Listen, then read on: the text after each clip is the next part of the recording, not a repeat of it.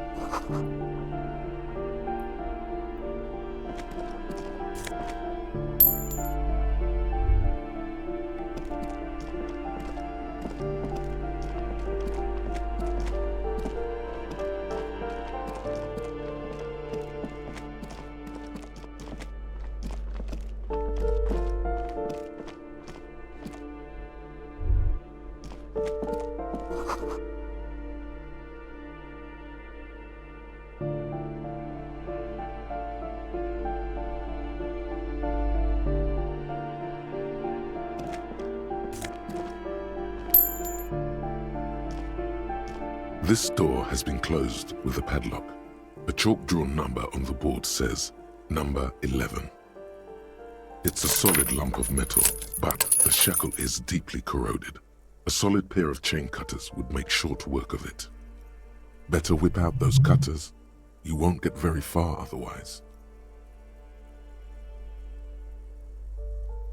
No reply.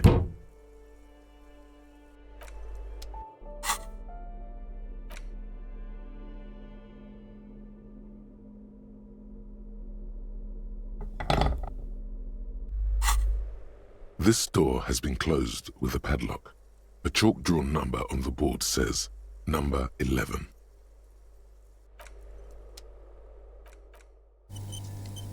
This door has been closed with a padlock. A chalk-drawn... What are you doing? You're trying to cut the body of the lock with the chain cutters, and it's really not working. I believe it's the shackle you mean to cut, Detective. He's just trying to help. Don't take it bad. Relax.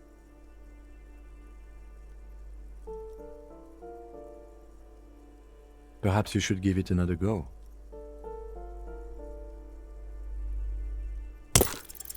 The shackle snaps like a twig, and the lock falls to the floor with a little thud.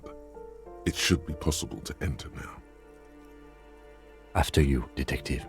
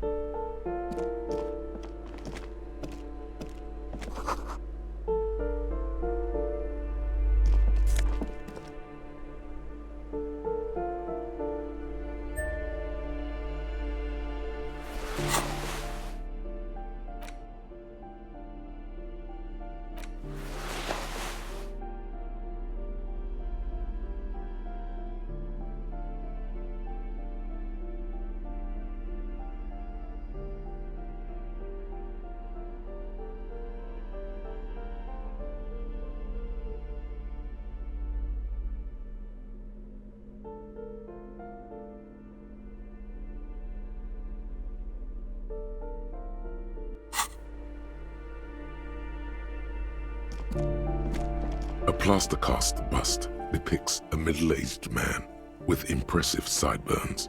The name on the plinth reads, Kraz Mazov. Honestly, he does kind of look like you after all.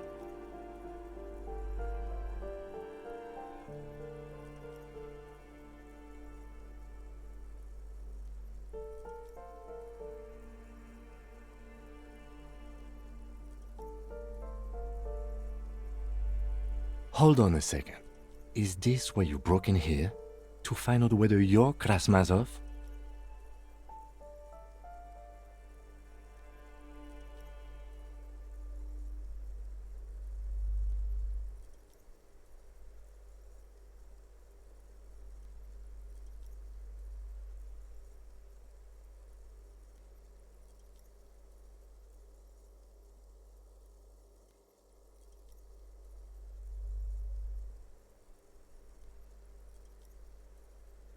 Sure you are.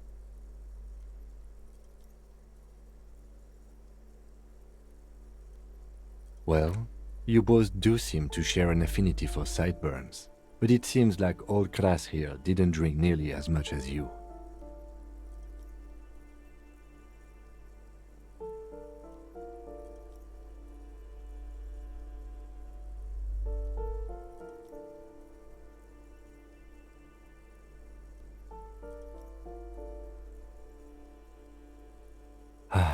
Very well. Let's look for identifying features then. Doesn't he have a birthmark right here? What about you?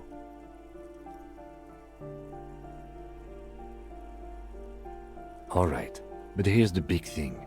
Krasmazov looks Samaran, and you don't.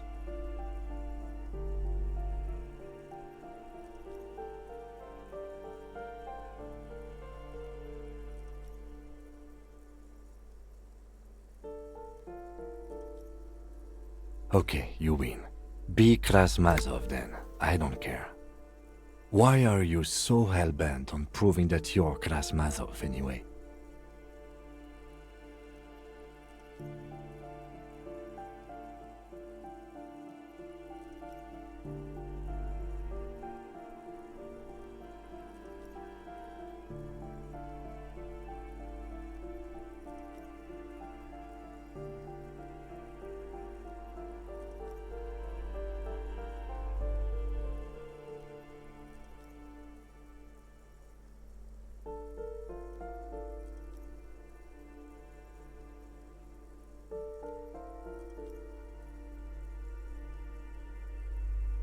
All right, Kras, if you say so.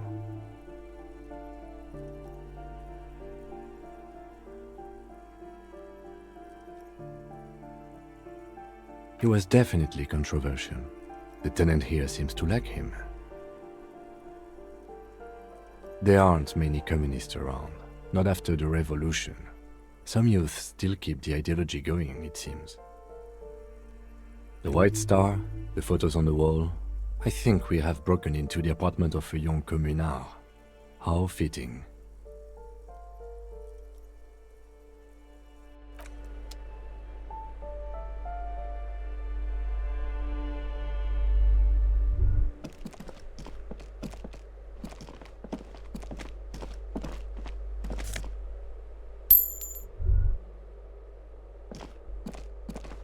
You hear someone walking around inside, rearranging the furniture. The number on the panel says 10. The walking stops abruptly, but no one comes to the door. You can feel tension on the other side. A poor communard, from the looks of it. The room is barely bigger than a closet. Do I have to open the door? Do you have a warrant? I'm not obligated to open the door if you don't have a warrant. Let's go. We don't have a reason to get inside that apartment. It's generally easier to do things if you have literally any reason.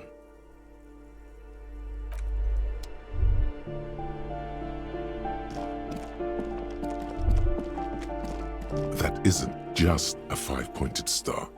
It's an inverted white pentagram cradled in a wreath of antlers, the iconography of communism, in other words. The star and antlers was developed in the 6th decade of the last century and quickly adopted by Mazov and the communards during the revolution. Even today, half a century after, the star and antlers retains the ability to evoke hope, disappointment, and fear in equal measure.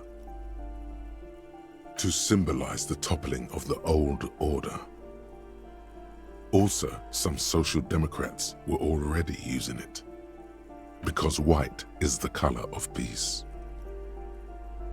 You see noble aims, but also mountains upon mountains of corpses. They should have taken a more measured approach. Also, you're really smart.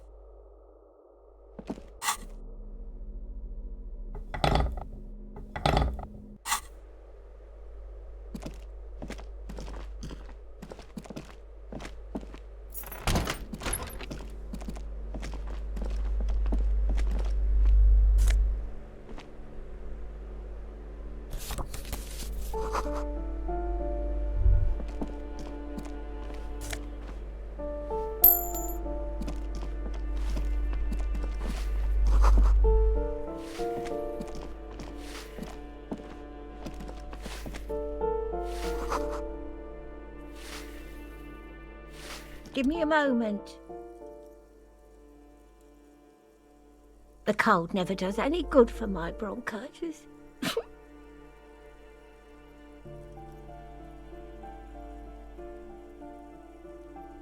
I'm fine.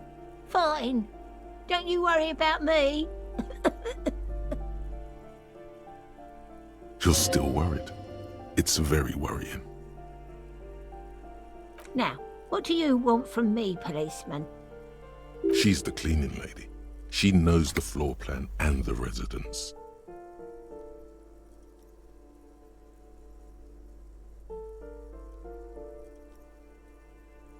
I'm no one. Just an old woman who cleans these hallways. If you can call it living. I have a little room upstairs right next to the coal room. It's barely bigger than a closet, but I don't complain, no.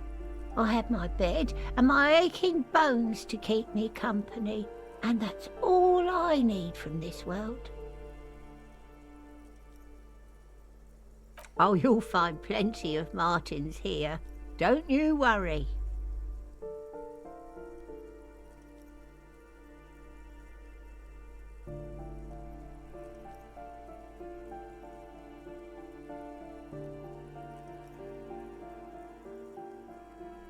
Pea-brain, someone played a trick on you. Martinez is a name for anyone who comes from Martinez, like Tim Jamrock or Raoul Ravachol. Oops, you really didn't get the joke there. I thought it was obvious. Anyway, officer, we don't have the witness's name.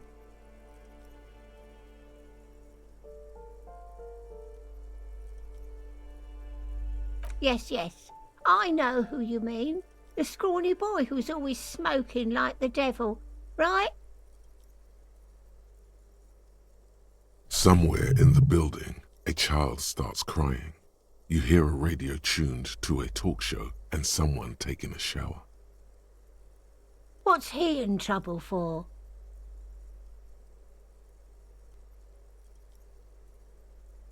Talk?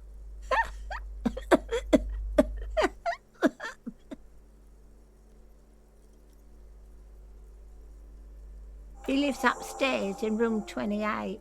Go to the balcony. It's one of those doors there. He's usually home in the evening. Thank you. We should go check out his apartment on the balcony. See if he's home. Ask away, policeman.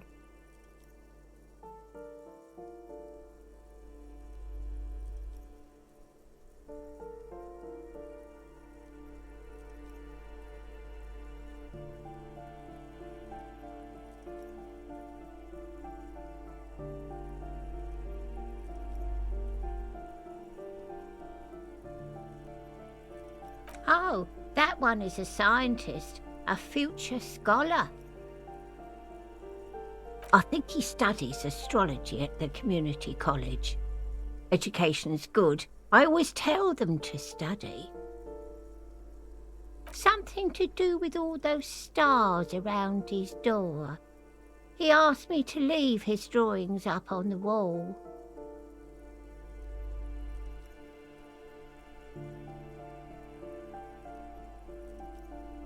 The symbol of what now?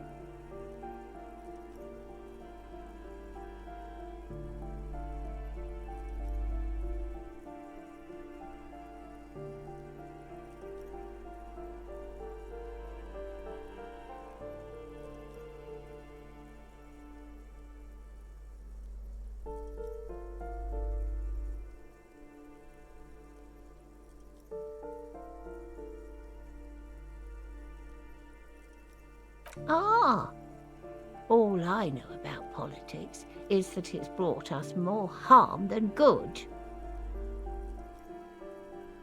No one lives there. It's been empty for months. Impossible. I would know if someone had moved in there. Maybe it's those countercultural people again, breaking into a house like it's a public space. You're a policeman. Be good and take a look, will you? Great. Young people.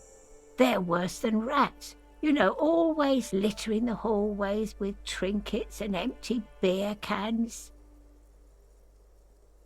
People come and go. I don't keep an eye on everyone.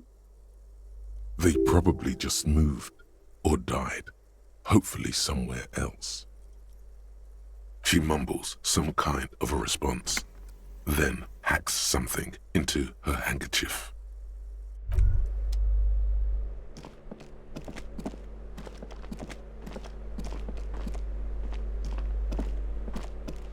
You hear someone walking around inside, rearranging the furniture. The number on the panel says 10. Excuse me? Of course not. There's no sweet talking your way in there. Be official. You have plenty of reason to enter.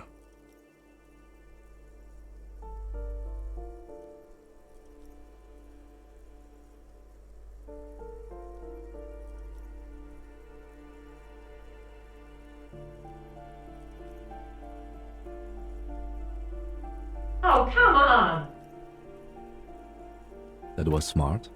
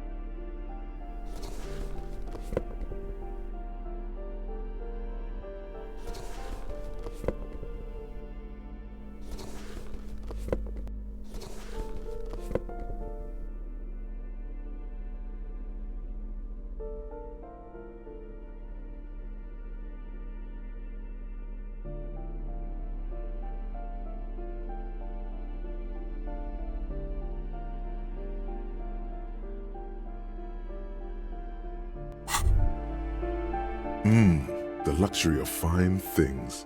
Just look at those black monk straps. After spending an entire day hustling, who's to say that you didn't deserve a pair of ridiculously expensive shoes on your tired feet?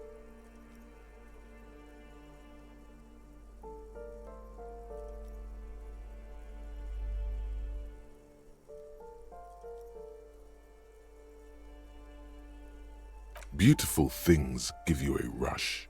It's power, crafting your style, draping your flesh in silk and leather, deciding how to present yourself to the world.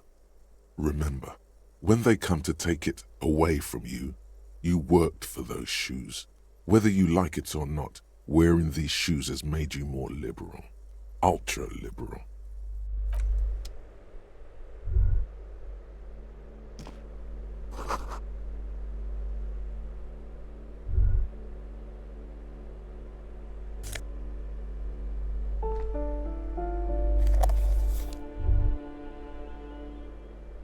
Satisfied?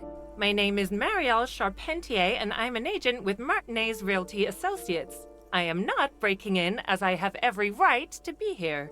The keys, see? Her voice is really cheerful, despite her obviously hating you. Do you want to see my ID as well? You can't legally ask for it, but why not? Want to see my residence permit too?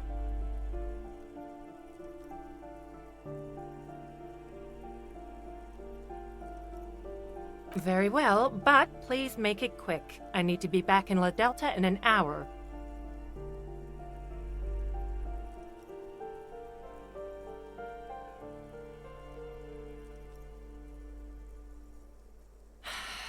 I need to get it ready for the next lease, but as you can see, the previous tenant completely trashed the place.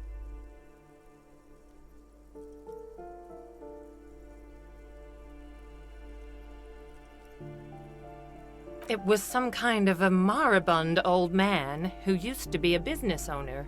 You'd think they'd make rent. But that was months ago. Anyway, was there anything you wanted, or is that it? I'm in a hurry.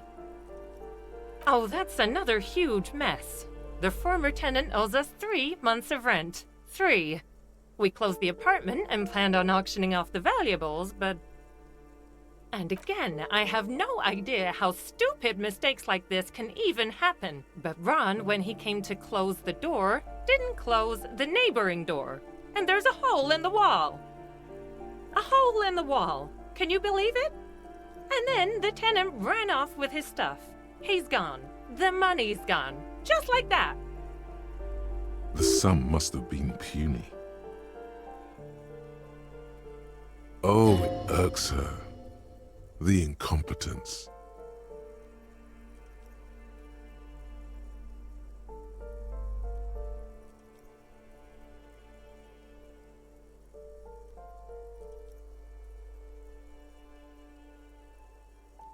These apartments are perfectly fine. They have gorgeous architecture, a million-real view of the bay, good ventilation, neighbors, life, spark, and they are affordable. I'll tell you, Martinez has a future. In a few years, it's going to blossom with artists and creatives and those radio computer wizards. Well, it does not disappear from my hands. No, I don't let it. Don't ask me what happened with the wall. I have no idea how we're going to find the time or resources to fix it. Both apartments are now unrentable. Both. Of course.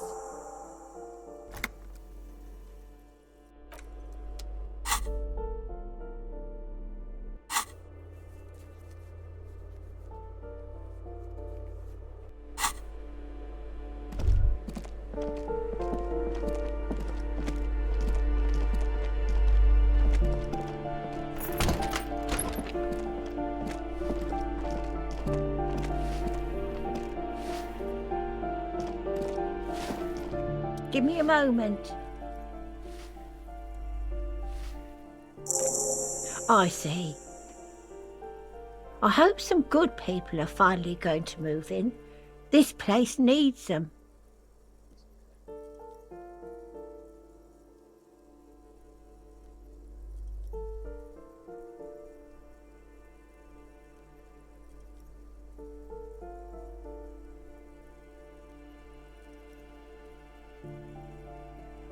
Oh, I do like wizards, and people like that in general. They have a lot to tell us about our fates. She means clairvoyance. Wow, you work hard.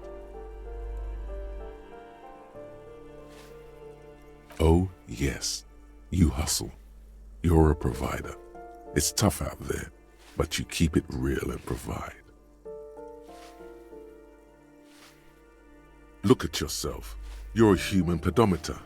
You must have walked 200,000 steps down cracked asphalt, mosaic, sand, and linoleum after you re-emerged. That is the sign of a hustler who never gives up. The world is harsh and people are evil. You didn't make it that way, and you won't let it break you. You ride. A little. You make money. You got gills, baby. Got those black papers with the faces of the innocents on them. You bring in the Franco-Negros and the Solas. It ain't easy, but you do it. Day in and day out. You didn't make the rules, but you won't lose. You're a cop and a sprinter and a money printer.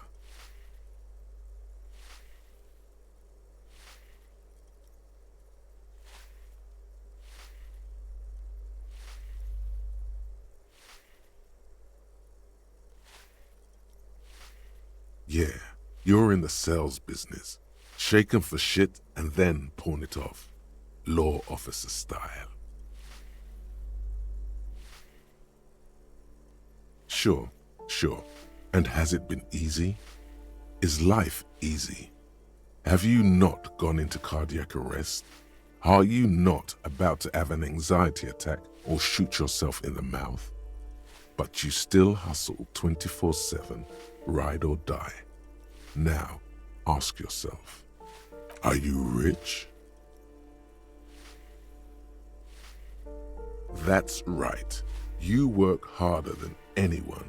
You almost rode yourself to the grave and you're still practically a hobo. Why is that?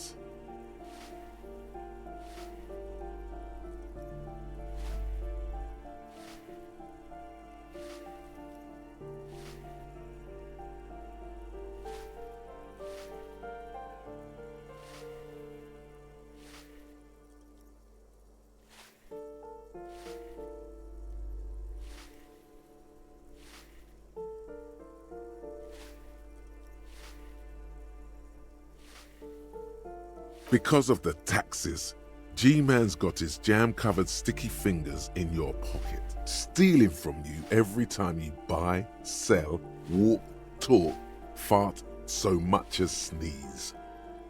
Every time you wipe your ass, they got their direct and their indirect modes of taxation.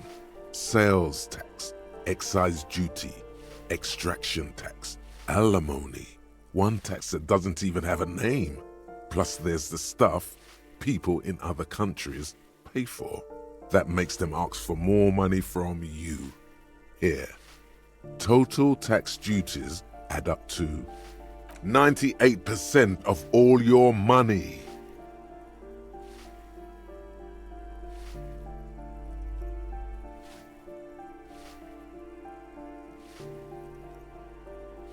What are you not sure about? They're milking your nipples till they bleed. Can't you see? Aren't you sick and tired of having bloody nipples?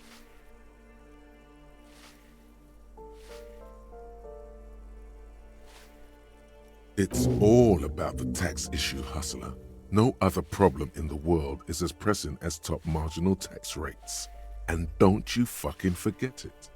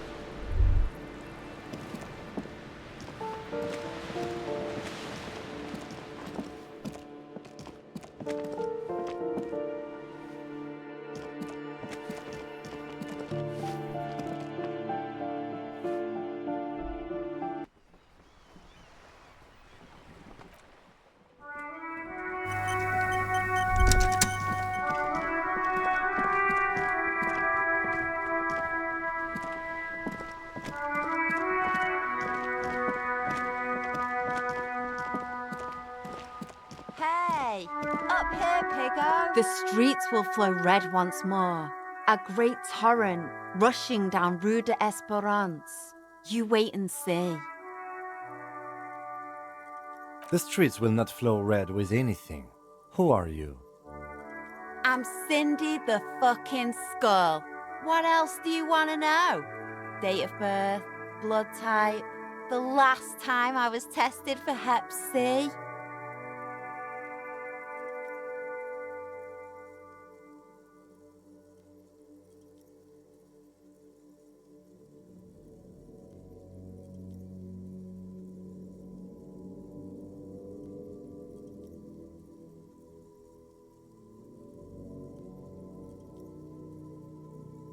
Ask away, Pigman, but I don't promise to answer.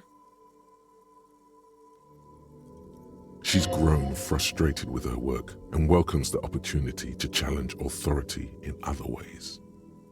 That smell coming from her paint bucket, it's not paint, it's heavy fuel oil.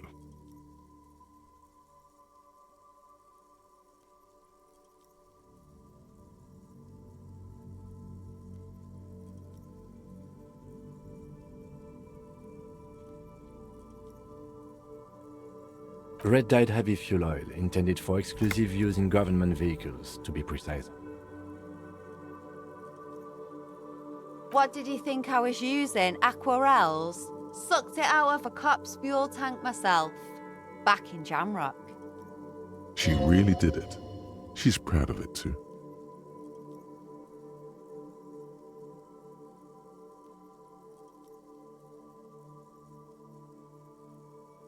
Something to think about next time you're driving around in your pretty little piggy carriage.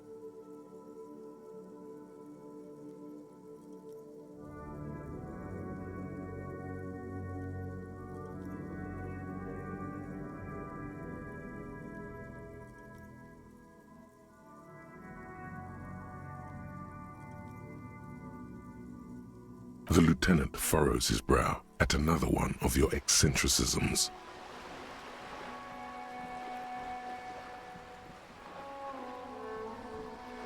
Hatred, disgust, it's difficult to tell which of the two is more present in her girlish features. The woman on the boat does not notice her staring. That is on her. Someone's got to keep an eye on her. Probably the Wild Pines rep. We should talk to her. She's a professional negotiator, though. I have the feeling she will be very cooperative while telling us nothing. You should take the lead. Ask her unexpected questions, you know? Do your thing. Don't be afraid to get a bit wacky. Throwing her off is our best bet. Good idea, piggies. Run along now. Fuck her shit up good. Impound that boat while you're at it. I'd like to watch her swim back to us on.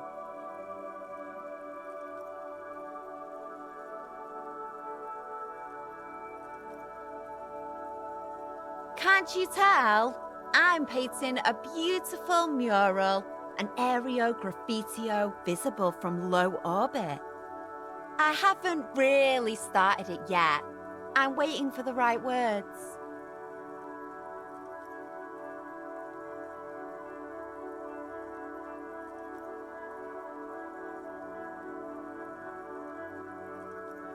Have you ever tried your hand at graffitio? When faced with a blank wall, most people write unimaginative stuff, like pigs go home and Mona was here. We rarely see pigs round here, though. Just union cats. And my name's not Mona, so... She wants it to be something true and total. This place is severely lacking in havoc. Not even the occasional trash can fire to break up the tedium. I thought I'd mix it up, you know, summon the forces of crime and social chaos with a wall-sized invitation. Yeah?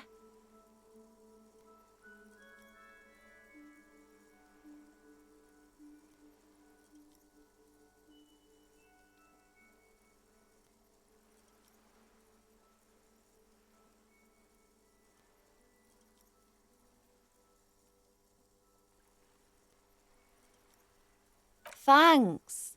I'm sure the inspiration will come to me now that I have an official RCM stamp of approval. You've lessened her desire to deface the building. I ain't no snitch, pigstein. Go forth and forage in someone else's shit. No shortage of squealers in these parts. Actually, there is a shortage of people who talk to us in a normal, calm, informative manner. We weren't put on this earth to make your life pleasant, fucko.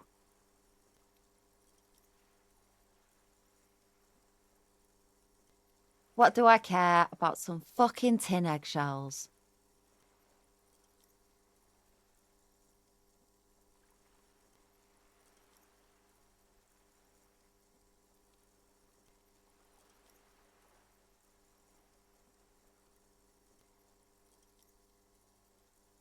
Ugh, alright, sad piggy. I'll give you this one. I saw a little girl in the fishing village running around with military-grade handwear. Looked cute as hell. If you haven't been there, the village is a shithole down the coast from the main plaza. Have a good time! No. That's all the snitching Cindy the Skull does for today.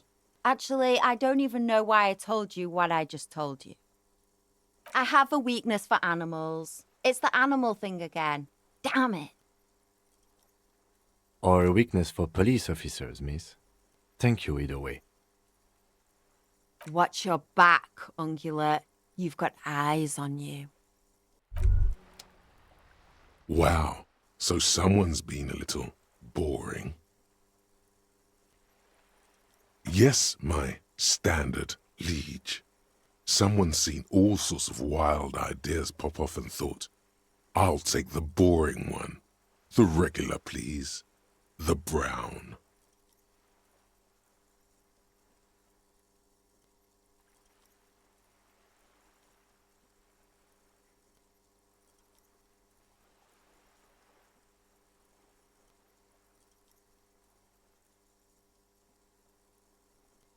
You?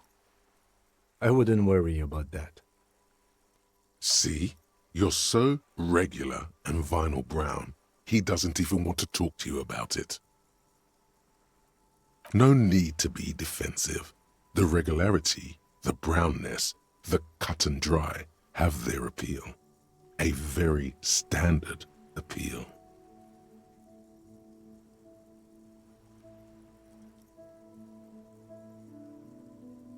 Of course you do. Maybe some regulations and a usual pistol to go with them? It's official. My lord's coppo type is regular cop. I'll let everyone know. I'll send out a telefax.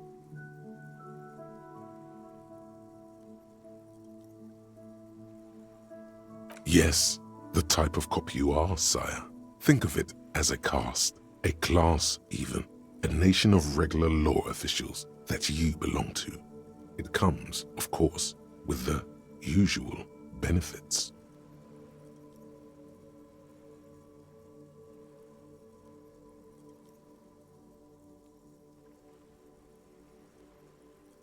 Good. Of course. To outright declare yourself something does seem a bit too interesting now, doesn't it? I won't trouble you any further.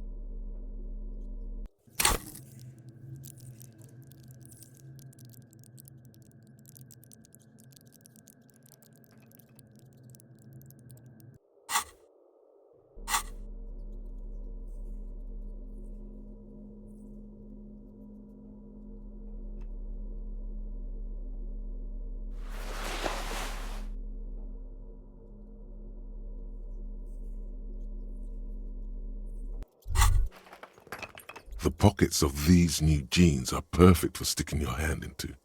Makes you look cool, calm, and collected. As your hand enters the pocket, your fingers brush against something, soft yet crinkly. Hey, it's a chewing gum wrapper. It reminds you of the fruity juice of apricots. You should inspect it closer if you have time. Something about the wrapper's texture is familiar.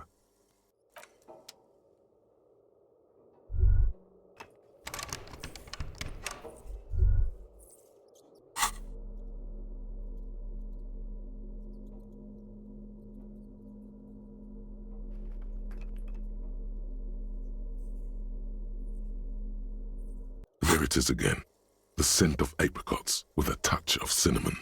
Smells like the end of some distant summer, the surface of another planet, or some ancient temple.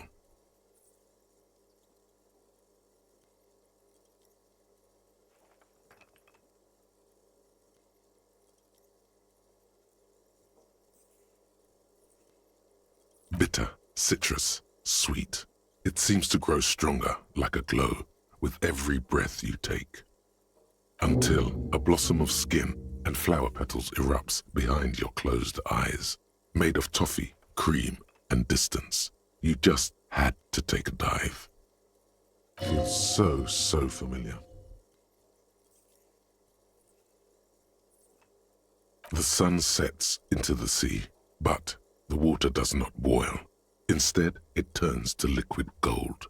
For a moment, the world's store of precious metals seems to increase dramatically, and you are rich. There is a movement next to you, the shuffle of a small coat, warm like the evening. But when you turn toward it, there's nothing there. Why are you talking to a gum wrapper? Yes, from the height of antiquity, a long time ago, millennia ago, on an island of time you can never return to.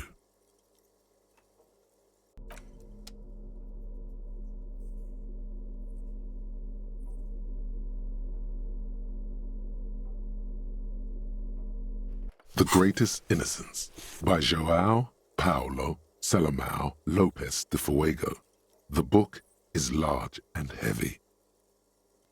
Browsing through the various chapters, you try your best to understand the ceaseless overflow, the sprawl of names, dates, places, events historical. Most of it ends up as a twisted mass of facts inside your brain. Your educational survey is done. Did you catch any of that? No. Oh well, it's pop quiz time. Let's see what you've learned. This might take a few minutes. You ready? That's the spirit. Here we go. Question 1. Who was the first innocence? Dolores Day.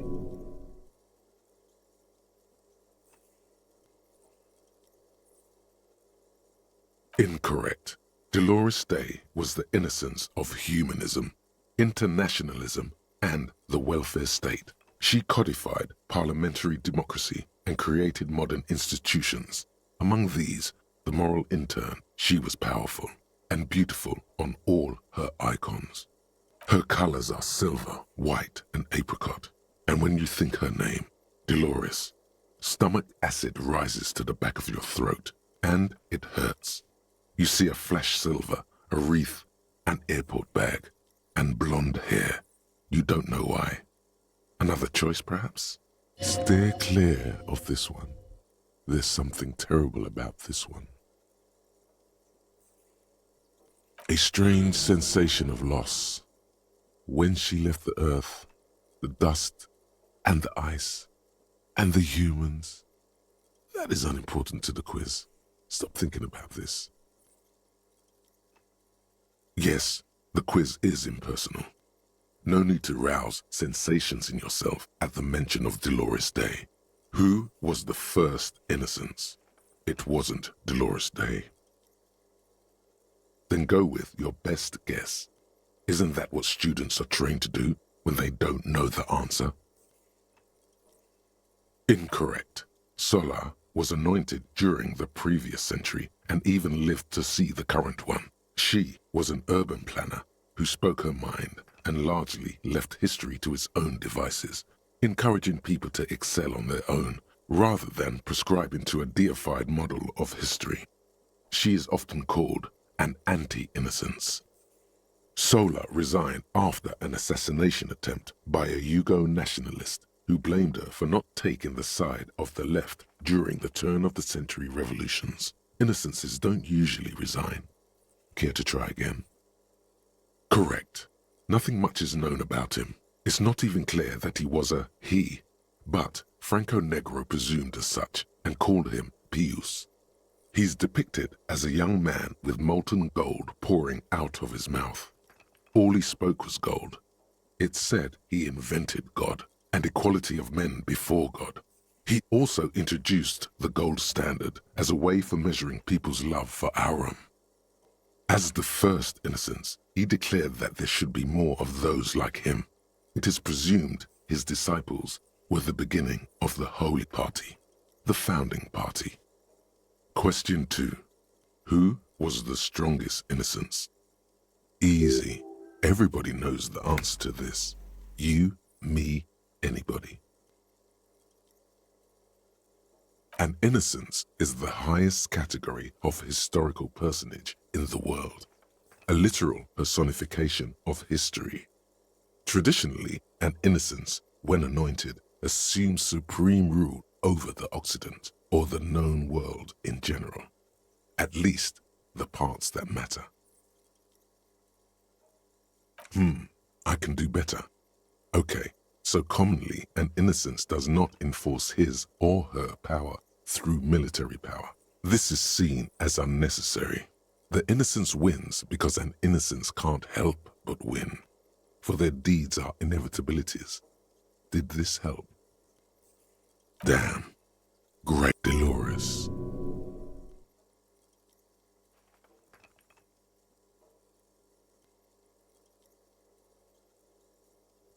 Incorrect again. While she originated many modern institutions, launched several successful expeditions, and was even critical of the Innocentic system itself, and somehow keeps popping up in your mind, she is not often considered the strongest.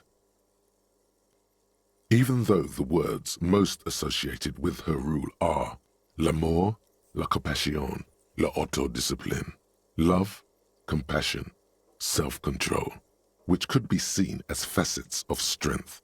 Would you like to try again? Please, relax. Correct. Named the innocence of militarism, he codified hereditary rule, but at the same time ended serfdom and established the inter-isolari real as the global reserve currency. He also established the concept of the nation. Franco Negro attempted to solve the rising tensions between the aristocracy and bourgeoisie by building a unified society in which every man has a place and a mission, but at the same time may rise to nobility provided on the strength of his virtue. Question 3. Who was the false innocence? Yes, there exists a group called the Founding Party, known as the Holy Party, during the time of the Pericarnacian. This, the world's oldest international organization, spends its time in search of either the re-emergence of the innocents or new members. There seems to be a mix-up with the sources. It's not my fault. At least it clearly wasn't Dolores Day. She wouldn't be false. She's beautiful. No, stop thinking it. I said it wasn't her. She was true. No, stop thinking it. I said it wasn't her. She was true.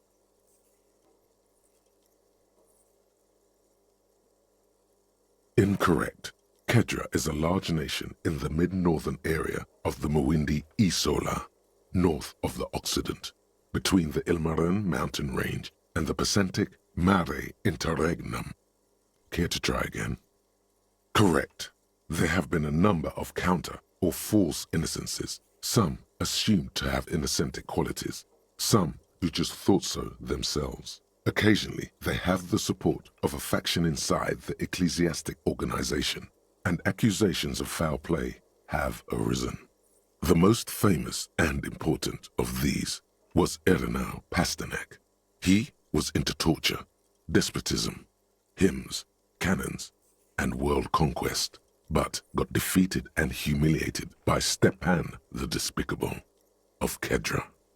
Final stretch. You've come so far and learned so much. This is the most important one. Question 4. Who was the greatest innocence? The most important of them all. The most precious to humankind. Incorrect. He was a violent bastard, out to torture, maim, and kill whoever stood in his way. He was also a false innocence, disqualifying him from being the greatest and most important, and most precious to humankind. Would you like to try again? Correct. The Mesk might see Franco Negro as the father of nations, but as of this century, there's been a great shift in attitude. Dolores Day has become widely regarded as the greatest innocence, a most radical change to the whole fabric of the world. Everything from inter-esolary travel to the connected world to 3 consecutive scientific revolutions can be traced back to her. Every decade that passes, she seems less human somehow, and more beautiful.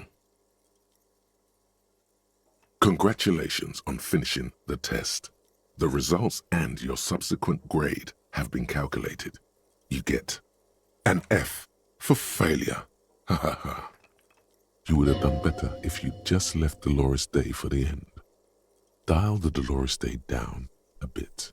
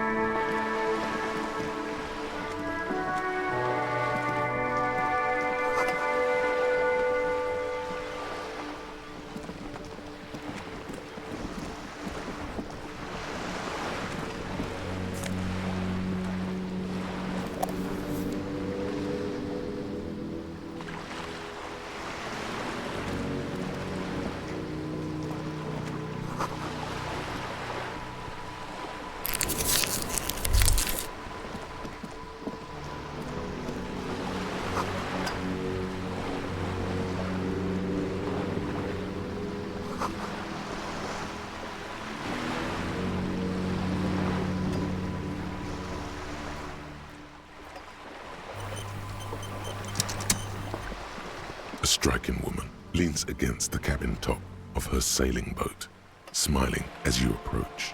Her green raincoat glistens with droplets. A silk scarf is tied around her throat. Good afternoon, officers. I'm Joyce. Joyce L. Messier. I represent the board of Wild Pines, the owners of the harbour. You gentlemen must be from the RCM.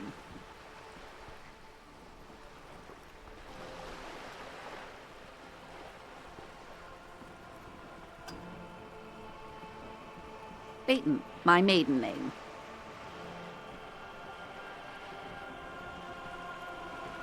I'm glad to see you here. I was dispatched to handle a strike, not a lynching.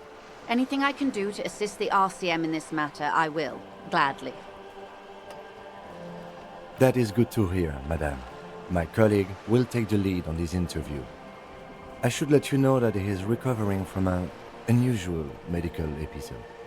Very unusual. But I can assure you of his ultimate competency. It happens quicker than a shooting star. But did the lieutenant just wink at you? How interesting. I wish you a swift recovery. In the meanwhile, you have my full cooperation, and the full cooperation of the Wild Pines group. It's hard to get a read on her precise disposition, but she appears helpful.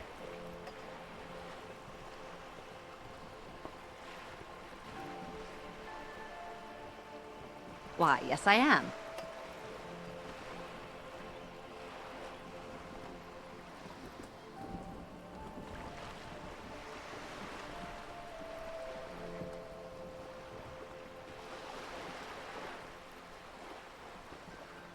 Of course there are.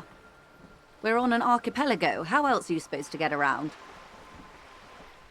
There is a pinch of defensiveness in her voice, but it is playful. Yes, we are. We are on Le Caillou.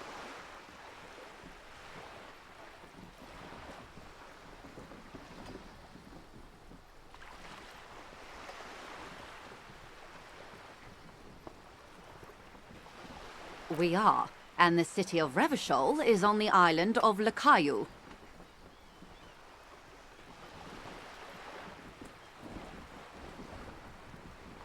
I haven't seen anyone else drive a souped-up Capri Kenema motor carriage either. Actually, that motor carriage has been specially issued to serve as a patrol and pursuit vehicle. It's for crossing long distances in a greater Revachol industrial harbor. It's not a toy. Neither is this. A toy, I mean. It's a machine for crossing long distances in the Bay of Revachol, between the city and the islands. The boat? No. It is called Cor de Leyte 19 because that's the type of sloop it is. The word "it" feels strange. Such a beautiful boat deserves a proper name.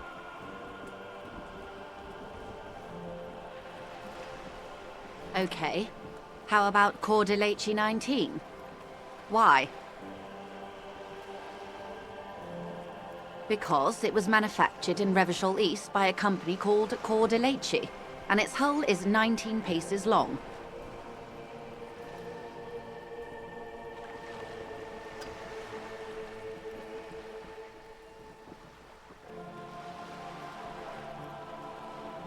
Why Dolores?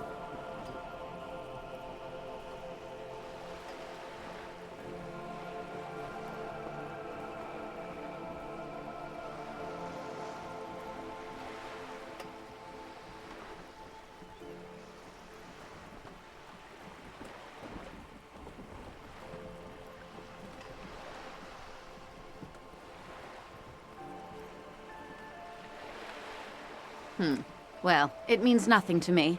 I think I'll stick with the factory name. But thank you for the suggestion. It's a pleasure craft. A 19-pacer. It also happens to be rated for Category 1 racing. Though these days I mainly use it for business. My sloop? I like it a lot. It's the eel's hips, baby. I'm enjoying this part of the interview. It has so little to do with the murder we're investigating. I really do, the lieutenant thinks. Is she thrown off yet? He's looking at the woman, assessing her. Officer, I assure you I'm a highly qualified pleasure craft operator. The crowns of her teeth are porcelain, white as the boat's hull as she smiles. Her nonchalance might be related to something called the Wayfarer Act, a law that says she doesn't need a license. Sly fox, you're not aggressive enough to harass her further on this. Good.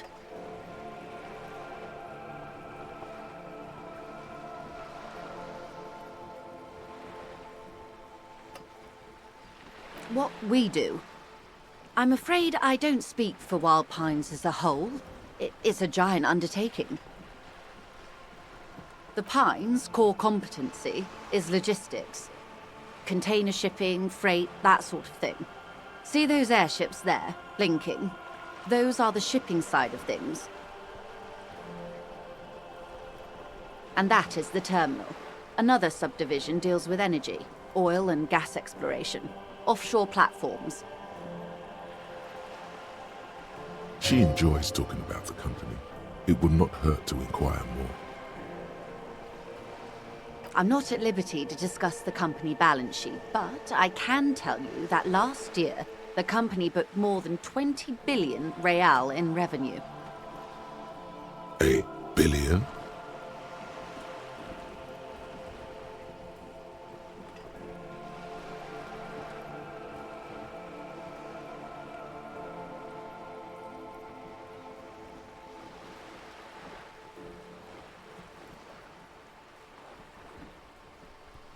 And to think, there are years when the group books losses in the billions.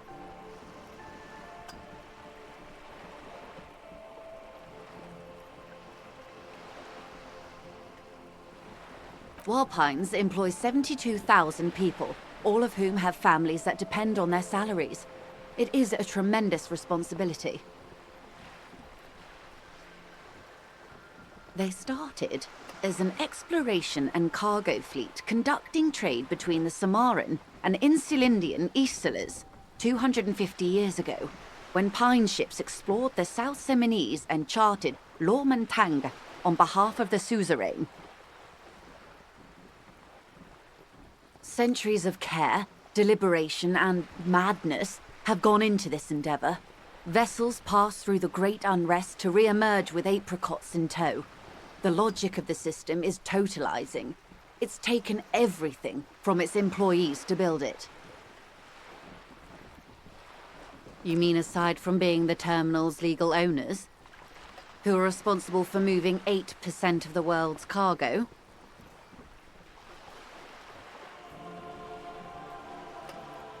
We built this district. All the best parts of it. Rue de Saint-Ghislain, with its bastions. The plazas, Meteor and Mosaic. Even some of the old street lamps have been put back thanks to the investments from the WP.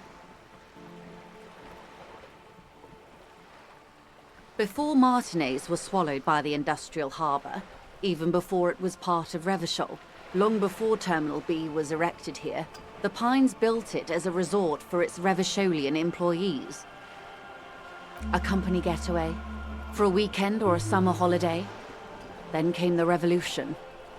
But that's another matter. I'm here to make sure the Pines can fulfill their responsibilities to the place they built. With your help, hopefully, says her warm tone.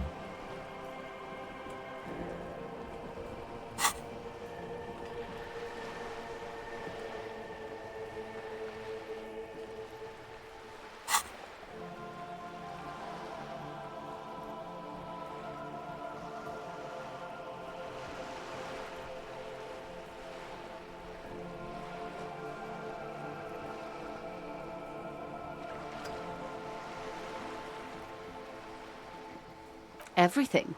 Right up to, but not including, trade secrets.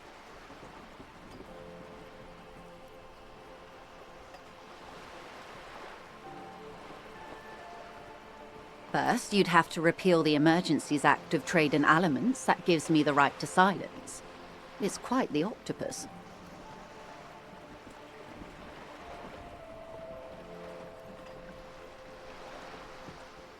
Good luck is only kept in place by the vested interests of half the civilized world, including your own.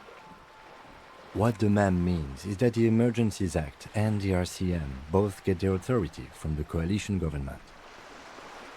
You'd be shooting yourself in the foot, in other words. But I am derailing us. You wanted to know about the strike. I believe the official title is Senior Labor Negotiator. In practice, I'm a grocery clerk. I relay the union's demands to Wild Pines and return with Wild Pines' counteroffer. And how are the talks going? They're not. That's the problem. The union stopped all negotiations a week ago, after that awful lynching took place. Wait, she just admitted that the lynching and the strike are connected. Now they won't even let me into the harbour. There's a 2-meter-20 racist behemoth blocking the gates.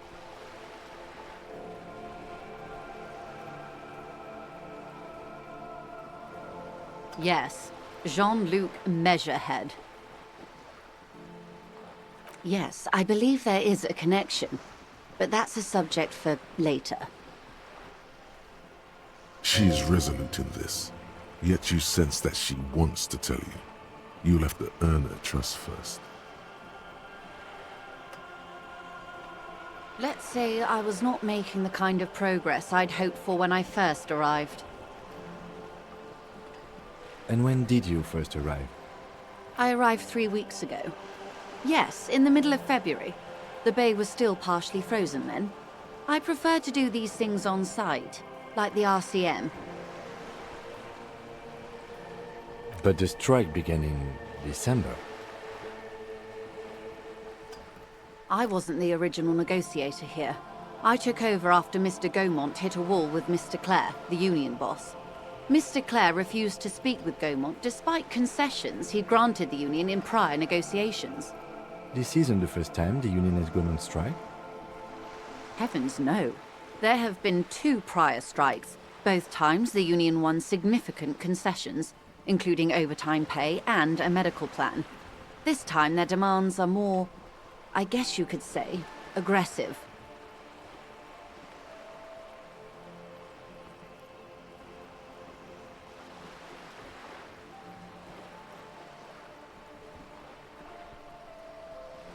There are leaflets everywhere, and banners. What did they say again? Oh yes. Every worker, a member of the board. Most of the workers probably don't know what that means.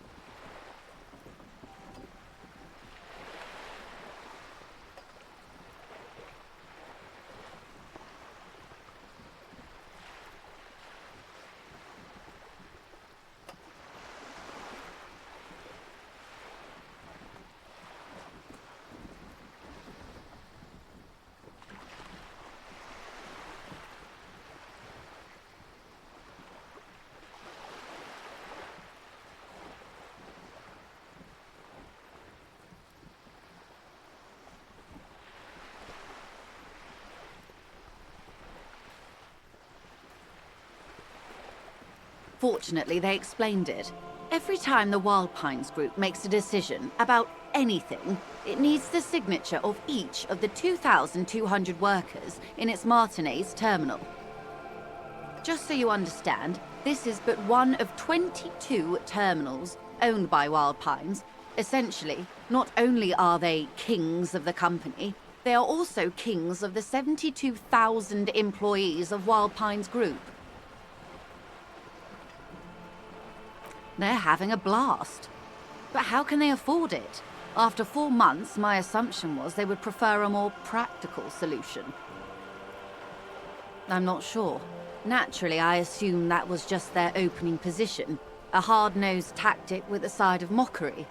But there's been no follow-up, just the same nonsensical slogan repeated over and over again. And now, people are getting lynched, I hear. Behind the whirling in rags. A disastrous situation if there ever was one. Excuse me, from whom did you hear about this lynching? I first heard it from the bowyer at the gates, the one whose very name advertises his aversion to work. I think he said it was, "Call me mañana." This checks out.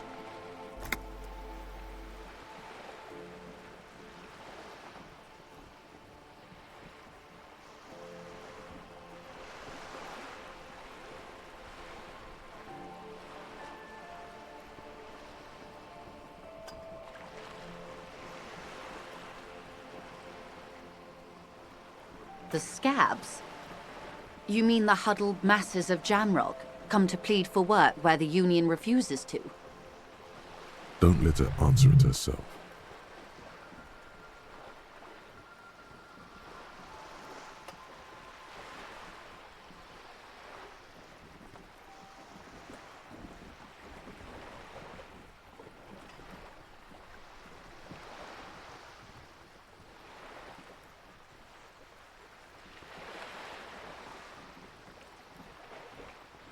If these workers were organized by Wild Pines or its affiliates, then it would be a company secret.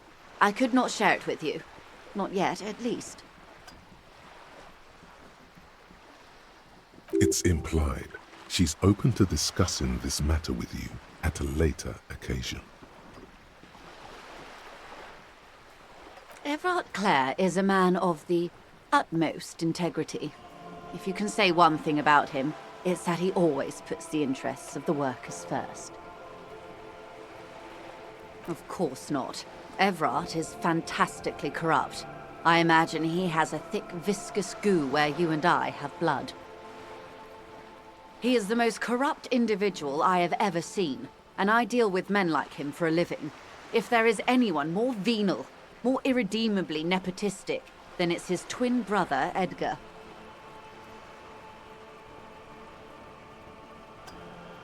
Have you seen him?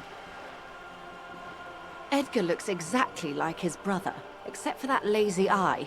He also talks exactly like Everard does, and when one's term as foreman is up, the other takes over. It's how they circumvent the term limits, you see, with a funny little switcheroo. While in office, they've embezzled God knows how much of their workers' dues. The Débardeurs Union was once a perfectly normal institution. 20 years ago, anyway. It must not have been easy to establish under the Emergency Act, but they did it. I can respect that. Organized labor at its best, as they say. Then something happened in the local chapter elections. The brothers Clare came and transformed it into a... how do you say? A mob. The Débardeurs are a crime syndicate. Sad as it may be, we are forced to cooperate with them. Refreshingly honest, officer. The company has tried appeasing in the past, but I'm afraid our concessions have only emboldened Everard and his brother. And your opinion, Detective, if I may ask? I'm a curious and talkative person, you see. Would you say the Débardeurs Union is...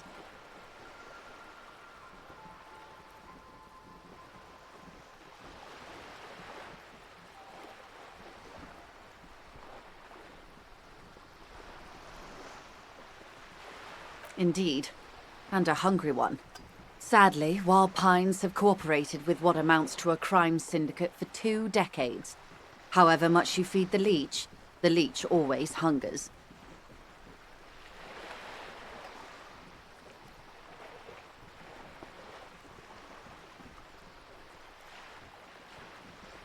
Mr. Clare told him to... how did he put it? Fuck off, midget. Gaumont is short of stature, you see.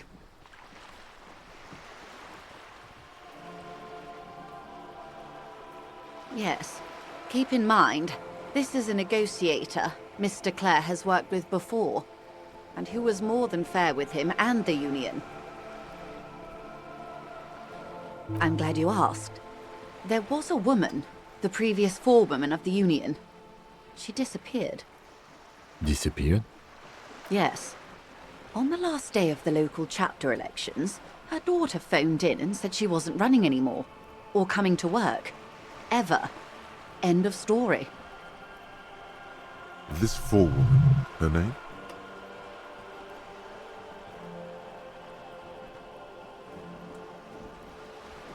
Sadly, the company records do not even give a name. She's just forewoman in private correspondence. Holly. I don't even know if it's a sir or given name, and I don't have access to the union's files.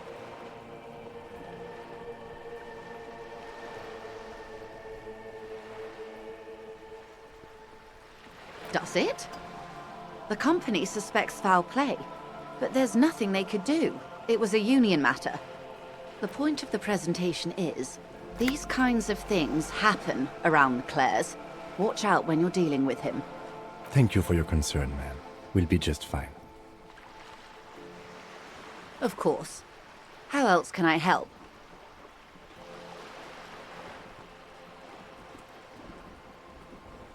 You have? And how did you like Mr. Clare?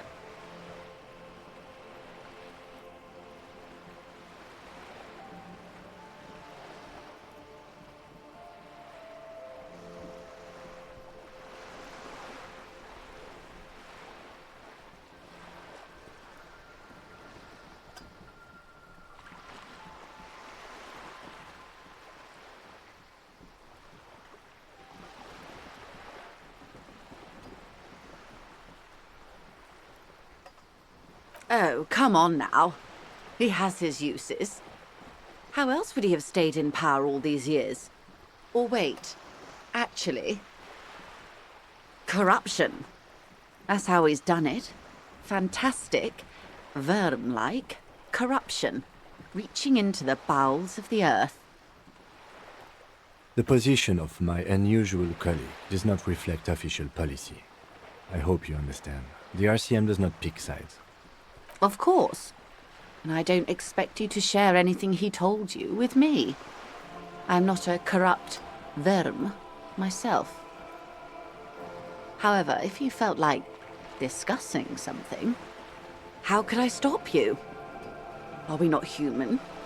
Are we not curious to hear another person's take? It's only natural. We would only be gossiping. Intellectually speaking, it would be quite interesting to hear what she has to say about these things. Tell her she'll like you for it. Yes, your disgusting necktie agrees completely. Let's gossip. Oh. That's so helpful of him. The lieutenant looks at you, and you can swear his jaw muscle is trembling. When I said be wacky, I didn't mean wildly, grossly irresponsible and damaging to the RCM. Unconventional police officers sometimes lose their guns. They then go around and tell people about this, to gauge their reactions. It's all part of detecting. Incredible.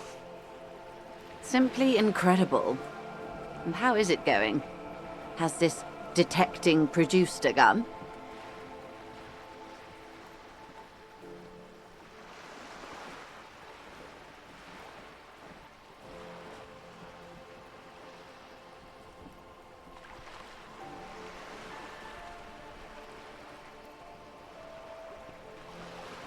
Well, maybe he's not as helpful as you thought then.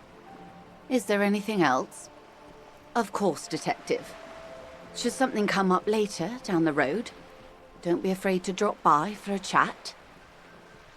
Until then, is there anything I can help you with?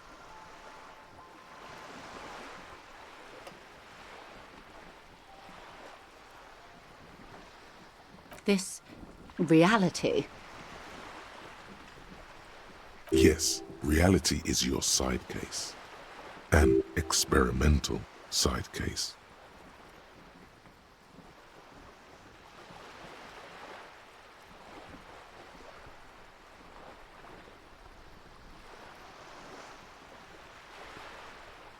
How truly curious. A sort of philosopher detective.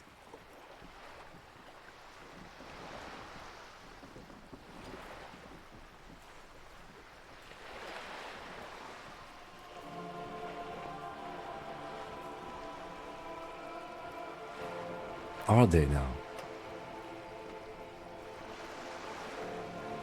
A deep synthesis.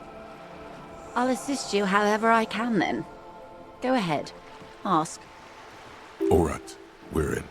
I know these all look good, but begin with the first, okay?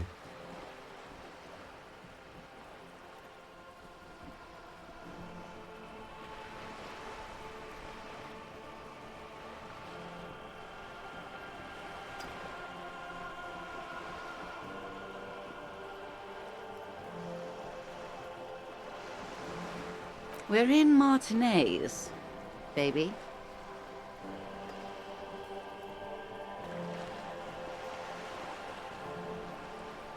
Martinez is a district of Revachol.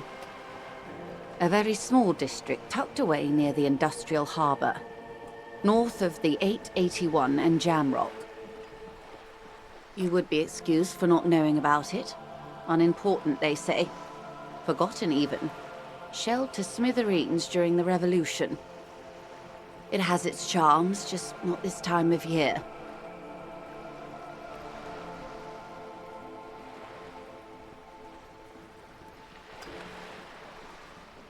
I'm not a good ambassador. I've only been here once before, as a teenager. Not a lot has changed. There are ruins, a terminal, fishing boats, reeds, boys with boxy shoulders. A brief spike of longing in her upright body, the dots under her eyelids shaped. As I told you, Martinez used to be a province, a workers' resort before the city swallowed it and the artillery did its part. Now the reeds are the real star of the show here. The further down the coast, the wilder it gets. Yes, I was slumming it with some girlfriends of mine. We had boats and... Don't hold it against me. The boys certainly did not. There's a spark in the air, a live wire hanging in the wind, in your hungover neocortex. Then the sea air cools it down. It's not really a sea, it's the Bay of Revachol. And the bay feeds into the ocean. Yes, we're on an island in an ocean, the world's largest body of water, the Insulindic. Vast, lukewarm and unknowable, flowing in and out of sight. Caillou, as you already know. Imagine a pebble. A smoothed-over pebble amidst a great blue sea, misshapen, cracked. The cracks are the River Esperance. We're in the delta of this river, on the 6th branch, the Martinez distributary. It is clear this pebble is of enormous value to her, and to humanity at large.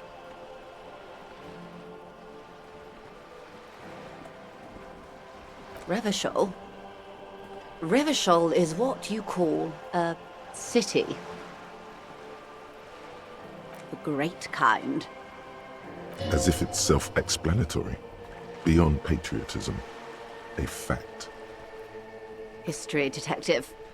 They built this city to resolve history. Our part in it, at least. Our centuries.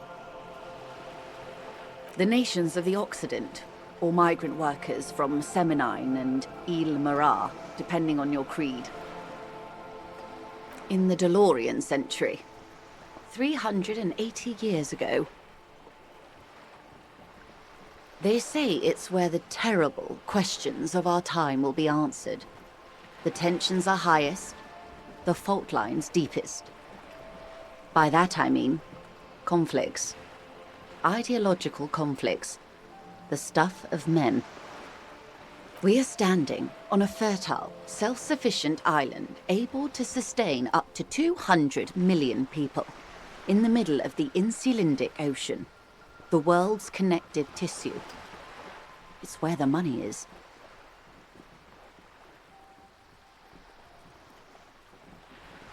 Oh, we're quite a way off. About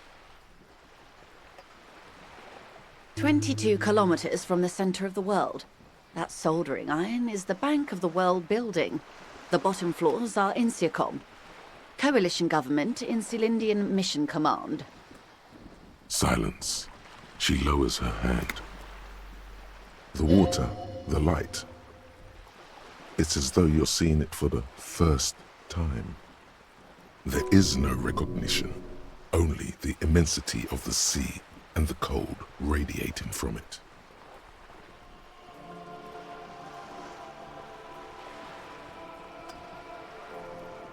She observes your eyes scanning the horizon, then breaks the silence, slowly. This is one thought you need to complete. Where are you? Was there something else you wanted to know?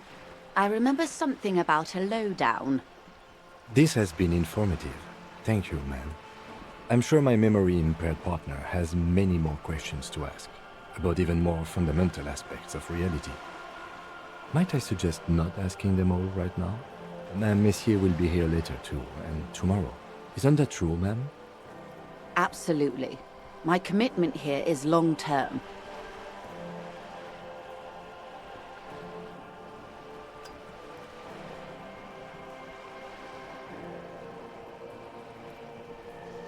Oh, of course not. You are already diligent for getting this far, and diligent boys remember where they left off.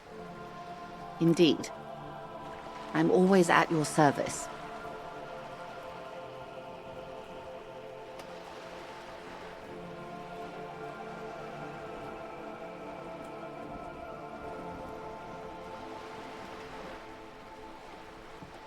Glad to have been of assistance. The little that I know. Anything else I can do?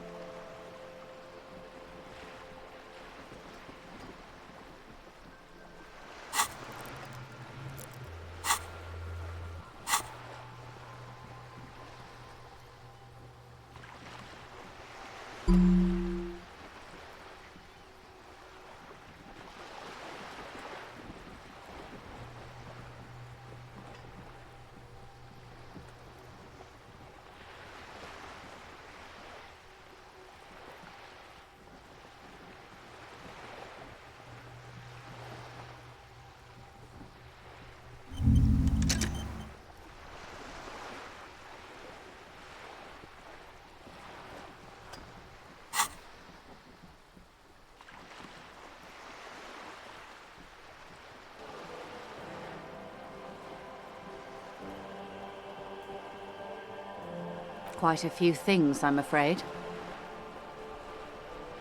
The information I'm to share with you includes sensitive trade secrets.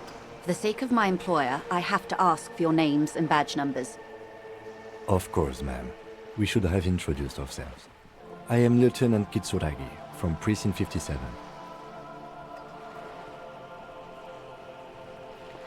And this is my colleague from Precinct 41, Detective Dubois. I'm afraid Harry doesn't have his badge at the moment. I hope mine will suffice. Oh, and what happened to yours, Detective? Awkwardness washes over the conversation. The woman doesn't like this turn of events.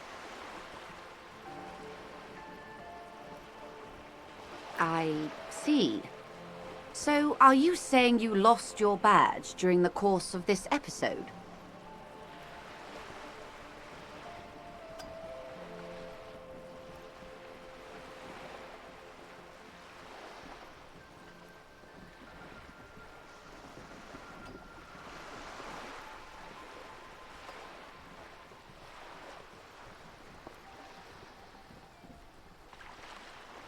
Oh dear.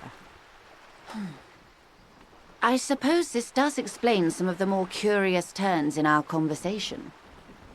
She must have been suspecting something for a while now. As I said, ma'am, his technique may be very unconventional, but he is an officer of the RCM. Of course, I sympathize. but I'm afraid I simply can't share anything more until I've seen that badge. Hang on. She's a professional negotiator. She should be open to some sort of mutually beneficial arrangement.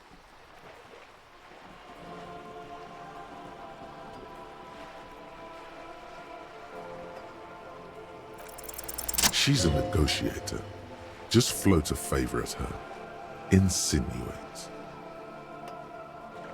I will be frank with you. If I'm going to break protocol, I need to be able to justify it to my superiors. They're going to want to see something very tangible. You're in, but expect her to drive a hard bargain. Reports from inside Terminal B suggest it's a hub for the local drug trade. This is an open secret in Martinez. The Union controls the terminal, so it goes to reason. They're profiting from this trade.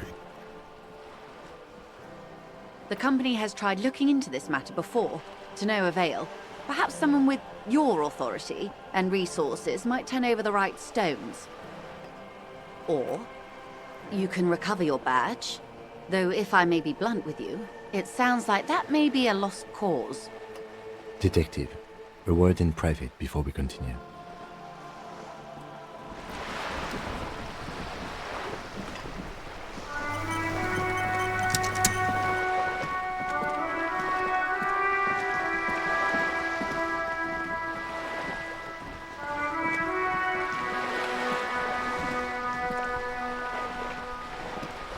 This is not going quite as I hoped it would, Detective.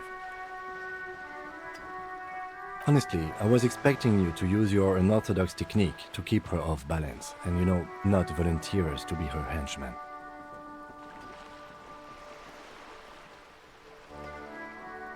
This woman is running circles around us. She might have known about your misplaced badge all along, or she's simply an adept improviser. Either way, we've played straight into her hands. He doesn't let it show, but there is a limit to how much the consequences of your unprofessional behavior can cost the investigation. Maybe this is all her plan. She might have heard about you.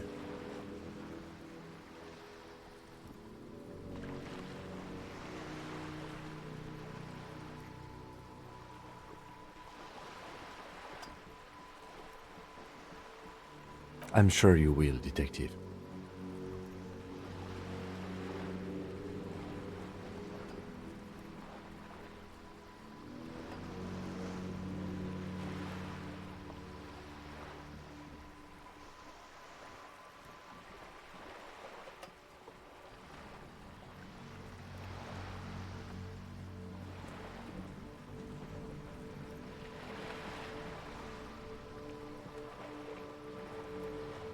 I wouldn't go that far.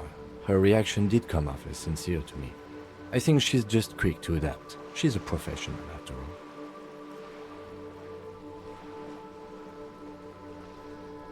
Oh, that would be fantastic, but do we have the time? The world is large and your badge is 8 by 6 centimeters. The situation might have changed drastically by the time you locate it. Time is of the essence. You could request a new one from your station, but that would literally take months.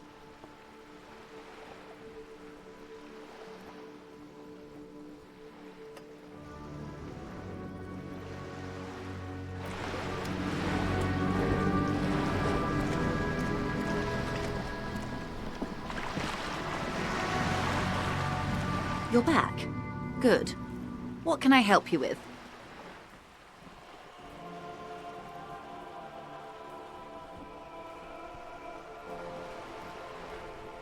It's quite straightforward. Someone is using Terminal B to smuggle raw ingredients from the Samaran Isola into Revachol with the Union's blessing. Wild Pines has suspected it for years. Ingredients for what, ma'am? Meth and dextroamphetamine, GBL, and various synthetic psychedelics. Honestly, it might be quicker to say what you can't make from the stuff.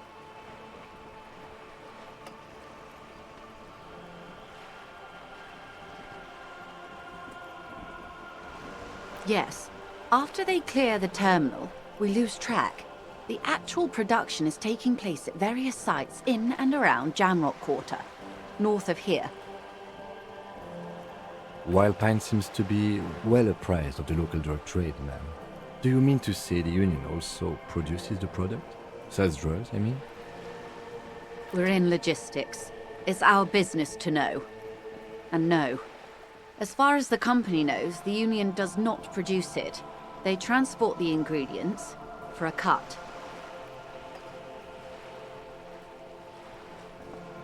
Yes, after they clear the terminal, we lose track.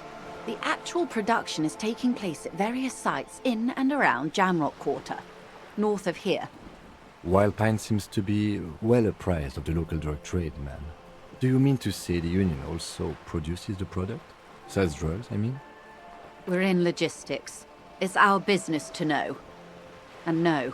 Yes, but you won't get anything out of Evrat and the Dock Workers Union. Still, every chain has its weak link. The handoff. The motor lorries at the roundabout. Precisely. Someone needs to move the ingredients from the harbour into the city. Once they reach Jamrock, they're distributed to a network of local manufacturers well beyond our grasp. But in transit, they are vulnerable. Perhaps you've noticed that a number of lorries are tangled in a traffic jam at the roundabout just now. Interview the drivers who are still hanging about. One of them might be waiting for a crucial shipment. I'll be explicit. If you find this driver, I will share company secrets with you. Uncovering Union secrets could also give you an upper hand when dealing with them.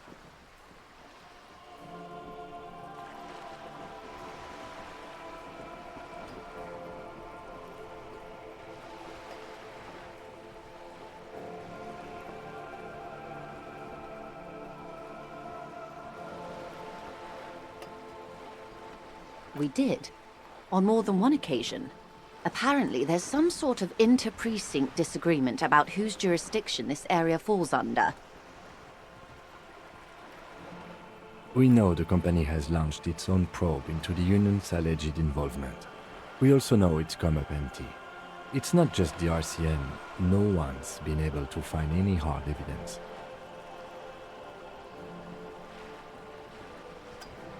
Well, here's your chance, officers.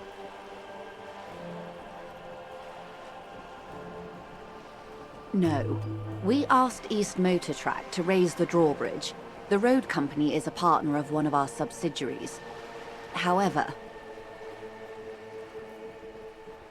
this is a limited time opportunity. Once the complaint has been processed by the Trade Committee, they'll have no choice but to lower the drawbridge, and the operation will continue. Thousands of litres of raw ingredients will pour onto the streets of Revachol.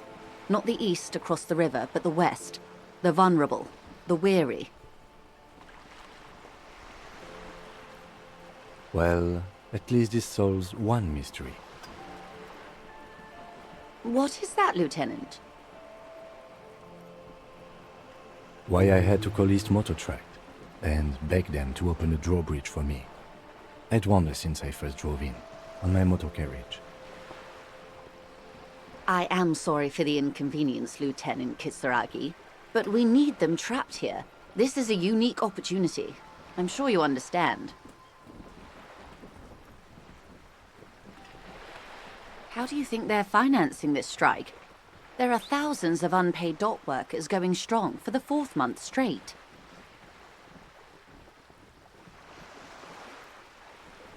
There was a shakedown of local businesses preceding the strike. Many were squeezed to bankruptcy to fund it.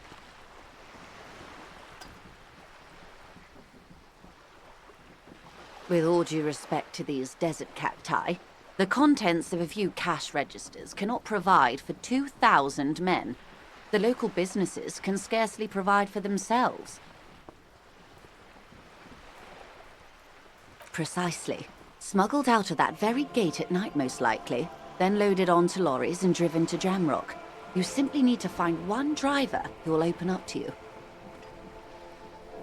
It sounds like she tried looking into it herself, but she's clearly not the type your typical lorryman would confide in.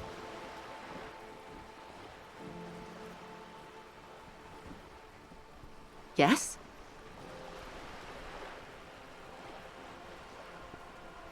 Excellent.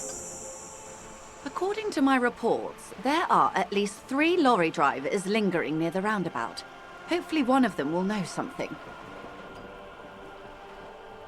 It may come to nothing, or it may just blow the case wide open. I can keep the drawbridge up for a few more days at least. You should have the time you need. In the meantime, let me know if there's any other way I may be of assistance. That's the man who was killed. I'm afraid this is a discussion for once we've cleared the lynching question.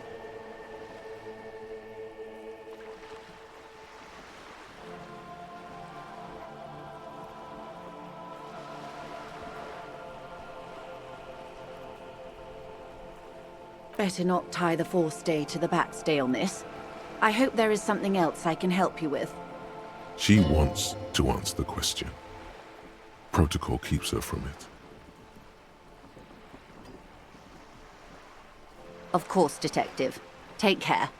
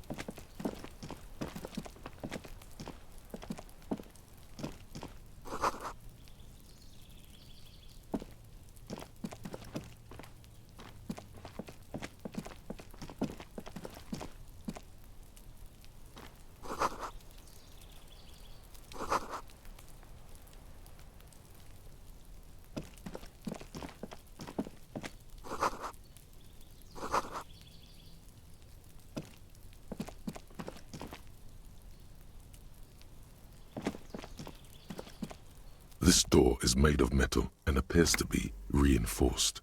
Someone here really values their security.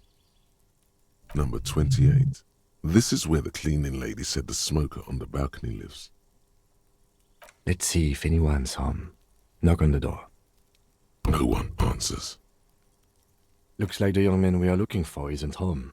I think our best chance to catch him is in the evening. We should return tomorrow after we have finished with our day's work. How about 9 p.m.? Sound good? The smoker on the balcony. This is why we're here, right? He might know something about the murder. So tomorrow 9 p.m.? Suddenly, he's a little worried about your memory. Tomorrow, 9 p.m., right here. Apartment number 28. Good, let's go. Damn. Turns out it's quite tricky finding someone in a big apartment building. Don't worry. You'll get him. Remember, tomorrow, he's probably gone for today.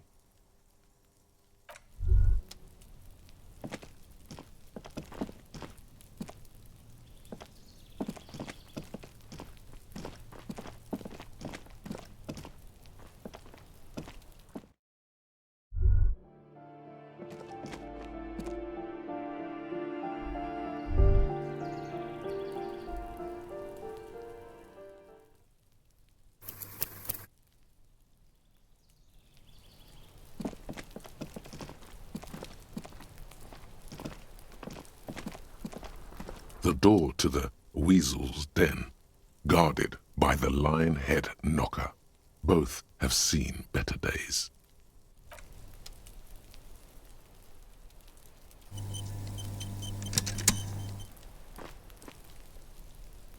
The door to the weasel's den, guarded by the lion-head knocker. Both have seen better days.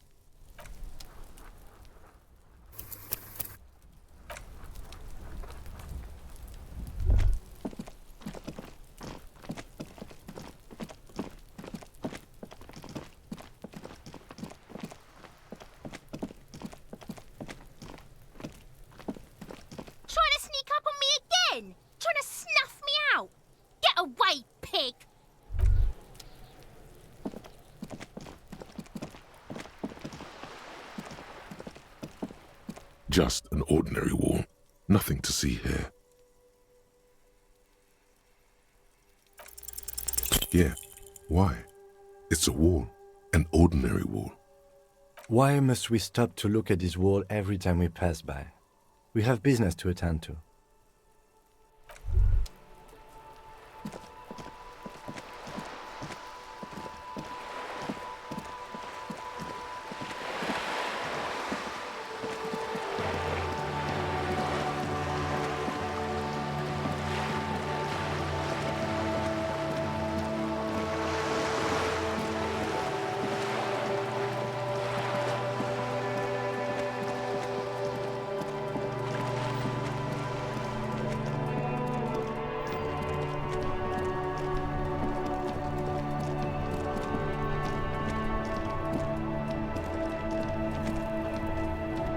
Now it's turning into a kind of a snow limbo, man.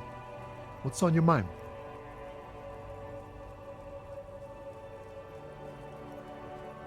Ah, man. Me and narcotics go way back. Had some good times surfing the psychic waves of my own consciousness, you know? But those days are behind me. There are other addictions in my life now. Why the inquiry, my man? Just be straight with him.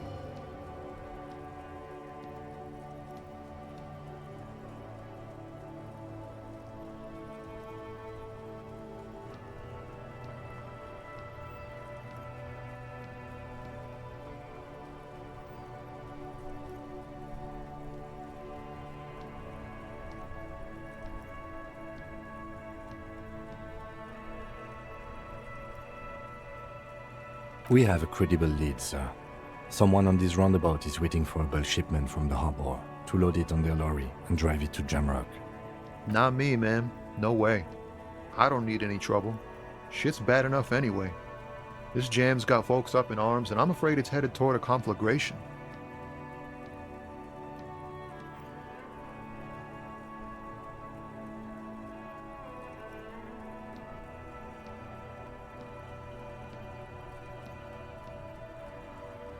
Look, man, I try to stay away from the criminal underbelly of Revachol.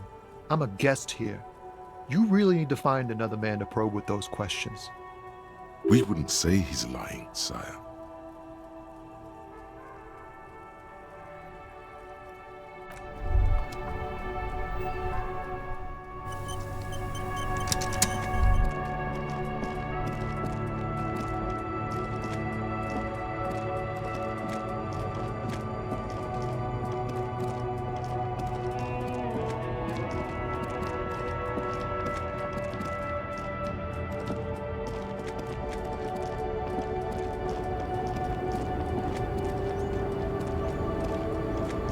The woman still has her eyes fixed on the photograph in her hands. In the background, the radio plays.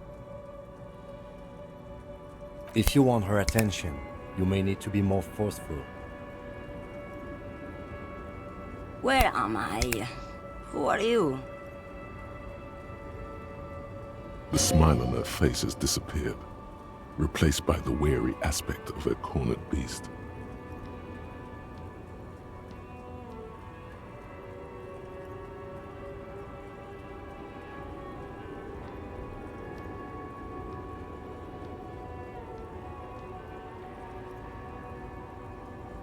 Never mind. I remember now. I'm still stuck in that traffic jam in the 50s.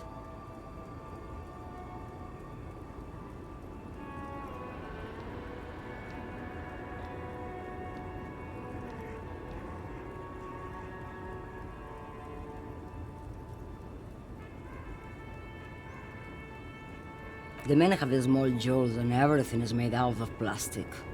Why do you need plastic when you can make the world out of amber? Back in Methka, during the time of the revolution, the side walls and cafes are filled with the young people.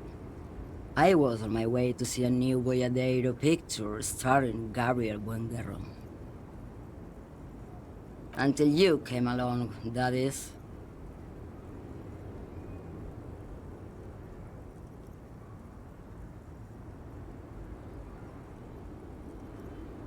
I wasn't dreaming. I was there, Loman. It was early spring, and the mine behind the Black Sun had just come out.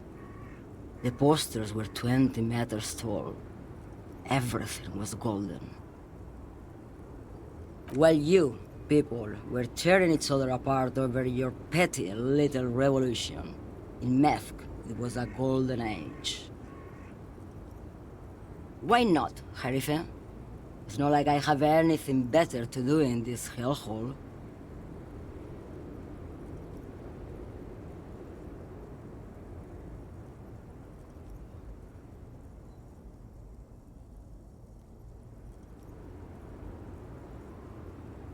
Diamonds?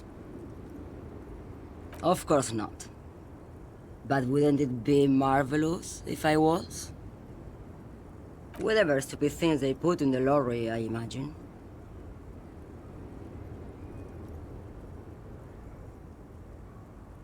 I quit concerning myself with that a long time ago. Besides, I don't drive the lorry for the cargo, if you know what I mean. She says that as if something narcotic is the real reason.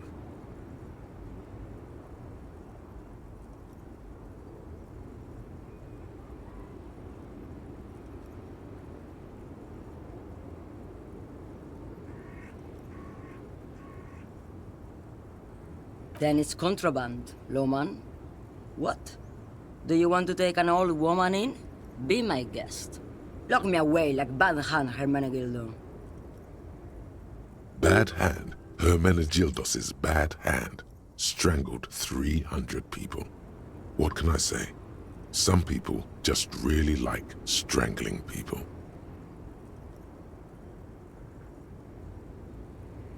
What do I need drugs for, Loman? What I see, what I feel. The great adversary, no drugs can compare.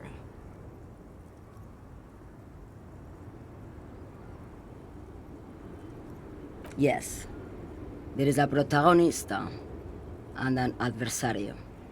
I am on the side of the adversary. There's no coming back from that hole. Those epithets are familiar somehow. The great adversary, the great unrest.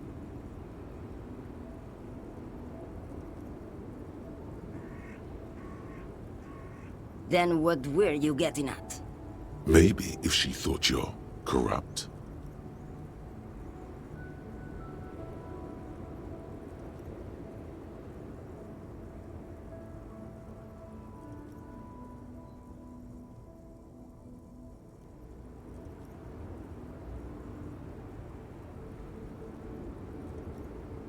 Who the fuck is Irat? Ah, and what do I care about the Union boss? He's no Gabriel, he's no Franco Negro.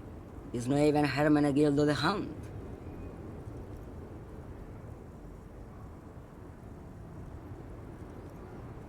Maybe. Probably not. Makes no difference to me either way.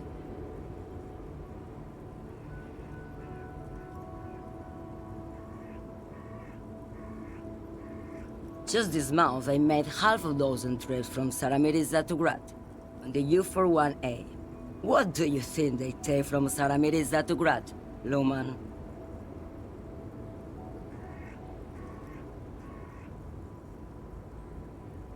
No, Loman, diamonds.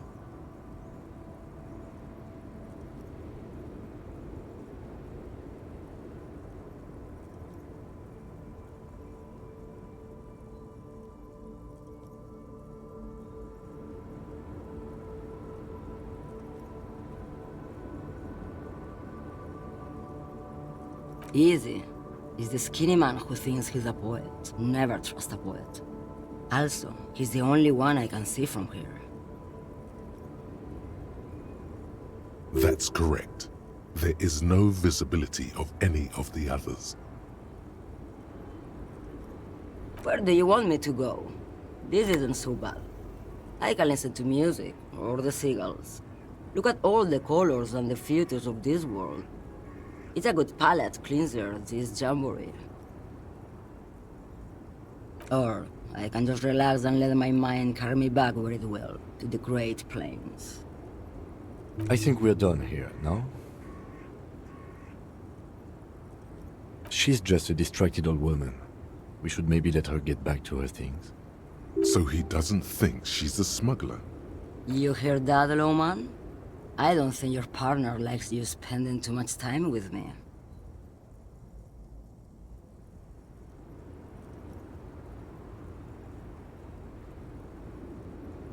Oh, don't worry about me. I'm one of the best camioners around. I drive routes no one else will. Lomonosov's Land, Udajnaya Zemlya, the Western Plain. The Transcatolia Magistral, U4-1A, Adestradas do Mirador, all the good ones, the deep trenches, where the bluebirds fly.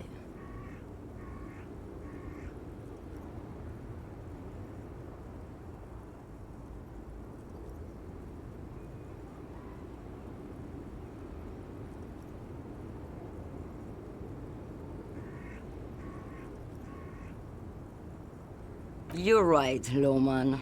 I'm the one who should take my health more seriously. Thank you for looking out for me. A correct appraisal. You're quite shabby.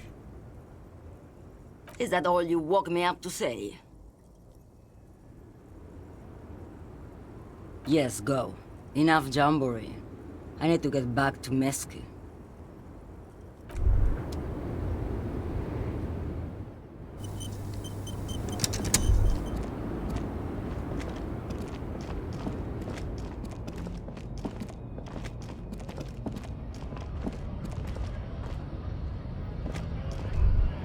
A lorry stuck in the traffic jam. This big, heavy Grad-made machine is well kept for such an old machine.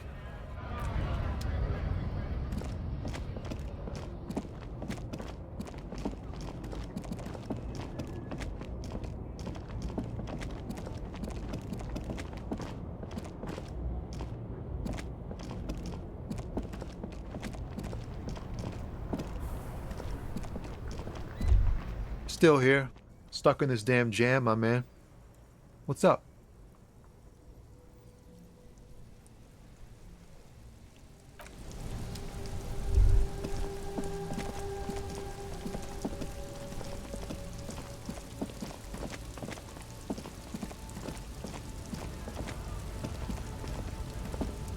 Looking for something, Hunt?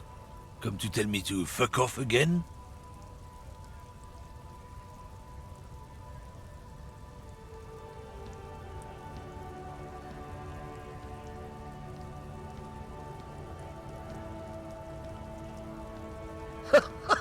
Oh man, that's great. Look at that guy go. Haven't seen anything that funny in a while. God damn. Thanks for that, but no, it's not mine. He doesn't live in Martinez.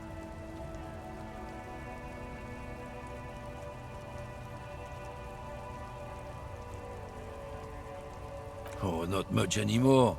I'm here to pick up some cargo, but the dock workers are on strike, so it's a sit and wait on your ass situation.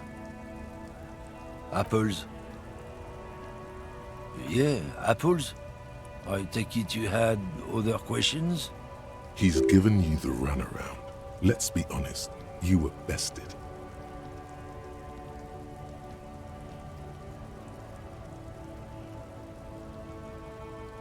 Drugs? They're shit, man. I don't let anything pollute my body. You know where that shit comes from? Sarah Miriza, Safre, Ilmara. They take the money from our local junkies here and then use it to outcompete us in the manufacturing sector. They know they can't beat us in a fair fight, so they have to get us to weaken ourselves somehow.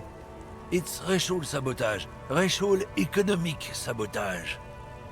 There's your in. Take his side in this particular fight.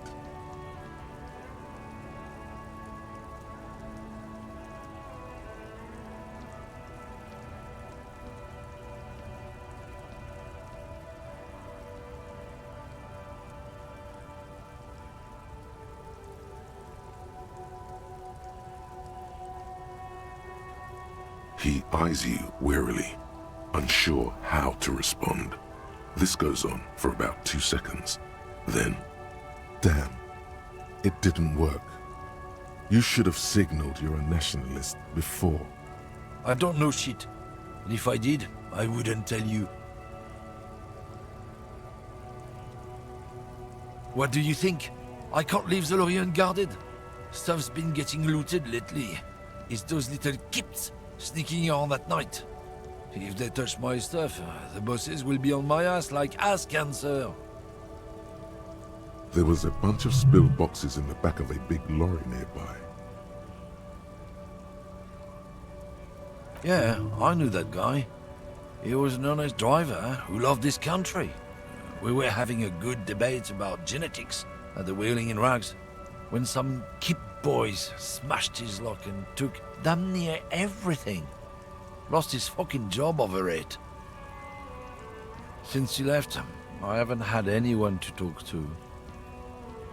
If they were getting drunk inside the Whirling in Rags, how could they know who broke into the lorry?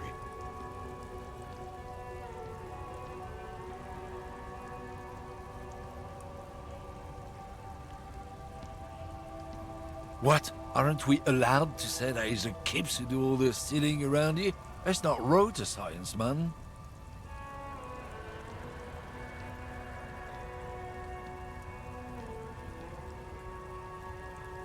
Isn't it obvious? Fucking Sealang, that beady-eyed South Samaran. His little side business is a scam. I wouldn't be surprised if he was peddling drugs as well. He's a Samaran guy who likes to pretend he's some kind of businessman. Really, he's just selling his employer's stuff. Stuff he stole after he broke the seals on his Humanox lorry. Just follow the smell. It smells like apricot and oil when you're nearby. Yes. Where is he? Looks like I offended your partner there. Too bad. Sealang's usually a little bit south of here, near the canal. You can't miss him. Just watch yourselves. His tribe are natural liars. It's in their blood. He's your man, all right. 100%. I wouldn't be so sure about it. Not until we've heard what Sealang himself has to say. Guess so.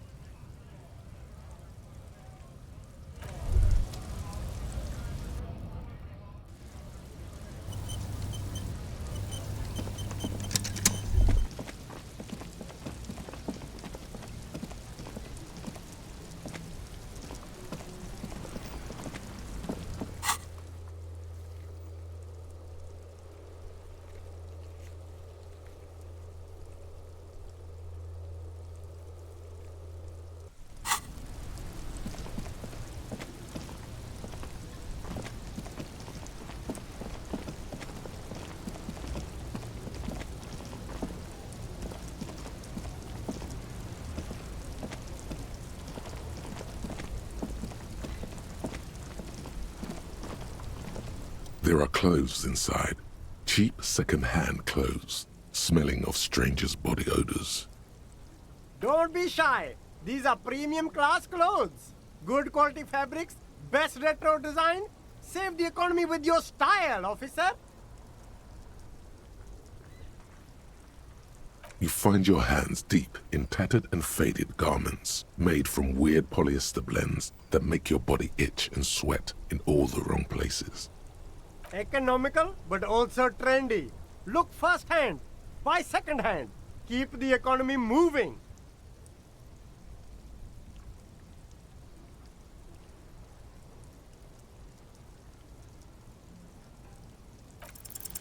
Something cold grazes your hand. Synthetic and sleek, a windbreaker.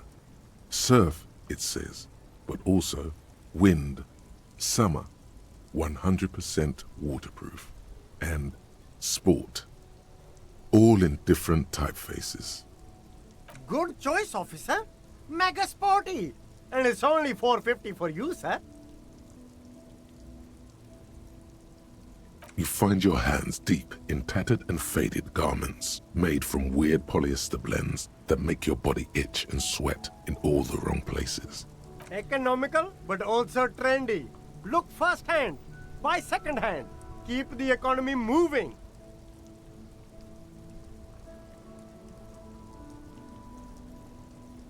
Gotta prepare for springtime, right?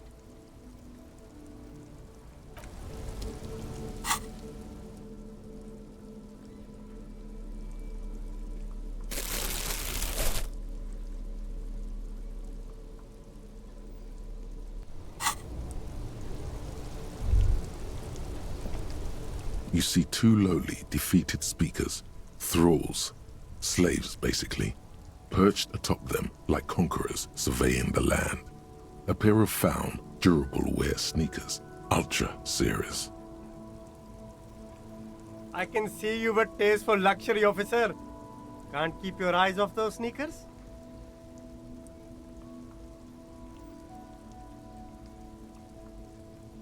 A pair of found Ultras.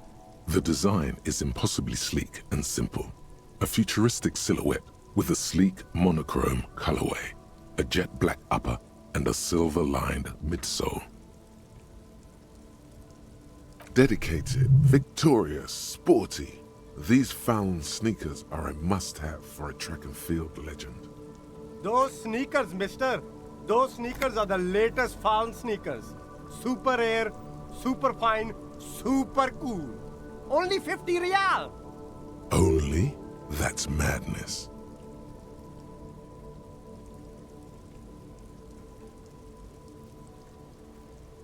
These once respectable speakers have been conquered, reduced to a mere prop by the indomitable found Ultras atop them. No, don't look at the speakers, officer. Look at the sneakers. The sneakers are the stars here.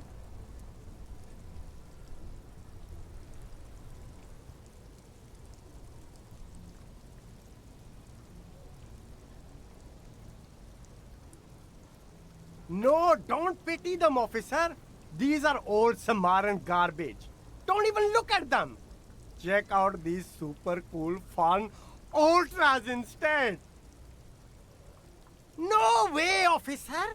These aren't for sale. They're bad speakers. Low-fi socialist junk.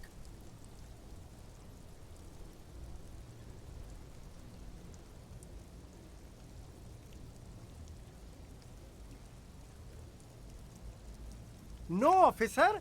You're a high-class policeman who accepts nothing less than the best. Lucky for you, I've got the best on sale.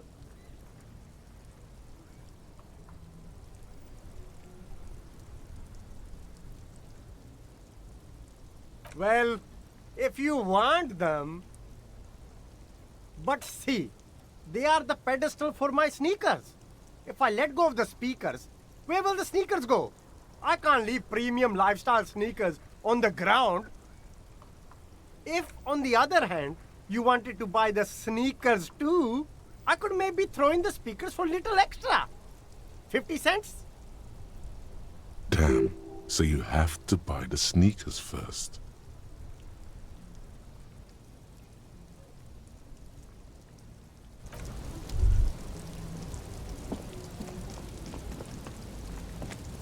There's a pile of cheap sunglasses in a small box, a variety of shapes and colors.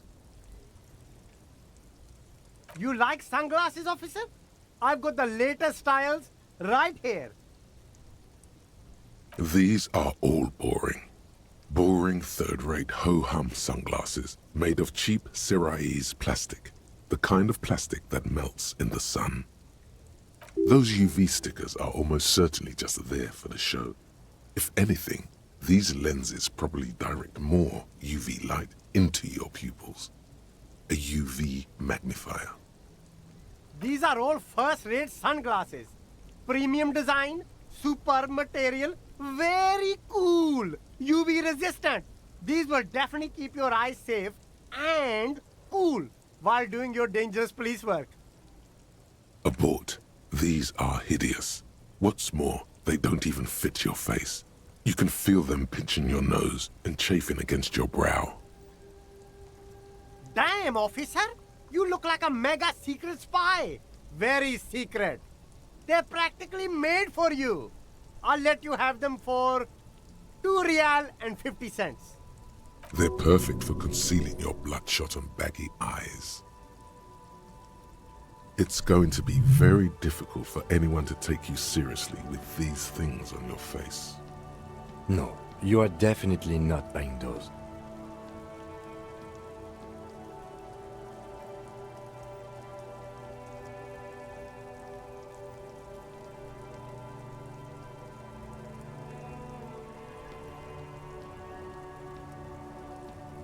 Are you sure?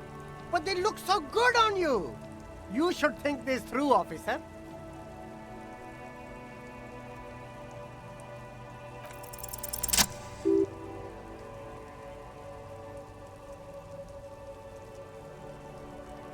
Oh, very interesting choice, officer. Very high culture. This is how a sea monster sees the world. You've become a sea monster, Harry. Giant, hidden, and strangely tender at heart. All is blue.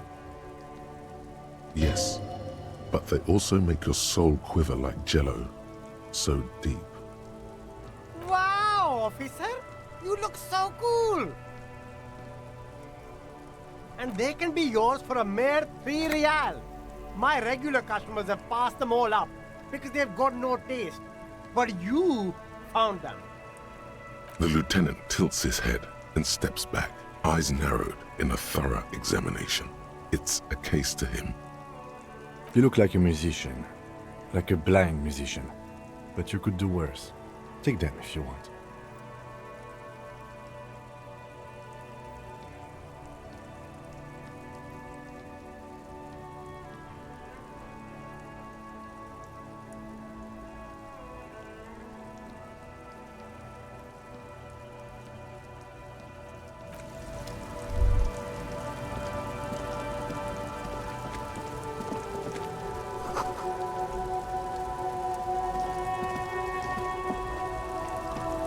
You see a Samaran street vendor surrounded by a motley assemblage of goods.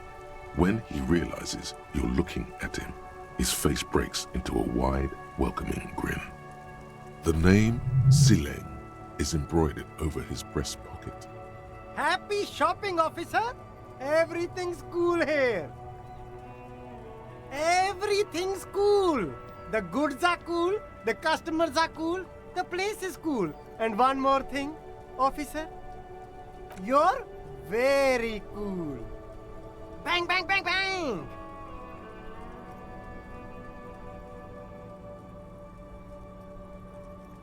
You're right, officer. 100%. No playing around then. Strictly business. Maybe I can interest you in some premium menswear instead. Me? It's a boring story, officer. Who cares about the past? I'm all business now. All Revachol.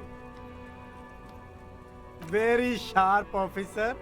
I'm Serais from the Sigai province of the Serais Empire. The apricot suzerainty, you know?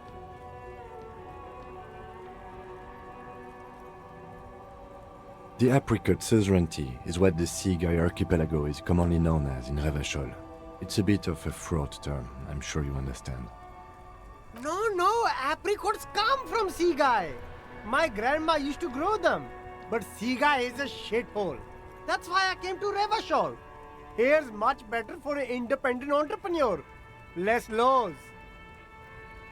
Speaking of, why not support an independent local entrepreneur? I send half my profits back to my grandma in Sigai. Well, if it's for his grandma, you should buy a lot of things.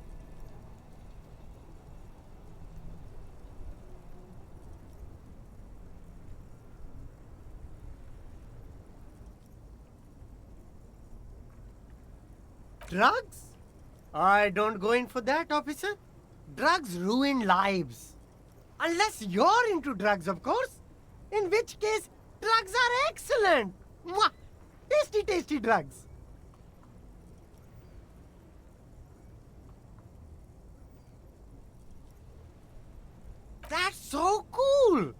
investigating the local drug trade like some cool narc? But I am not a lorry driver. I am just a street vendor. I don't know anything about that. A blatant lie, sire. Yet he tells it with such conviction. We'd believe him if we didn't know better. Who said that? It's the fat racist, right? I bet it's him. He has an agenda against me because I'm an immigrant who works harder than he does. He's a hater. So you admit you're a lorry driver? No, I just said I work harder and he's an asshole. I'm... Realizing he can't get out of it. Smart man. Okay, maybe I'm a lorry driver too. A little. But that's not the most important thing about me. That's my day job.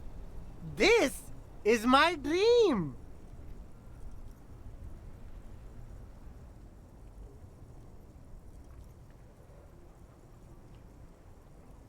No!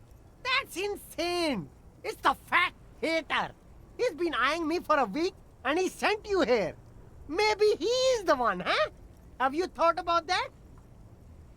Nothing. I told you. I'm not a dumb guy. I don't get involved with that crowd. And what crowd is that? Crowd? You know, the drug crowd? He doesn't want to talk about them. He's afraid.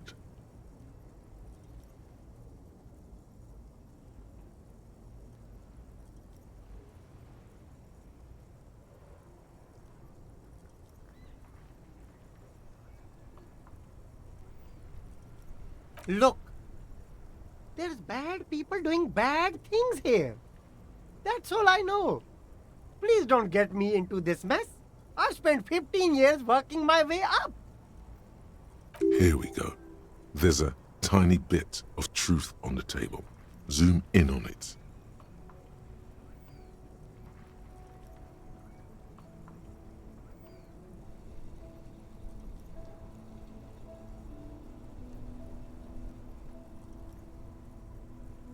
It's a she, okay?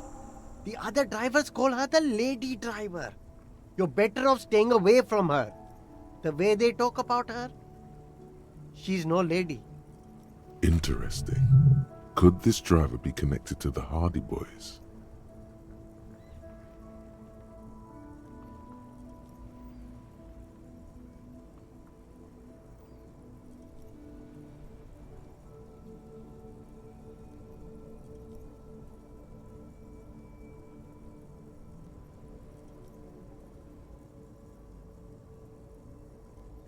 I don't know. I'm not local. I don't know anything about that. I don't know. Maybe. If she is, I haven't gone near her. I don't get involved. I told you. It could be. She was strange. All of them. I don't know. I told you all I know. Are we cool now? Who exactly is talking about this lady driver of yours? The racist or the other one with the tattoos? All of them. Even the ones who've left. I don't hang out with them. I don't remember who has tattoos. All right. I scored. Let's cap this off with a purchase. You can walk away from here with funky sunglasses, detectives. Both of you. You deserve it. No need to dress this one up. Just tell him what you want. Oh, okay. But why, officer?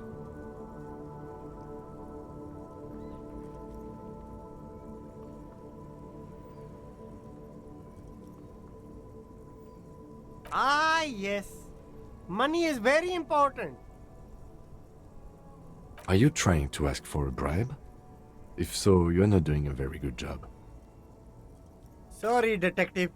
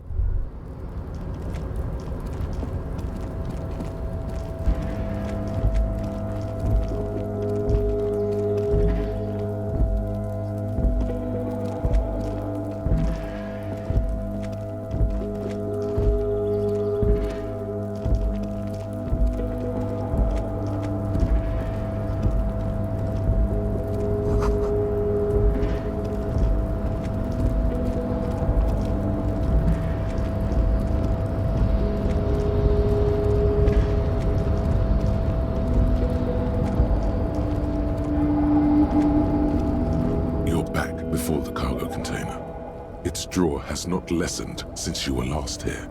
If anything, it seems to have grown slightly.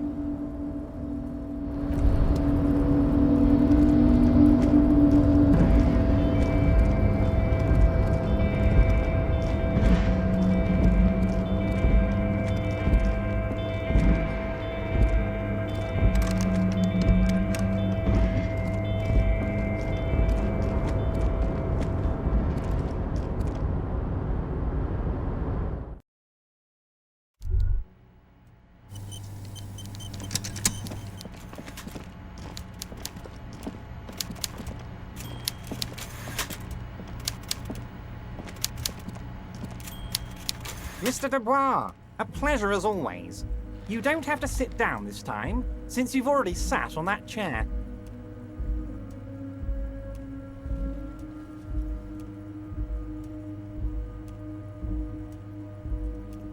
Are you shitting me, Harry?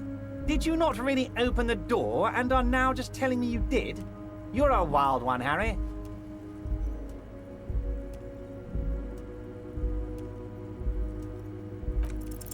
Good. Now take it a bit further. Take it home.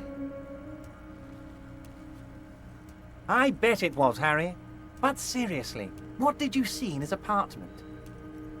A guy who has antagonized the Union in a Union-run town? Maybe it's political.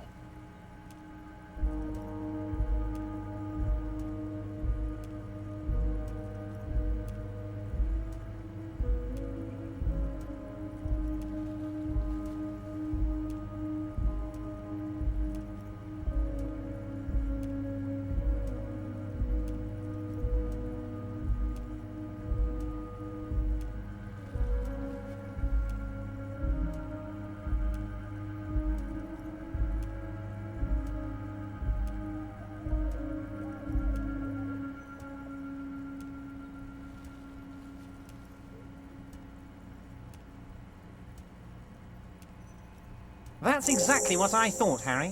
What a weasel. And for the record, I was only curious, not testing you.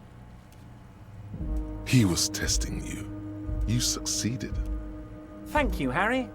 You have shown me that the Barders Union and the Citizens Militia can indeed work together. Now, let's cut down to brass tacks. It's time for men like me and you to figure out who's killed who and why. Real police work is gonna start happening now. I promise you, Harry, this is gonna be good. By now, I'm sure you've figured out who the dead man was working for. The bad guys. Wild Pines.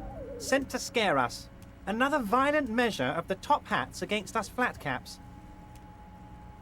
Harry, this strike is the culmination of many, many mistakes made by the Wild Pines group.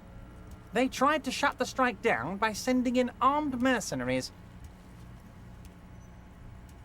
You mean our victim? A security contractor? Can you imagine that? Workers standing in peaceful protest, united in the spirit of fellowship, and they send hired killers to mow us down with machine gun fire? He performs a motion as if spraying bullets from a machine gun. I'm talking beasts, hardened killers from proxy wars in Yisut, Semenine, Saramaritsa, you name it, they've done it. Raping, killing, burning villages, killing little children for the Senorita Pineapple Company, Harry. Everything they did there, they brought over here. They want to turn Revachol into a third world slum. Honestly, the only thing they didn't do is kill the village elephant. No, Harry, the elephant is metaphorical and so is the village, but the mercs and their brutality are very real. Now, I haven't personally witnessed the brutalities out there. I have the luxury of staying in my container, you see. If I need to go somewhere, they just move my container. Yes, I'm an old man, Harry. My legs aren't what they used to be. They lift my office with that big crane. It's actually very fun. You should try it. But enough about me and my fun container. The killers the company hired, I think there were 3 of them, all hardened commando types. One of them got downright suicidal, getting drunk, violent, a little rapey. Even their own negotiator couldn't control him. That's your boy, the one who likes hanging out and trees.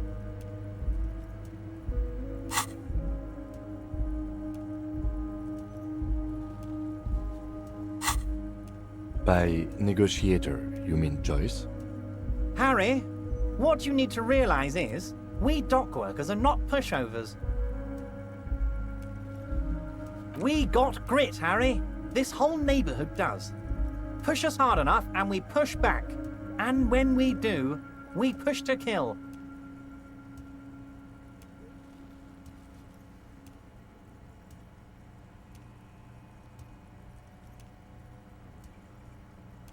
Potentially, Harry, potentially. We got arm wrestling champions, rowing club people, ex-coal miners, tough guys, all ready to spring into action for their home base. There's a militant wing inside the Union, a group of people whose duties don't involve manual labor, but peacekeeping in the neighborhood, making sure everything runs smoothly. That sounds a bit like organized crime. They're like you guys. Idealistic people who want to make sure bad things don't happen. And if they already have, well, punishment must follow. Again, that sounds like organized crime. So these idealists killed our victim? One day Titus Hardy, leader of this peacekeeping faction, comes up to me and says, "Boss, socialist democratic fervor drove us to take it upon ourselves to kill this beast that was burdening the land." He probably worded it differently, but that was the idea.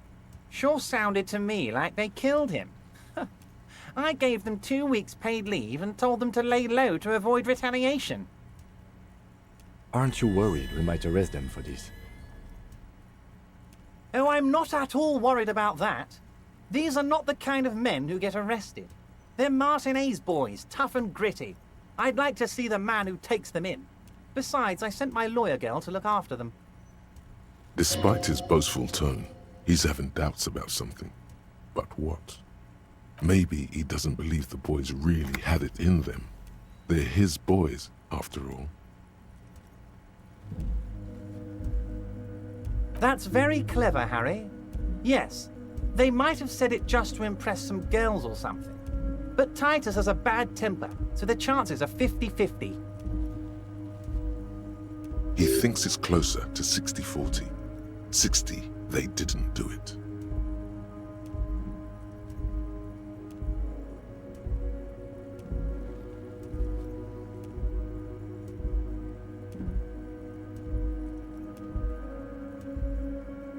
So they shot him. He was shot in the head before he was hanged. How odd. I don't know what to say, Lieutenant. They told me they hanged him. A hanged man is what I saw when I took a look into that yard. It's impossible to say if he's telling the truth, sire. What I do know is, the case is in safe hands. If anyone can get to the bottom of this shot and hanged man, it's my 2 little policemen. Godspeed, policeman. How do I know? Let me tell you about these people. That's their MO. It's what they do. Last winter, some poor workers in Terminal E went on a little strike. The company sent in Sediment, a security contractor. The strike was over the workers' right to wear protective footwear, Harry. These guys turn up and start beating people. Tell you what, Harry, I wouldn't be surprised if we got the same mercenary company, after a little rebranding. And I'm sure as hell not surprised to see an army of scabs under my gates. So you believe the scabs were organized by the security contractor? You said it. Hell, one of those guys looks big enough to take down that proverbial elephant. Boys like that don't just happen to show up during strikes. Of course, you're always one step ahead of me, Harry. I'm no genius. I'm in this position because people like me. Oh, Liz is a bright one. I paid for that law degree myself, thinking it'll probably turn her all fancy. But hell, Harry, she came back a firebrand socialist. Sometimes she scares me with her zeal. Oh, they are simply fine young men, all 7 of them. Exemplary union members, always working to advance their position in the local socialist democratic movement. Core members. Old Theo used to run them, but things really kicked into gear when Titus took the reins and named the group after himself. Gotta love his initiative. Interesting. Who's second in command? They're almost all of them great guys, born leaders. Whatever happened, I'm sure they only had the best interests of Martinez and Revachol in mind. Work with them. Hell, interview them. But don't fight them. They really are just like you. Men who like beer, women, and some order on the streets. You know what, Harry? I got a feeling they're gonna show up in full force tomorrow. The lieutenant marks something in his notebook.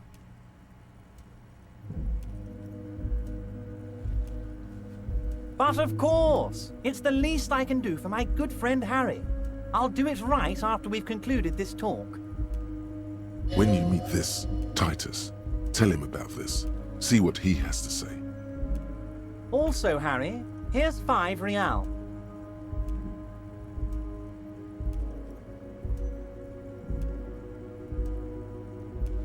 I'm not giving you anything. I'm just holding out 5 real.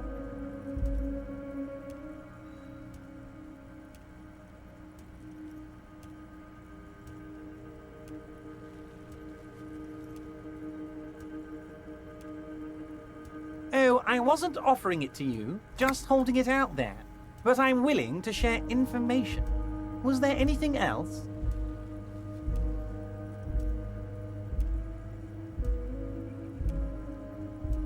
Was it a good tour? I'm not sure we made much headway here. I was hoping we'd bust the case wide open. Heck, I even wanted to tell you what I really want to achieve with the strike. I don't know what happened, Harry. I wanted you to feel like Mr. Martinez. And of course, I also wanted you to find your gun.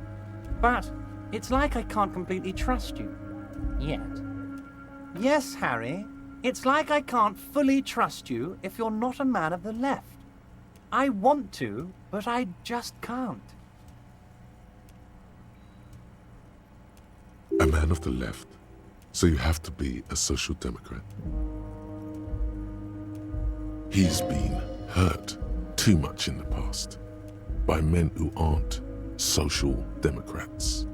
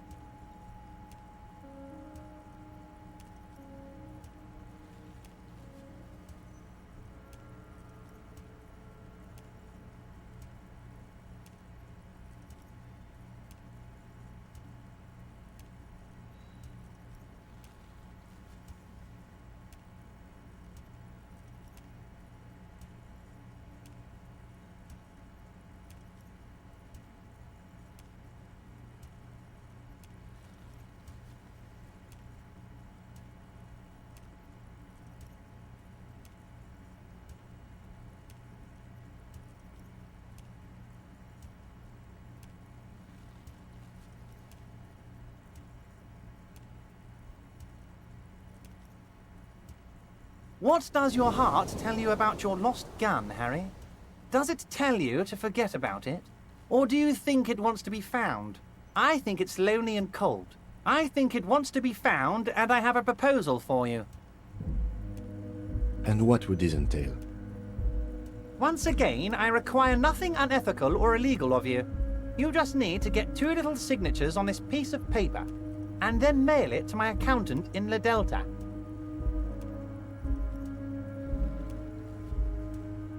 I'm glad you asked, Harry. The Union is going to build a modern youth centre in Martinez. It will be righteous. We're gonna get those teenagers off drugs and on roller skates. There's a nameless little street on the coast with some old houses around it. Most people have already signed. I just need 2 more signatures to get this mission off the ground, Harry? On the coast, Harry, across the canal. There's a cul-de-sac there, a little village they're calling it. A gloomy place. You'll find it. I trust your detective skills, Harry. You're already pretty deep into this. What's a little more? No one can see you here in Martinez.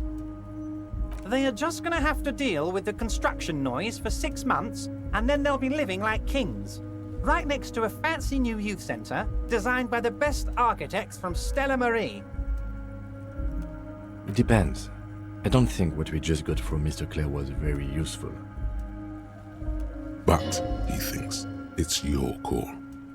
As I said, it weighs on me heavily.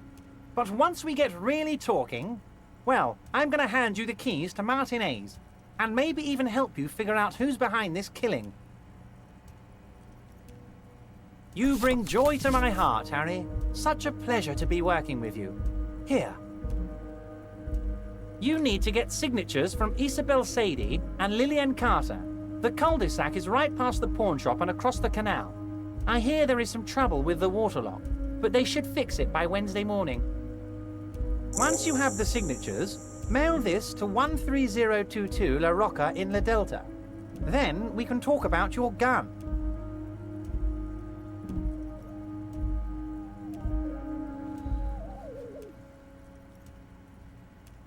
Let's hear it, Harry. Of course, Harry, of course. Let's not linger on personal details and amnesia. You wanted something from me. See you soon, Debardeur. Just kidding, but not too much.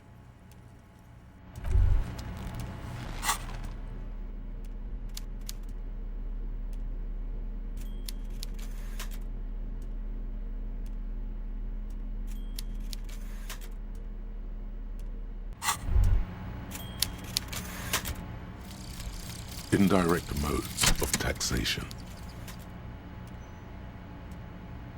Turns out those Financial Oversight Committee gangsters stuffed millions of hard-earned dividends away in the last place anyone thought to look, the hearts and minds of everyday Rivasholians. You need to spread that deregulation gospel to the people. Tell them about that foreign fair tax. Preach that 98% gross burden. Preach it, preacher man. Set the brothers free. Taxes are racist.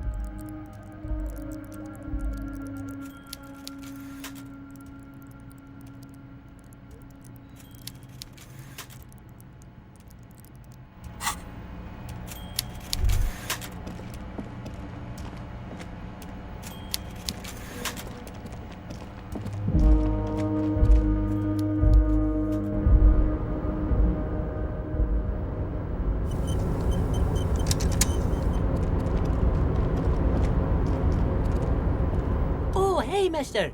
I'm not gonna bother you with a long greeting, just like we talked about before.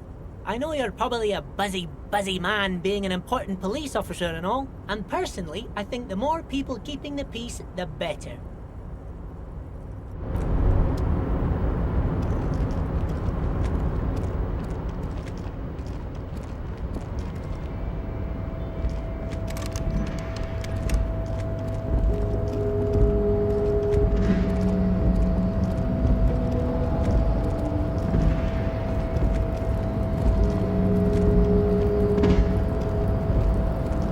You're back before the cargo container.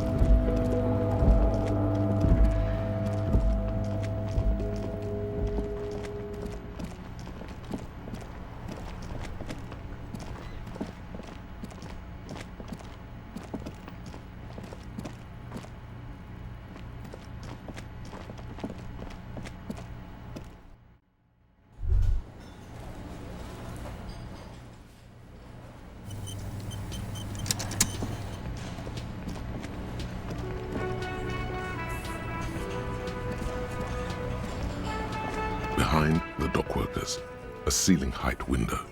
The hawthorn branches scrape the glass like bony fingers.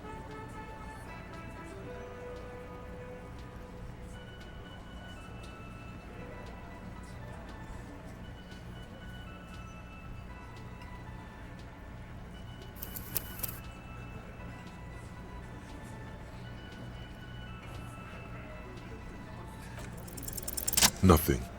Even though you know you should see it, you don't. Just branches like black tangles of hair, motionless. The wind in the yard doesn't reach the hawthorn. Maybe come back later and you can try again. It wasn't time yet. You have to know of the girl. Return when you know more.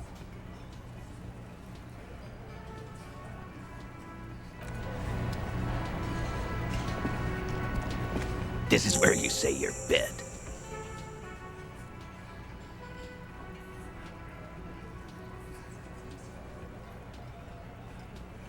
Detective. Precinct 57's finest scans the room, leaving the speaking to you. He trusts you, maybe against his better judgment, but he does. Hey, dipshit. You hard of hearing or something? The boss man's talking to you. Do not let their squeals disturb your serenity. These are but simple peasants, sire.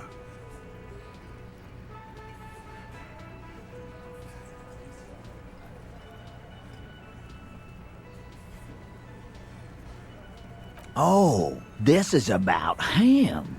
A real looker, that one. You sure took your time, huh? Waited for him to get real ripe and pretty for you. Oh, he was a real pretty boy. Hanging up there, letting out that pretty boy smell. I can't for the life of me understand why you did it. I mean, I would have just left him up there. You must really like cleaning up other people's shit. You might want to start asking your questions now. It's not going to get better than this. These guys are so macho, they're ready to confess to first-degree murder. Ask if it was them.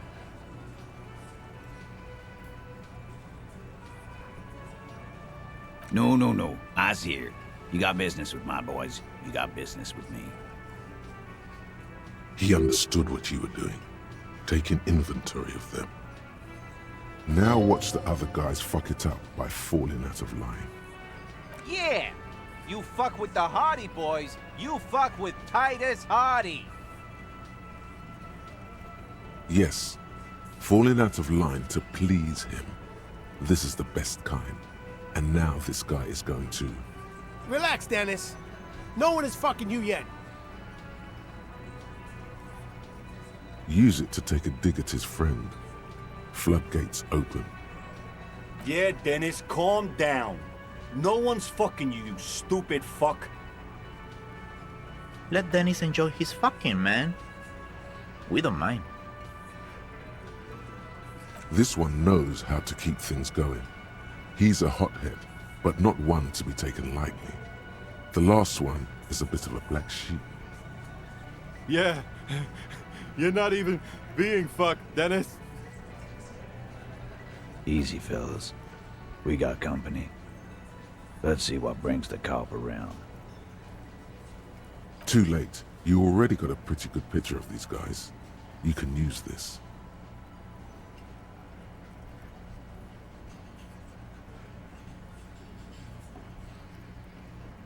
Fucking say something already! The pretty boy. You guys really love talking about that pretty boy. Funny. But my partner and I have a serious matter to discuss with you.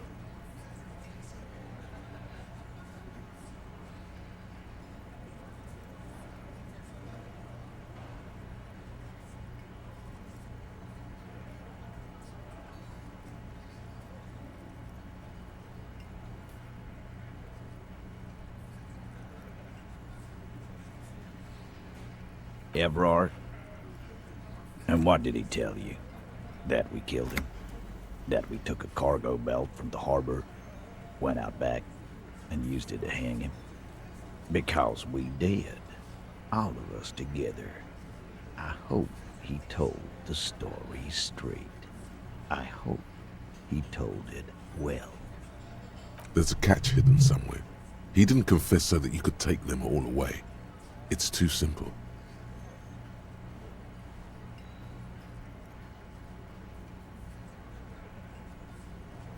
There is no catch. These 7 honest men have all equally come forth to tell you what happened, so that you don't waste any more of your time.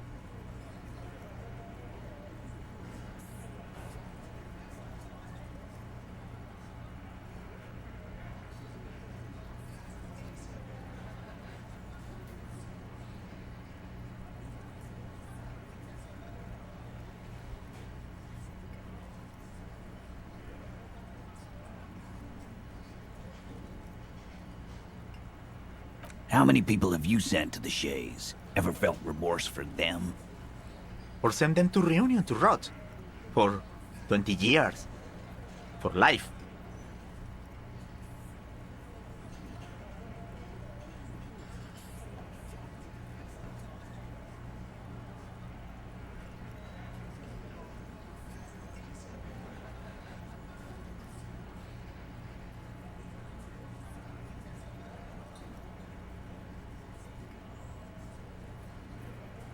But you see, a lawman, is something people agree upon.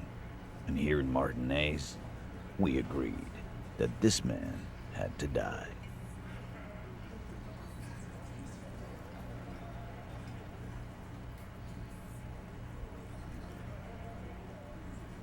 Are you deaf? There will be no singling anyone out. You can't arrest a Hardy Boy without arresting all Hardy Boys. Do you think you could do that? Do you think you could arrest them all?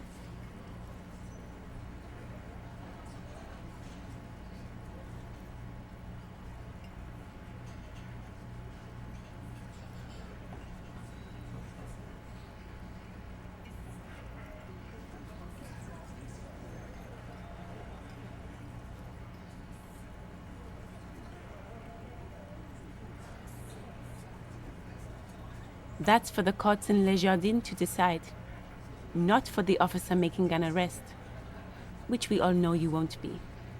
What you can do right now is go back to your station and write a report. No. We'll stay here and discuss what happened that night.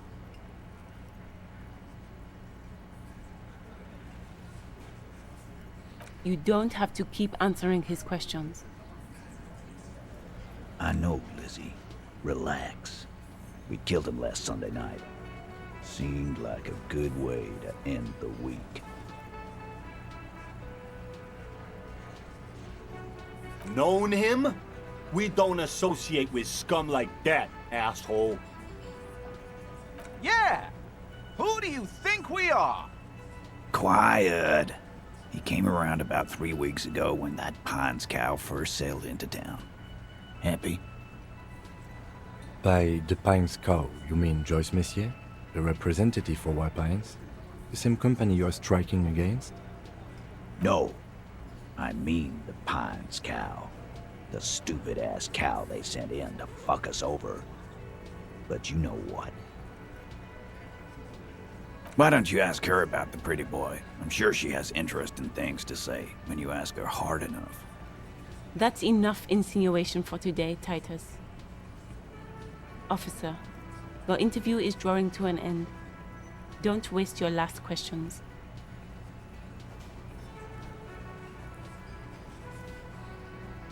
Huh?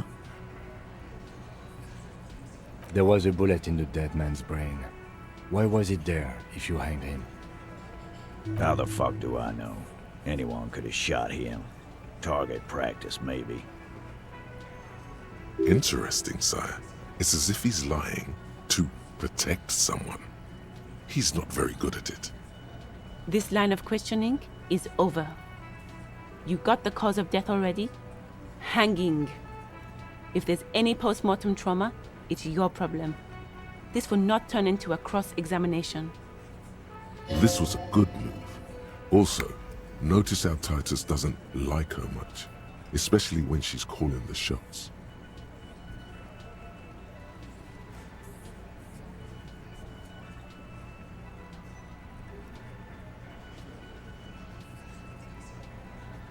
Yeah, lawman. Why don't you? Not in the arresting mood?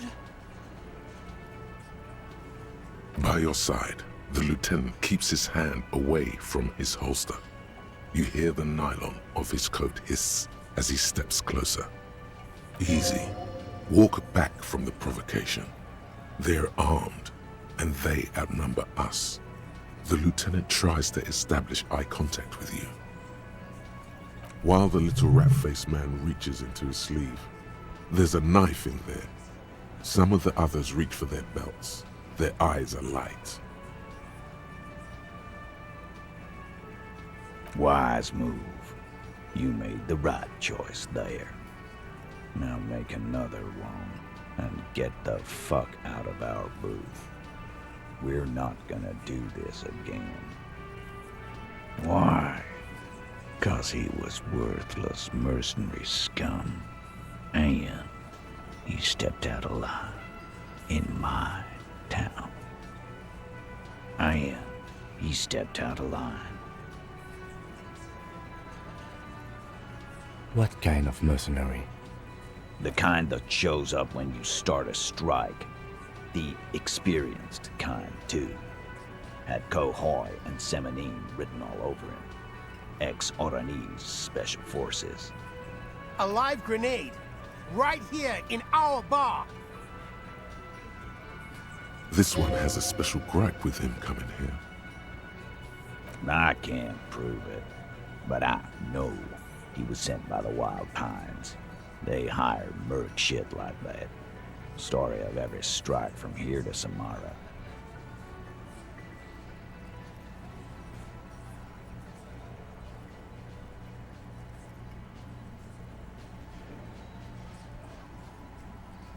Cause one night, he walked straight up to the mic and said, "I'm Oranese goddamn Special Forces, and I'm gonna fuck you all!" Really? Yeah, really. Had a gin and tonic up there, sang some Oranese paratrooper song, and said he's gonna fuck everyone. We couldn't believe it either, but he fucking did, right there. like some kind of animal. Sire, the tale is true. Wrong. He harassed women, raped one, harassed workers, threatened to kill some as a warning.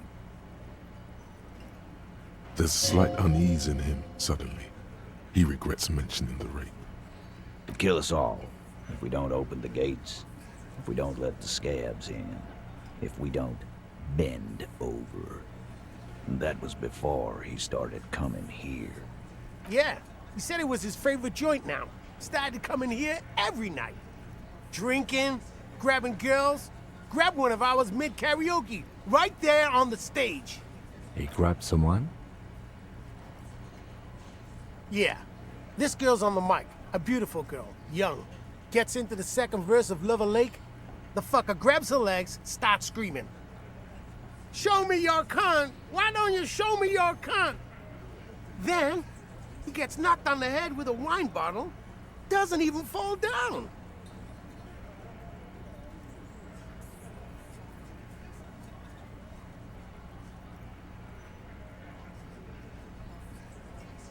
Aren't you fucking listening? My man is talking to you. He took care of it. They got the girl out before anything else could happen.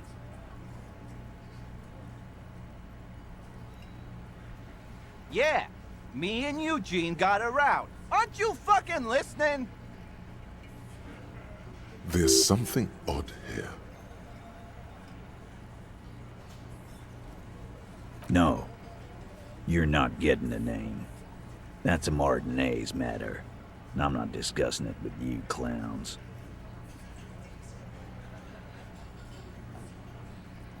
We hanged him up by his neck until he got real still. Wasn't that obvious, copper? Didn't they teach you anything at the cop school, idiot? The autopsy showed there were no ligature marks. His hands were not tied. Can you explain that? The lieutenant goes in for the leg sweep. Titus does not see it coming. Look, I'm not gonna play 20 questions with you, capo. I'll say it again. We killed him. Yeah, I knocked him out. Came up behind him and clubbed him in the back of the head. He went down like a sack of sand. That's right, lawman. And then we hanged the fuck. Make them a bit more uncomfortable first, then see if it all adds up.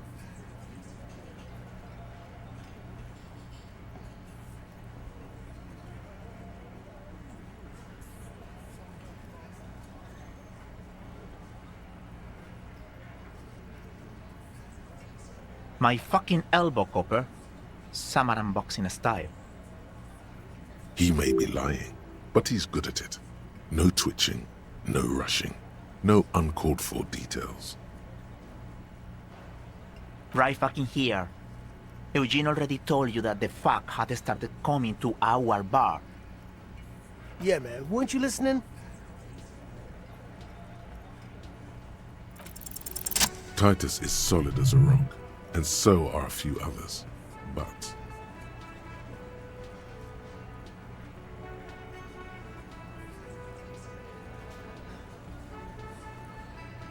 Elaine, who looks like he might be Titus's right-hand man, the least antsy of the bunch. Definitely not his first time being questioned by the police. This little rat-faced fellow is solid, too. Always fidgety, yes, but no change there. Him neither. Mostly keeps to his tomato juice, or whatever he's got there.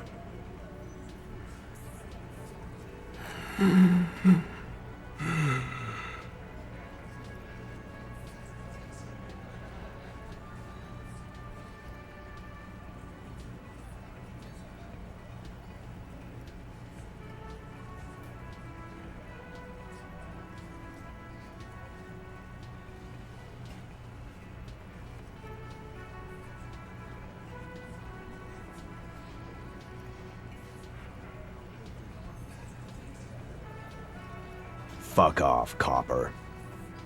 This one is a stone wall. You won't get more out of them about the night of the murder. Not yet. No. Of course he's having trouble breathing. Just look at how fucking fat he is. Fuck off, Shanky. Angus is a powerful guy. All muscle. Keep your eye on this powerful guy. Sooner or later, he's going to break like a piece of twig. Like what, Copper? Nothing. Your investigation here is done. Leave Martinez, go back to your stations where you belong. I think we're going to stick around, thanks. Some things don't add up here, Titus. I've done this job for long enough to know that people don't just confess to first-degree murder. Even if it is a group responsibility, we're going to look into this. Good luck with that. You've heard everything a rent-a-cop is gonna hear from us. Real law officials. You're lucky you didn't get a beating. Rent-a-cop? So that's what this is about. He doesn't see you as his equals.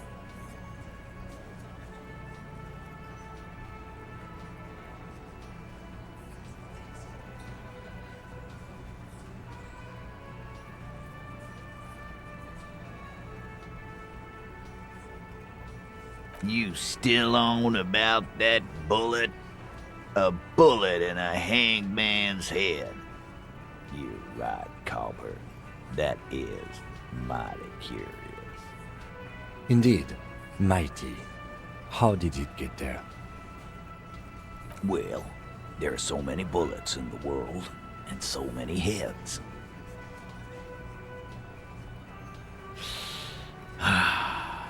I guess it's a little logical.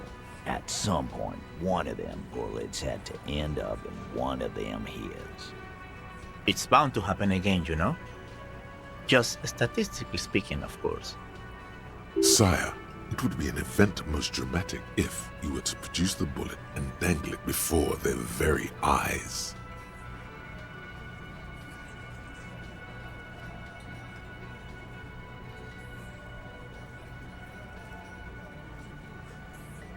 Wow! He's got it in a real evidence bag and all! Why don't you go home and log it into evidence? These men have told you what happened.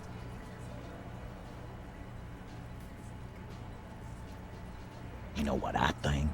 I think he was shot in the head as a kid, and his brain grew around the bullet. Around the bullet, man. That's a good one. All the goofing around is to avoid lying. It's a technique. They're only pretending to enjoy this. Beneath the act, they don't like you knowing this.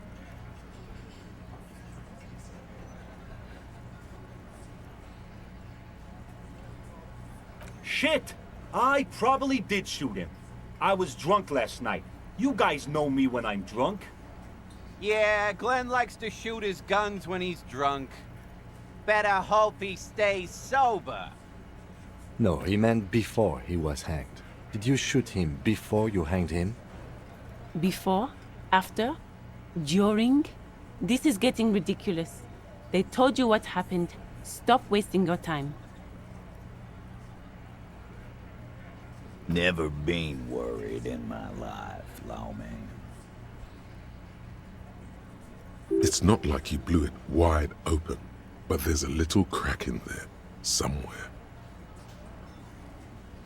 Oh, so you went and talked to my mommy, and now she's making me play with you. Is that it, lawman? And what's gonna happen if we don't? You gonna go and tell on us?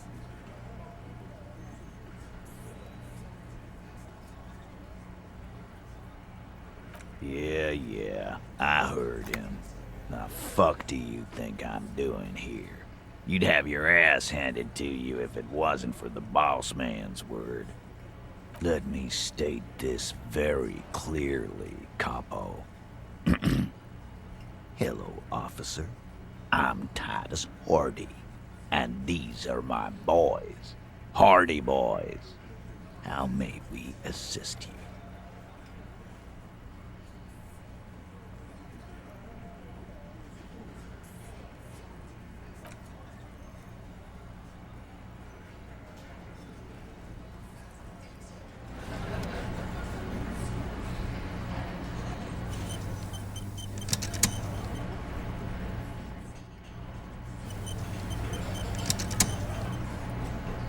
Looks like the circus left town, but the clowns are still here.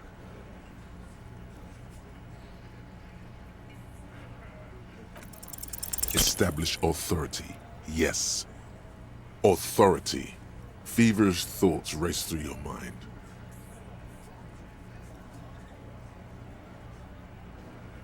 Did you already try the gun thing? I hear the gun thing is excellent and has great results. You're probably right. The others are only there for filler, to make the gun thing pop.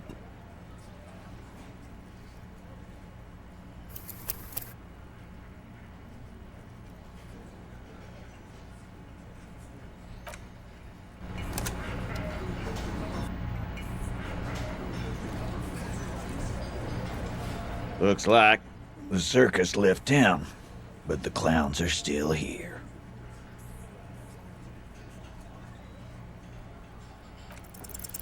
Establish authority.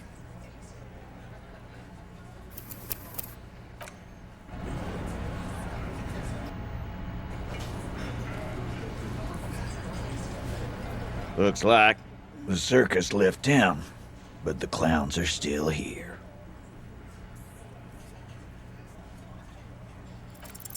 Establish authority.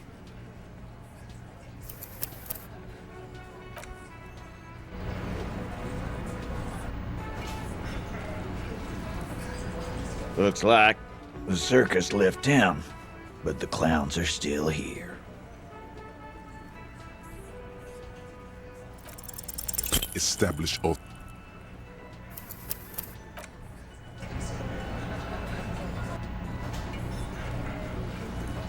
Looks like the circus left town, but the clowns are still here.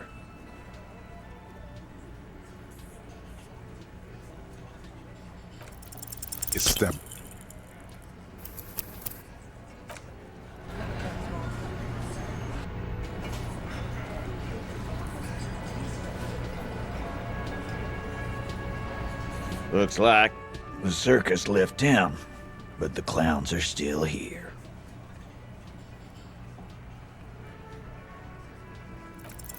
As you look around this room full of sweaty men, swearing, drinking, spitting out tobacco, does this look familiar?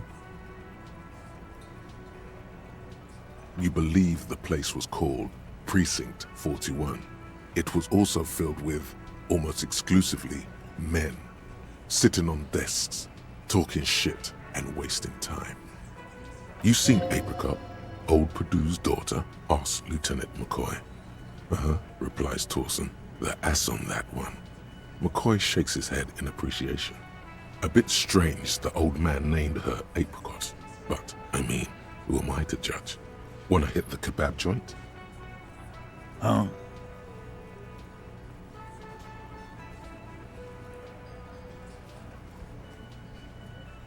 You got a problem with beer now? Not quite there yet. Push on.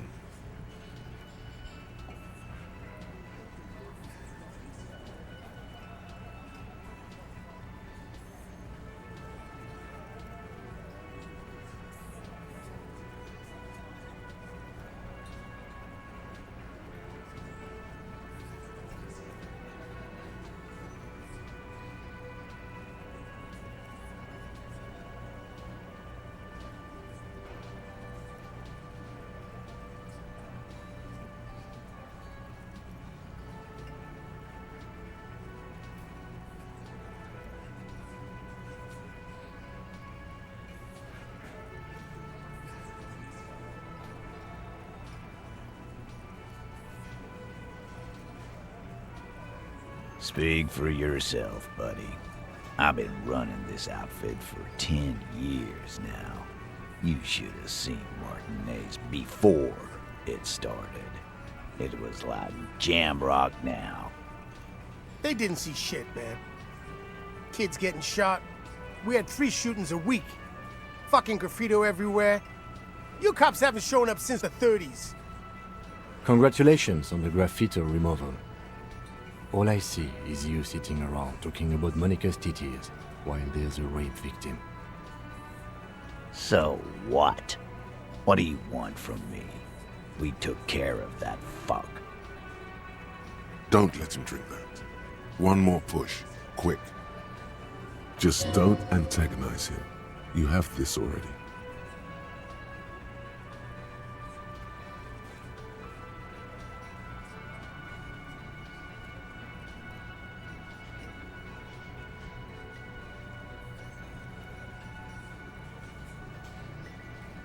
Titus?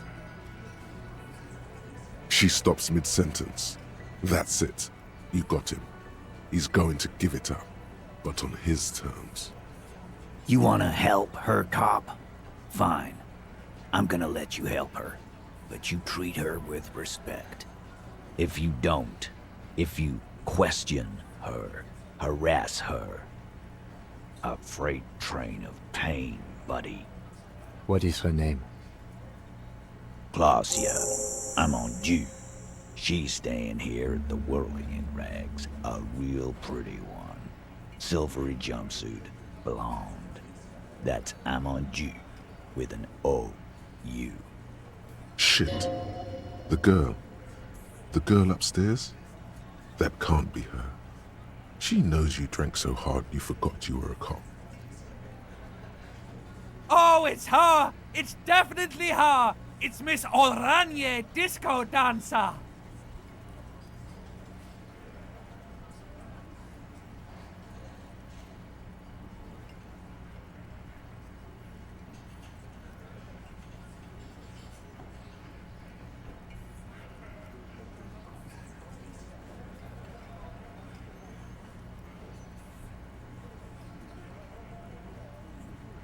Yeah, blonde, tall, 2 rooms over from yours. Sure, why not? You've probably seen her around.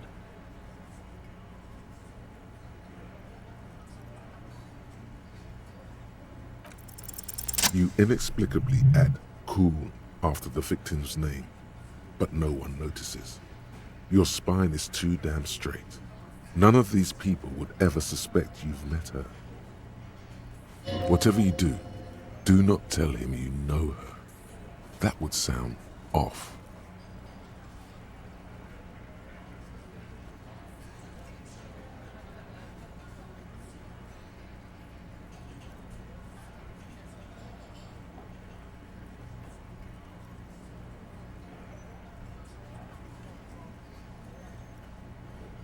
Relationship? There was no fucking relationship. He raped her. That's their relationship. Something is off here. His anger is possessive. Was like that karaoke incident all over again. Or like some of the other girls he was harassing. Okay, enough. All of this is irrelevant to your stated investigation. I know her. How well do you know her? Well enough, Copper. We partied. She's been here for a few months. He tries to make it sound real casual, but the muscles on his neck tighten. You mean Revachol? Nah. Our Miss Oranje disco dancer is an immigrant, or a drifter of some sort, been staying over here over the winter. Don't you give her any more trouble. She's just had some bad luck, that's all. Shut up, Angie. She doesn't need your help. Titus gives them both a look. They fall silent. What's with all the silences? It's like these guys don't know how to feel about this. You should keep picking at it. And what was up with the partying she and Titus did? It sounded fun.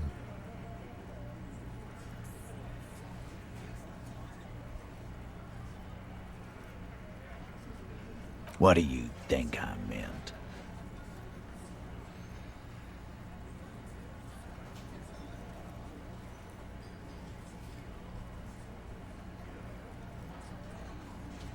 Yes, yes, and no.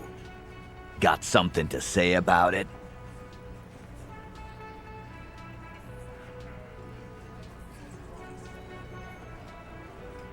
No, we just fucked. That's all.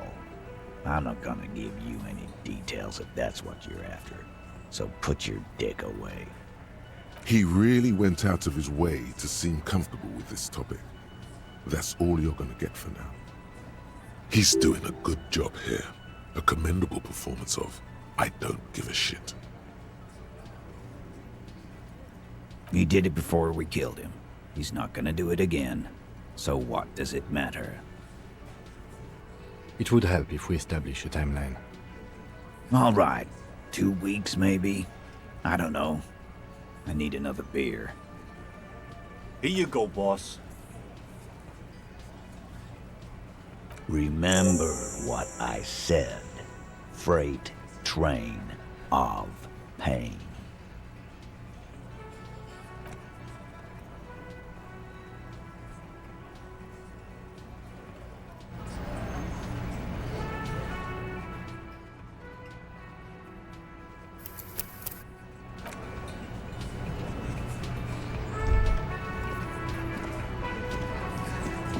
Behind the dockworkers, a ceiling height window. The hawthorn branches scrape the glass like bony fingers. Nothing, just black tangles like the hair of it.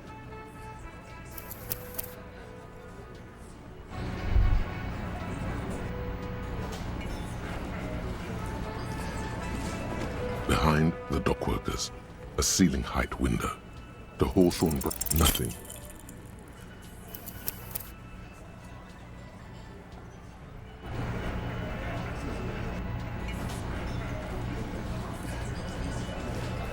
Behind the dockworkers, a ceiling height, there's a yellow ribbon tied to one of the branches. Light yellow, faded with time. A tiny splash of color in the blackness of the thicket. Hanging from it, a bronze key. Someone hid the key in the bush and attached a yellow ribbon to make it easier to find. It's close enough to the latch up there. One can slide it open and just take it. Surely not a coincidence. Huh?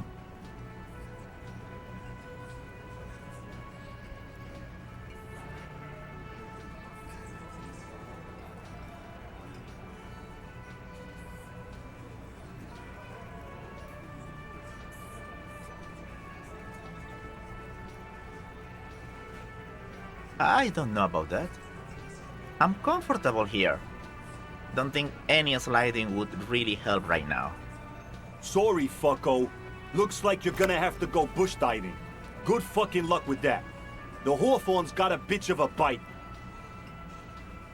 I'm gonna enjoy the sight of you in the bushes out there.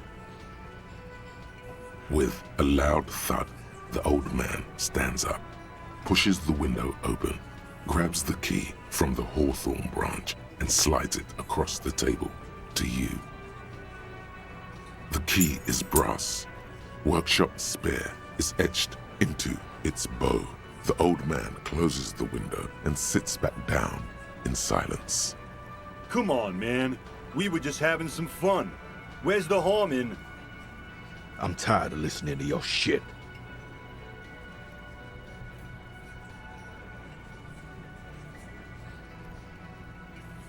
Don't thank me. I don't give two shits about your key.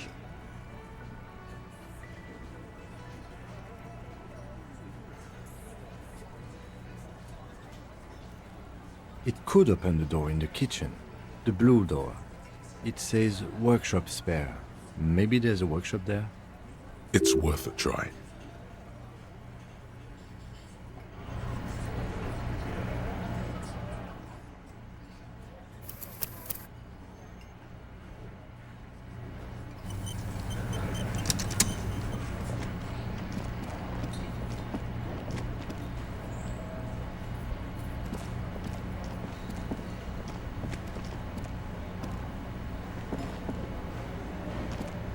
can I help you?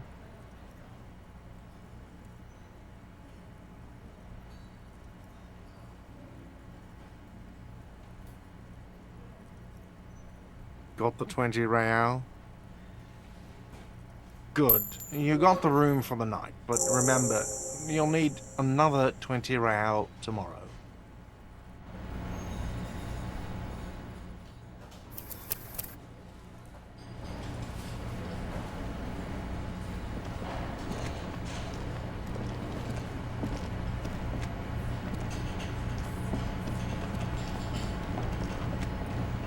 The man ponders his cooking utensils and gives you a little nod, acknowledging your presence. The mention of mañana gets his attention. He smiles and delivers a whole slew of unfamiliar words and lively gestures. Then he falls silent again. They're friends? The man says a couple of sentences in that strange language of his and then seems to wait for you to speak.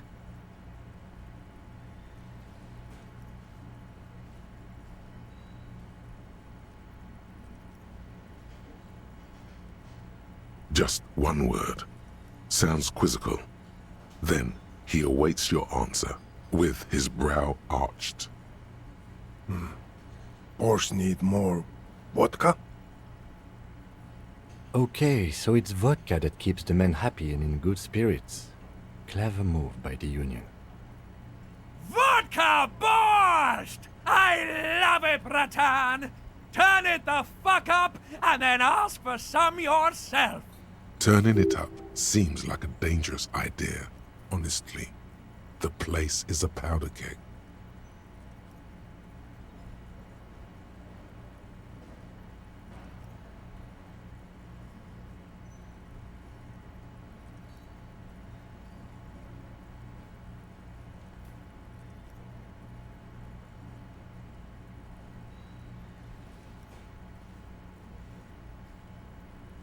The cook gives you a long, inspecting look, then shrugs too, and seems to wait for you to speak.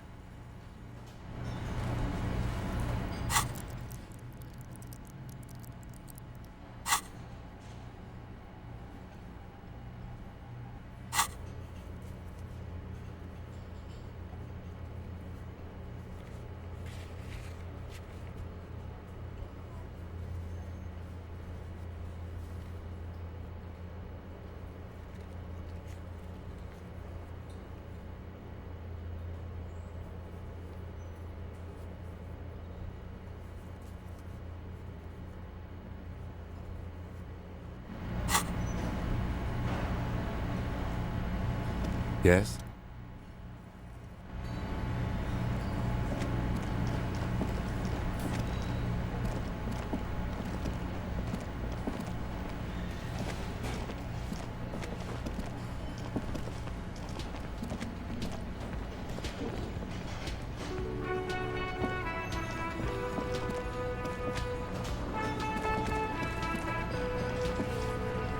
I've got nothing to say to you. Why are you wasting your time?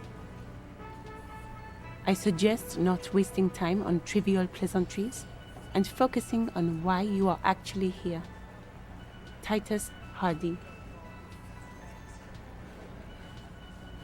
Even though she has excellent control over herself, something moved behind her eyes, in the way she stands, in her face. You caught her off guard. Push her some more.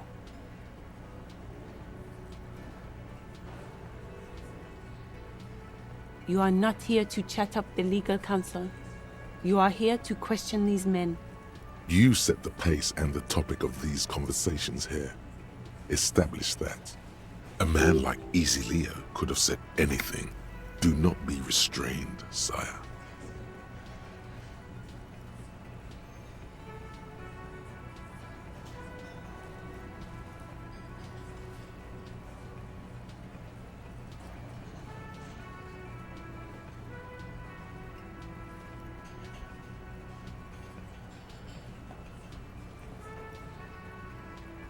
I I represent the Union and these men here. Don't make this personal.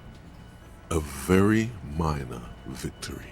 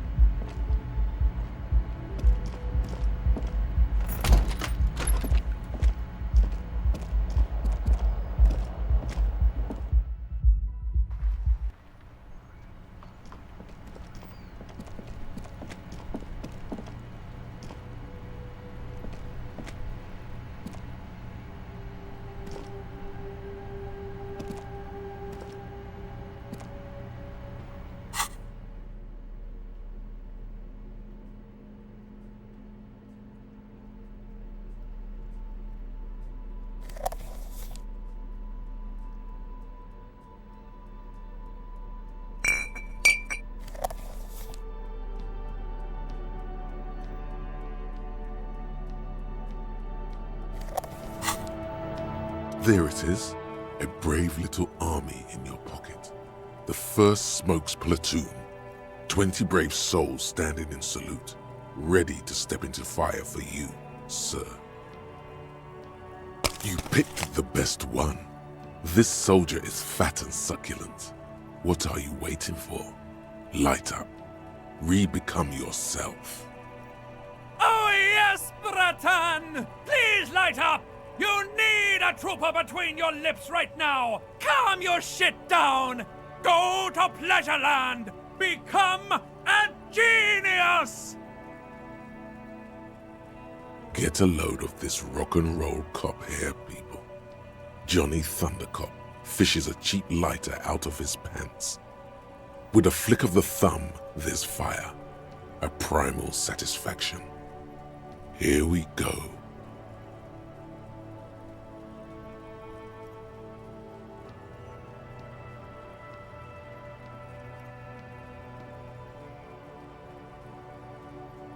Thick, warm smoke gets sucked down into your lungs. Immediately, you feel a warm nostalgia fill your head, body, and soul. A nostalgia for yourself, the man you were in your youth. Johnny Thundercop is back, and he's chill as balls. In the bottom right corner of the screen, there's a cigarettes button. Cigarettes gives +1 to intellect skills. Logic, rhetoric, conceptualization, visual calculus, encyclopedia, and drama. This is good before a white check, but damages your health.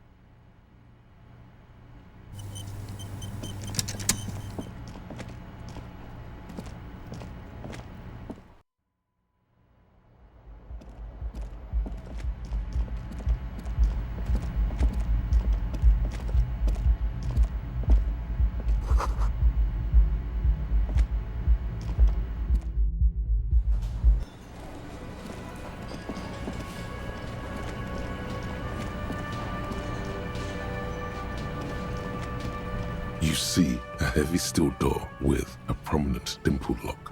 The key fits the dimple lock. It takes a bit of effort to turn it after all these years, but then the lock clicks. Dust rises before you like mist. A tomb? Haunted by regal spirits from distant ages. Master Investigator, you just can't keep yourself away from locked and hidden places, can you?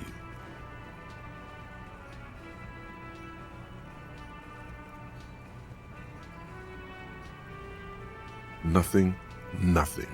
You're right. Get in there. Deep. Invade every personal space. Break every lock. Yes, that's what it is. A quick peek here. A short glance there. It's all quite delectable.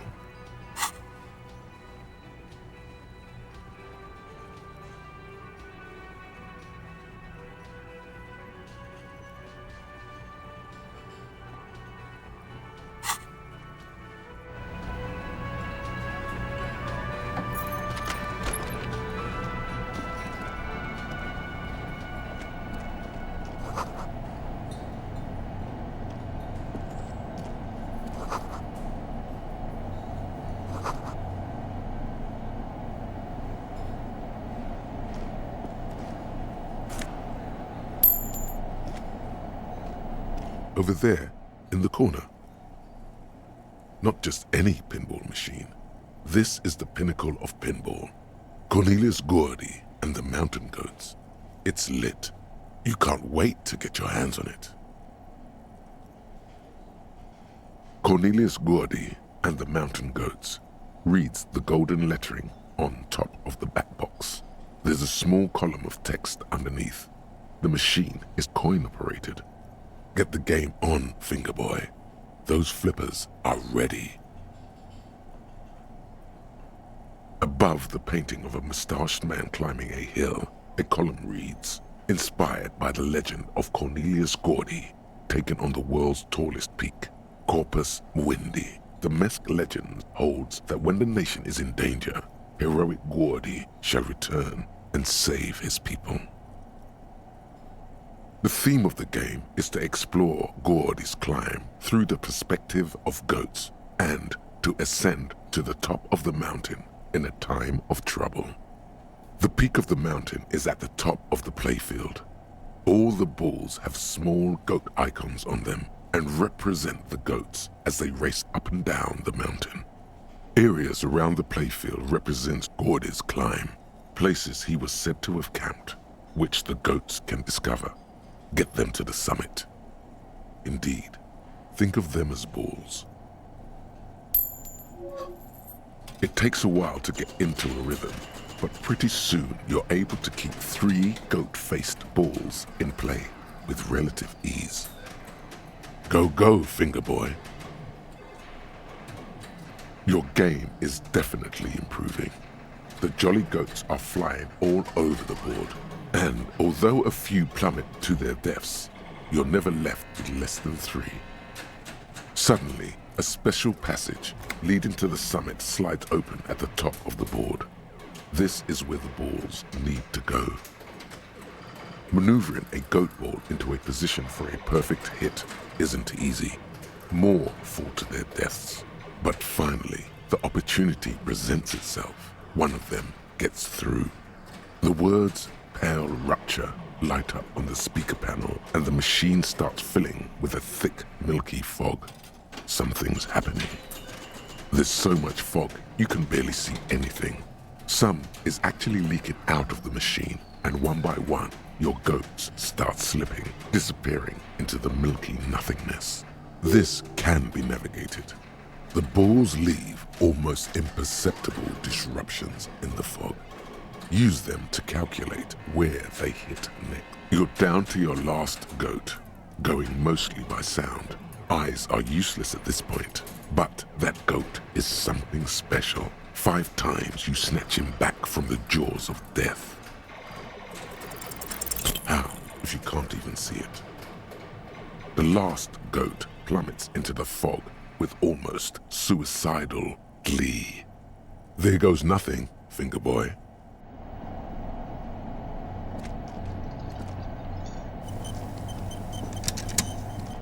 This small elevator is dimly lit by a bulb that's been glowing for ages.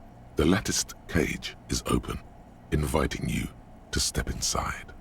Smells of nougat and sweat. Your head brushes up against the ceiling. There is a control panel to your right, and just enough room for 2 people to fit in. There are large rectangular buttons, monter, descente, and an international call for emergency assistance. That third one appears to be broken. The deep scratches on the floor suggest it was used as a freight elevator for transporting heavy machinery and 1 man.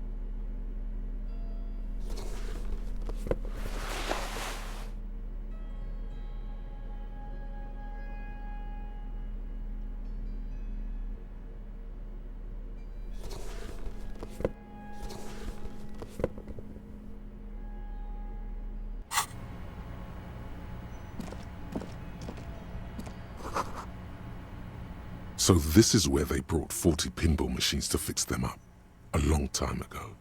Everything is covered with dust now. Yes, pinball hasn't enjoyed a heyday for 15 or 20 years. Yes, Martinez North 22 used to be a pinball arcade, and it has been forgotten. Now there is only one working machine in the main hall. The rest is lost to dust. But then it went bankrupt. Your skin crawls from making the connection. Yes, it would mean that. And God would not like that. He should probably be made aware that his establishment is part of the neighborhood ghost story.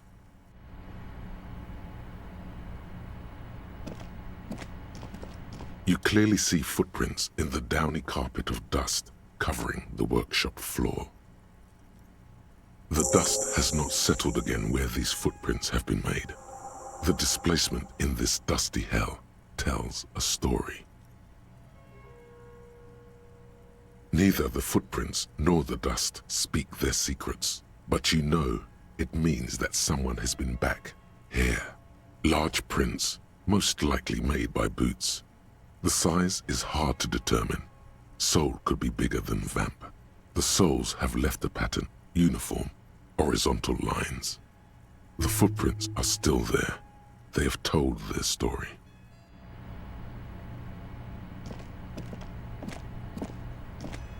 The door is small but heavy looking. It's barred from the inside.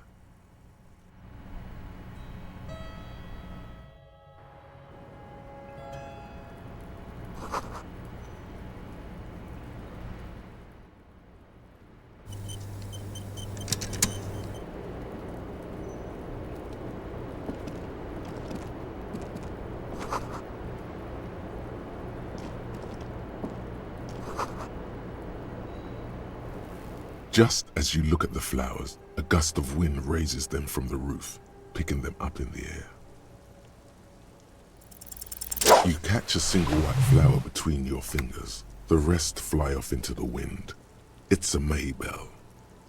The young woman looks at the Maybell in your hand, just a glance, then takes a drag of her cigarette.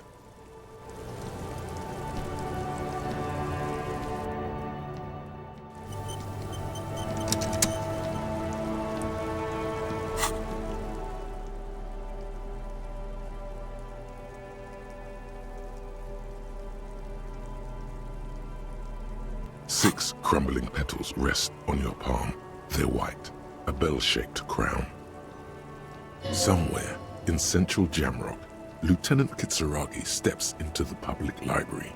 Rows of shelves pass on either side. You feel he should be here for this, for in-depth flower analysis.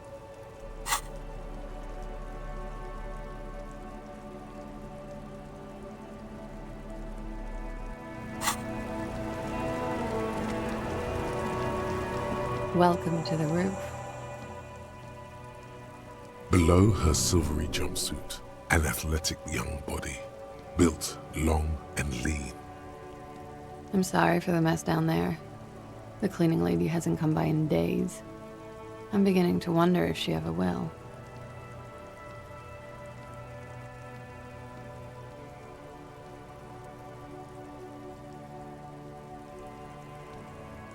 Oh yes. Legends of room number 1 have made their way around the building. They say a portal to hell has opened in there.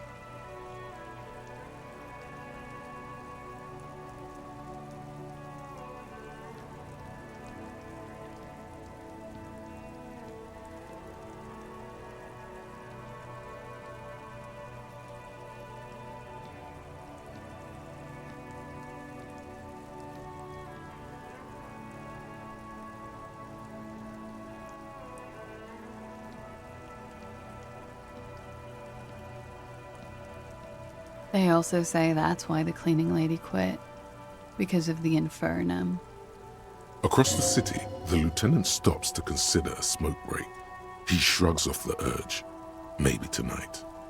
His absence is palpable. Too late now.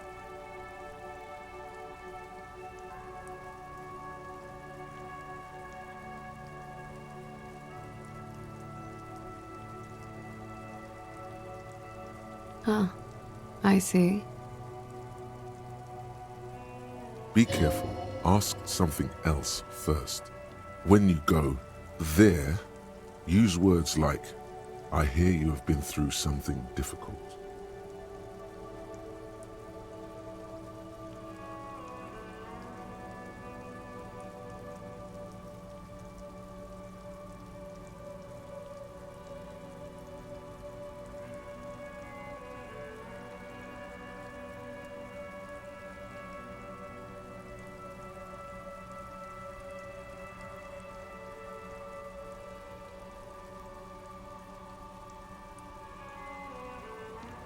Clasier Amondu.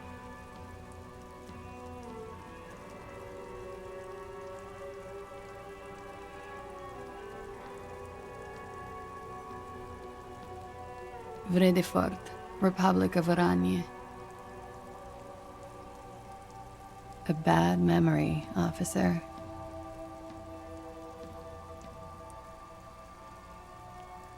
Of lilacs and lightning. Parks, glass, duraluminium. Vredefort is a conference city. It's always autumn there. A night, at least it was for me. Nothing, if you're no longer there. The conference centers are filled with people who get angry at you if you do something wrong.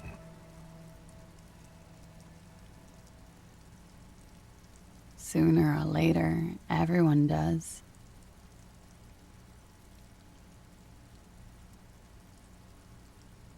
I'm 28. Something stupid. Want to hear what's stupid? Somewhere in a one-room apartment on Boogie Street, a young man shows Patrol Officer Tilbrook his genital warts, asking if they're cancer. His partner, Emil Mullins, can't be there. He's in another apartment with another man who's showing him a dead dog under the radiator. It's dead, Mullins says. No, the man replies. I touched him. He's warm. He's warm, Mullins replies, because he's under the radiator.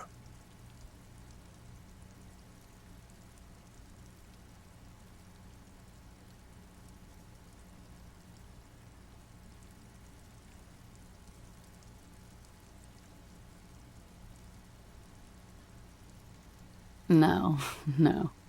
More stupid. Oranese lit. Oranese literature. It's what I studied at the university.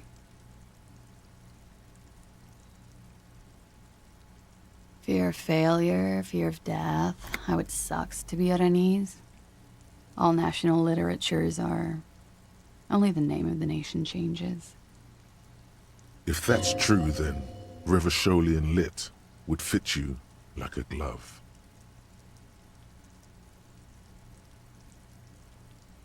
Nothing. I do nothing with it.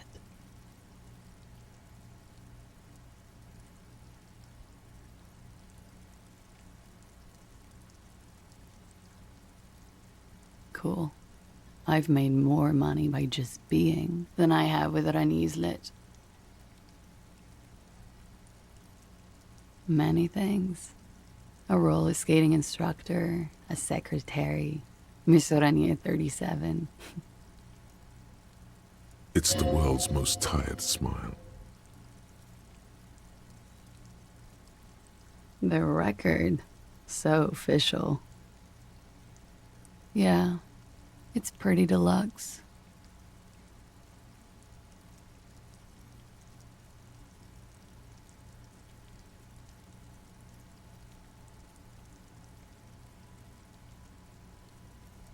I'm wintering. About 4 months. I came in November. Here in the Whirling, here in Martinez, or here in Revachol.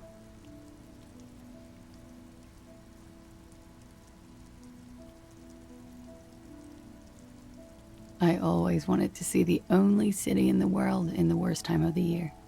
It's a tourist thing. I did not. Mystery solved then. I kept wondering where it led. There may be more to this mystery at some later time. She's holding back. Let's make a mental note for now.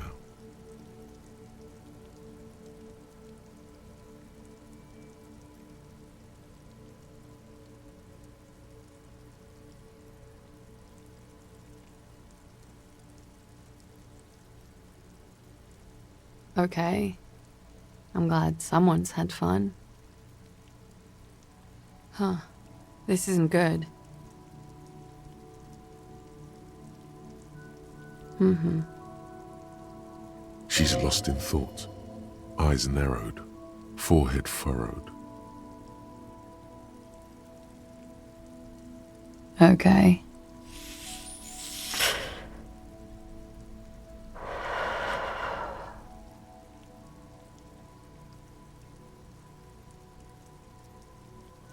She looks at the dried petals in your palm, then lightly touches one with her fingernail. Pretty. Looks like a dried maybell. Is that the one you caught? Sambo style?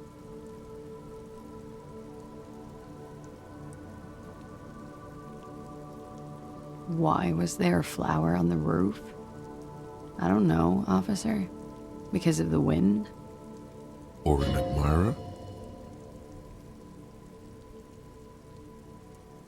Admirers? I'm too old to be a debutante. And this place is no fashionable society.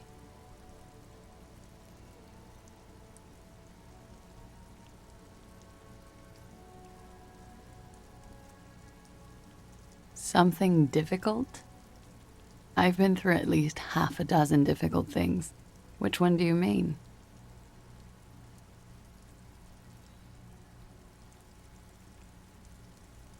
By sexually assaulted, you mean raped?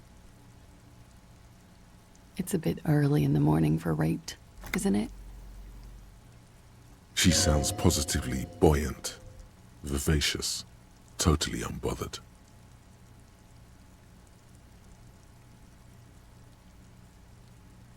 Is it? It is evening. Time flies, man.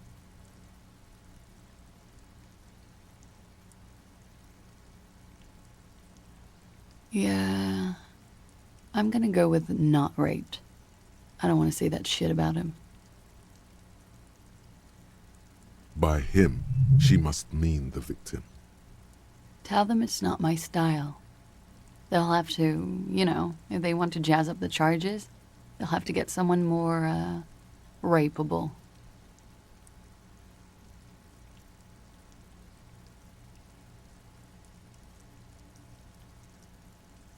Not explicitly, but I understood what they meant. It wouldn't hurt to spice things up a bit. Some assault and battery. Sexual assault, maybe. It was clear the latter would be spicier.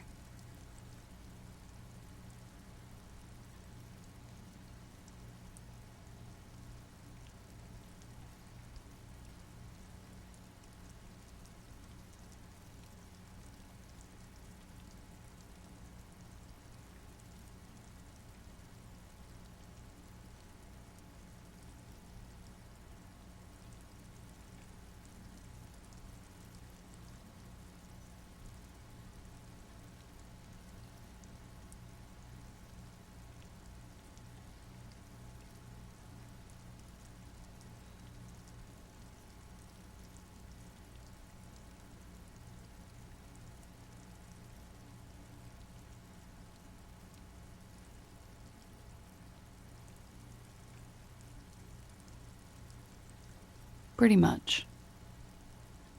Warming them.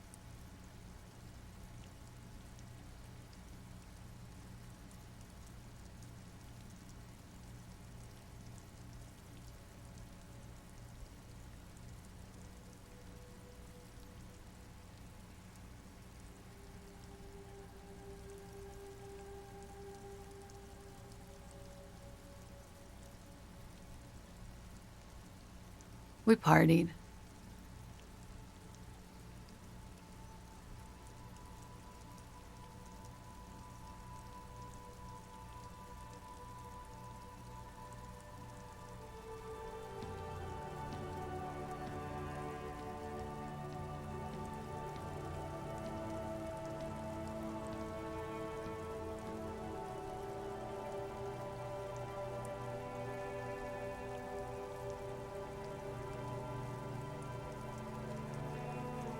A lot of partying going on. From Titus, about her and Titus's relationship. That's where you heard it.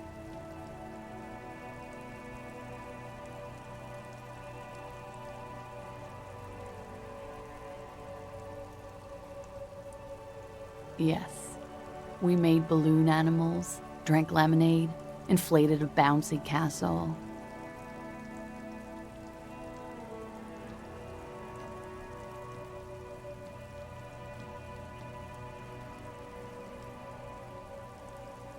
It's not, sir. We drank alcohol, a lot of it. We had that effect on each other, made each other drink harder. Stimulants. Speed also has that effect, making you drink harder. And then drinking harder makes you do more speed. It's quite the combination. We also had sex.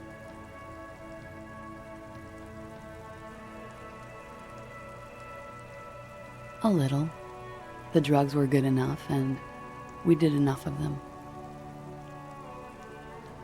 Downstairs, at the bar, he was on some sort of assignment. A military man, as you probably know. Had a cool, scary scar. She appears aloof, but that scar part, the scary, is stressed and drawn out. What's that about? Apprehension?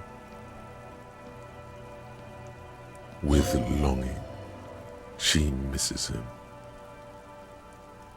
About a month, something like that.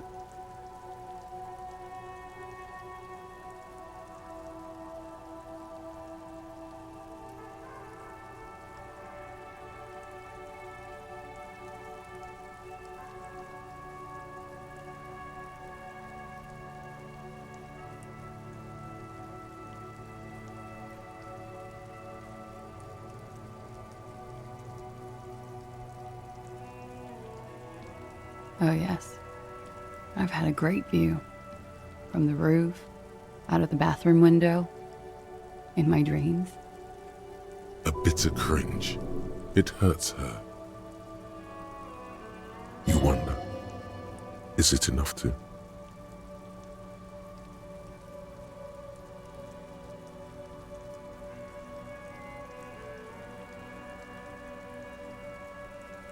Yes. Jackpot.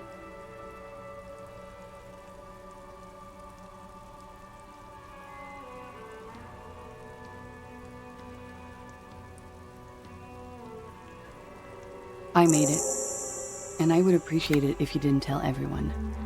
In Martinez, they call it snitching.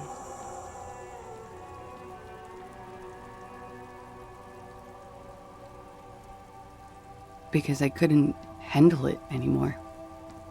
None of these people called. He just kept hanging there. Then they started stripping him. Tearing off his armor, demeaning him, throwing rocks at him. I didn't exactly disguise it. I just muffled the mic and nicked the landline a little. With nail clippers. And I diverted some radio fuzz into it, into the cold wire. You were right to suspect there might be foul play involved with the broken phone line.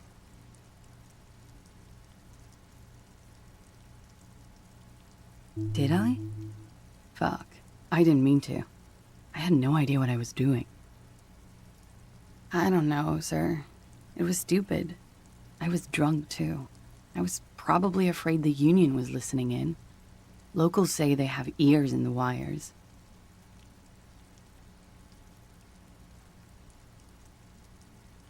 I didn't want to, sir. But if I hadn't, he'd still be hanging there.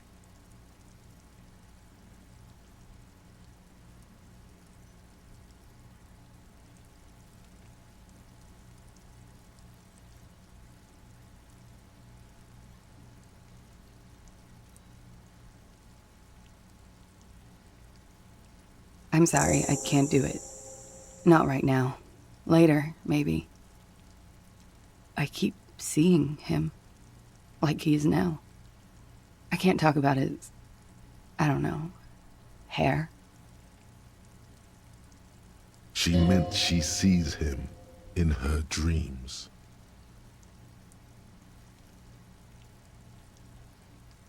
You have? Not like I do, I imagine.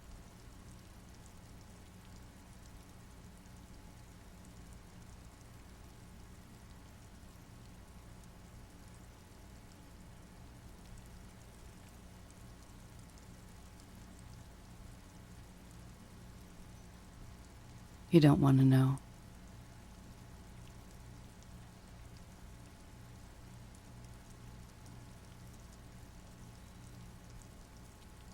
She dips the cigarette in the lighter's flame and inhales, then looks at you with her lungs full of smoke.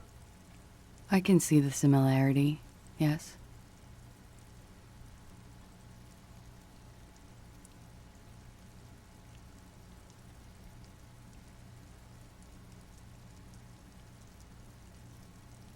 I'm 89% sure.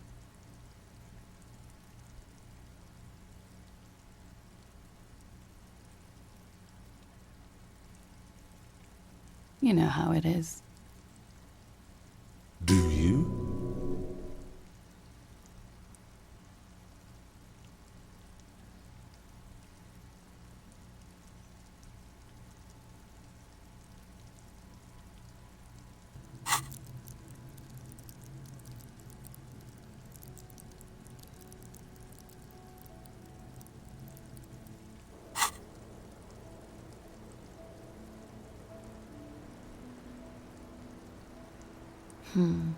Maybe you don't know. In conclusion, officer, I'm gonna go with a mild to medium not raped here.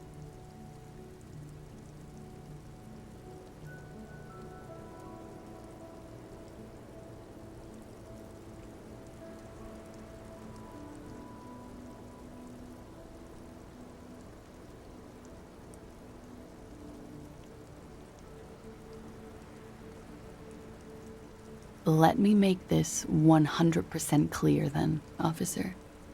I was not sexually assaulted. Would I be as flippant if I had been? You get the feeling she might be.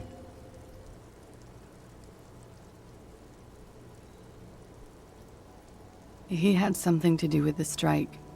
One has been roiling since I got here. Rotten timing. But you probably know all about it.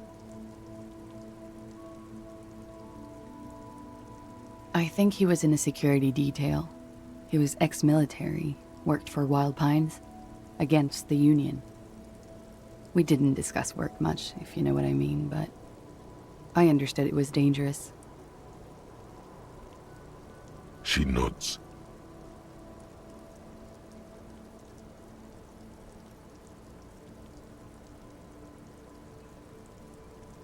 Bullet? They shot him too?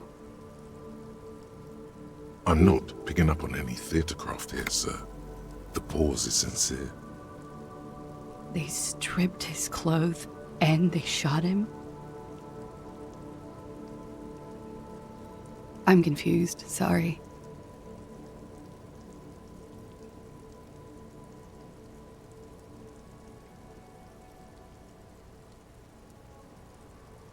Things are starting to go a little over my head here.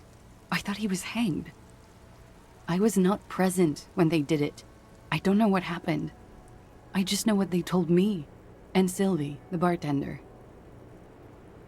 This is beginning to get confusing for you too, and we don't like that. Where was she last Sunday night? Cowering. I was cowering downstairs with Sylvie.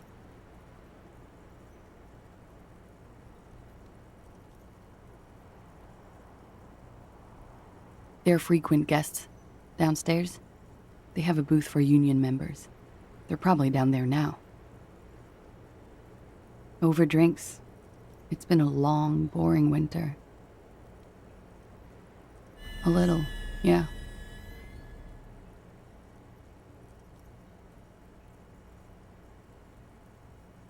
No, not as hard.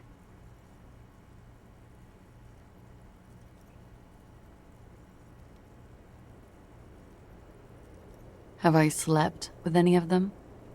Yes. Which ones, sir? I don't remember precisely. Titus, obviously. But as I said, it's been a long winter. Could that have been part of the reason they hanged him?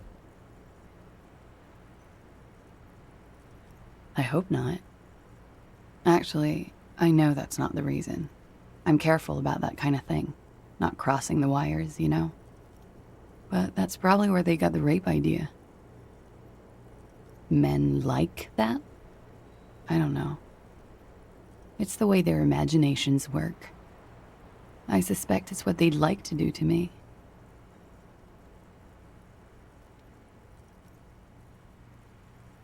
She breathes a silvery sigh of relief and weariness. The air on the roof feels humid. I hope I've been, helpful, all things considered. As she says so, you feel the young woman looking at you and get a feeling you can't quite put your finger on. A suspicion?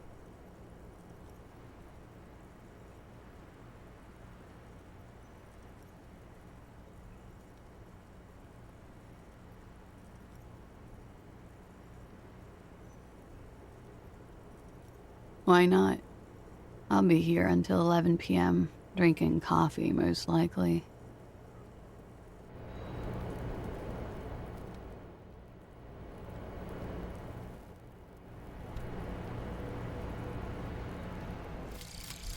Jamais vu. Derealization. Jamais vu. The opposite of déjà vu. Not already seen, but never seen. Everything that should be familiar appears strange and new, like some half-forgotten day in your childhood. Only now. That's the feeling you've been having. And for who knows how long. You should go and ask Joyce Messier about this. What world are we in? This is a fundamental question.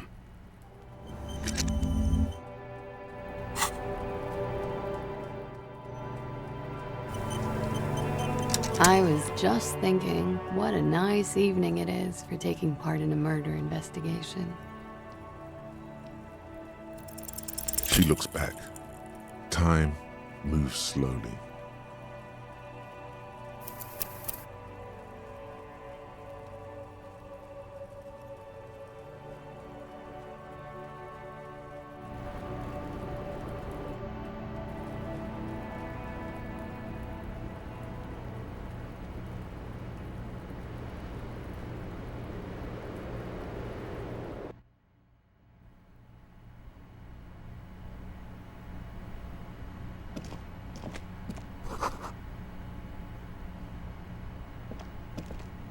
This window is pristine on the inside, unlike the one next to it.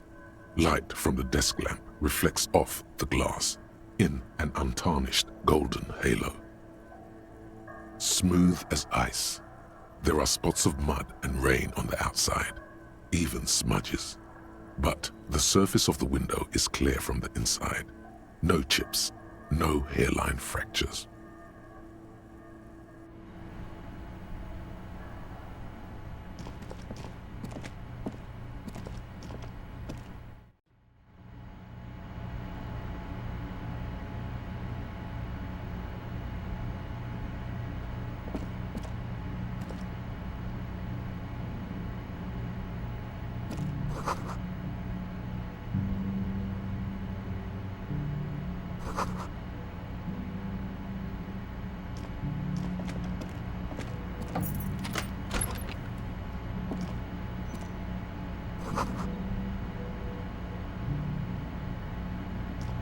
This medicine cabinet is full of wares.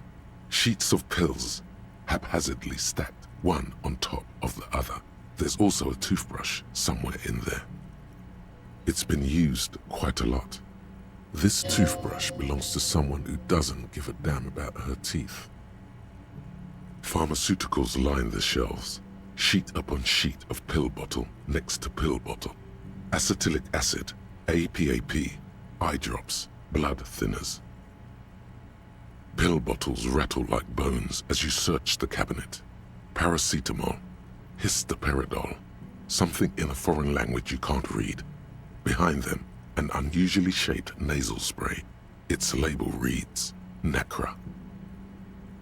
Among some foreign, probably Messinian or Gottwaldian, marked red blister packs you find. What do you find? This is going to take a little know-how. A bright orange bottle with Preptide stamped on it, in sunny, happy letters. Jackpot, baby. That's the stuff you're looking for. Your palms begin to sweat just holding that little plastic container. It's speed, man. Just what you were looking for.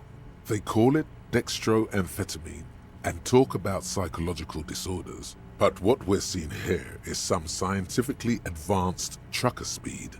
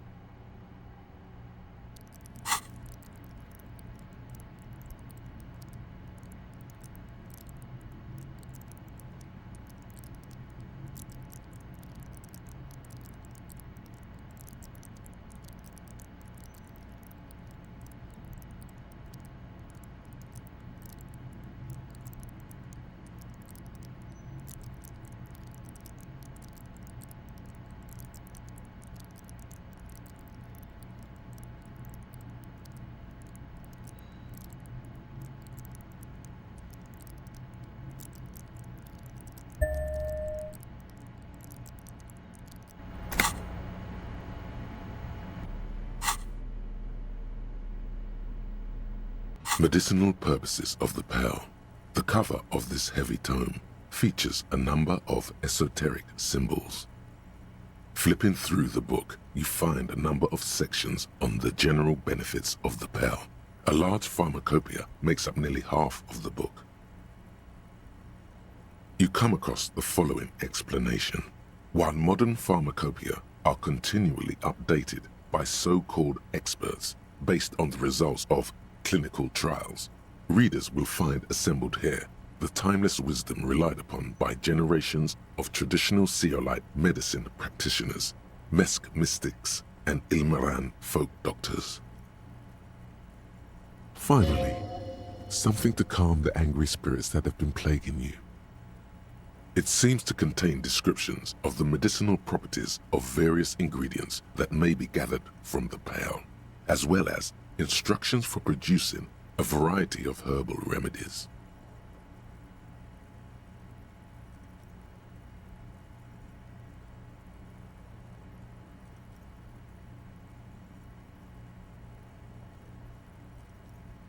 There are a number of Seolite tonics that promise to improve your short-term memory, but nothing that speaks to your condition.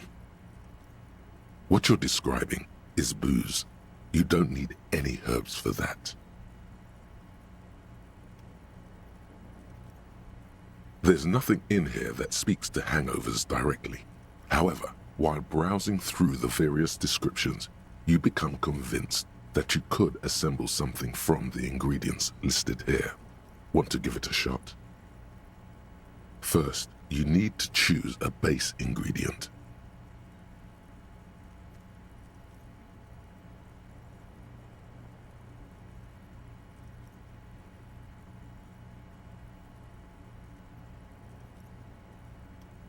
Next, you'll need to combine the base ingredient with an appropriate vehicle.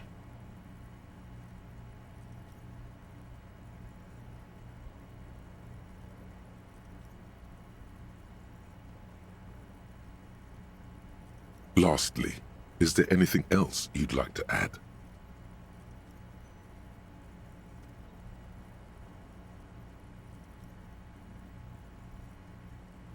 The ginger root will help with the nausea, and the birch bark tea will help you flush out the toxins. The ginseng should give you more energy, as a nice bonus. From the Pearl, of course. Or perhaps from some enterprising entrepreneur, where you would find one of those, though. The book does not say.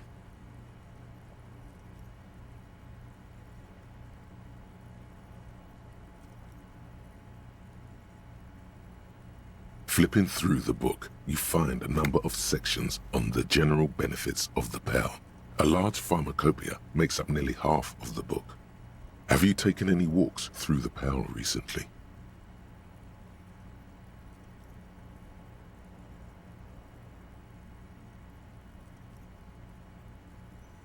The book is frustratingly vague on this topic, but it seems that if you've walked through the Pearl, you would know it.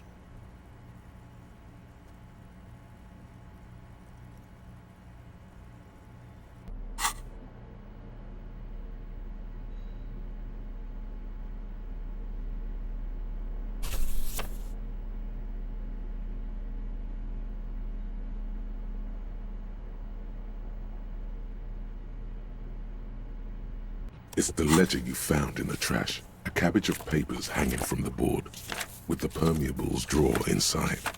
It's barely held together by a clip, then made complete by the faint smell of urinal cleaner. In the back, you see thin, translucent copier paper, some neon yellow, some bright red, all covered in boxes, like marching armies. These look like official forms, waiting to be filled out. Then rip them from the binder and hand them out, according to type of form. 3. The topmost are misconduct fines, the middle ones are station calls, and the bottommost are field autopsy forms. Each is easy enough to make sense of. A monetary penalization ranging from 20 to 250 real. Severe cases allow for 1,000 real, But that requires special paperwork. The details of issuing these fines are spread out over the rest of the fields. But they appear pleasantly vague. A tool for manipulation. Give the lowest amount and people will be ingratiated to you. These are quite sinister in tone. They give a date and time for the person to appear at the specified precinct police station. Below the call are the criminal charges you risk by not appearing.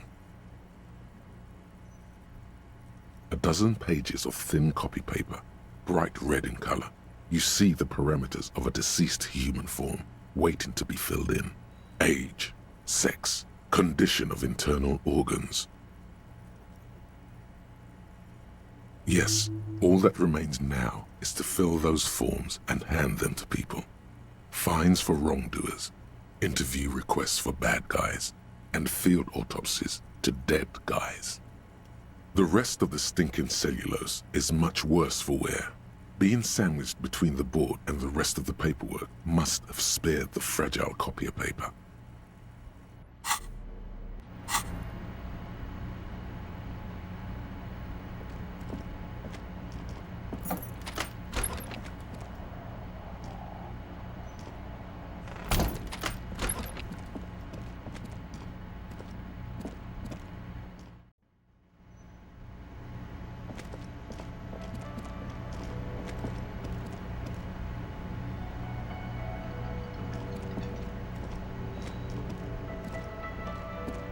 Can I help you?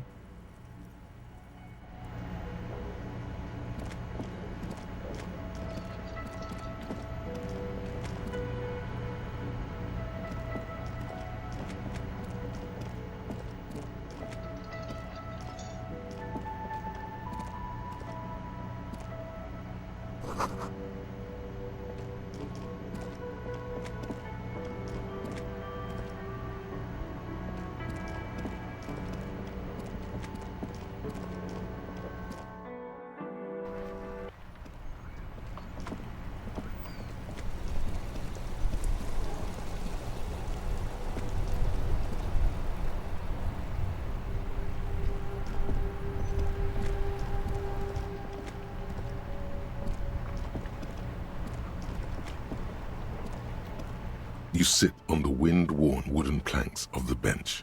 Your feet ache.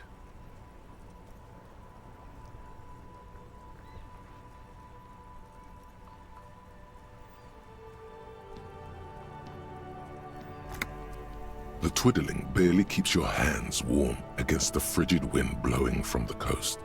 After a while, you've had enough.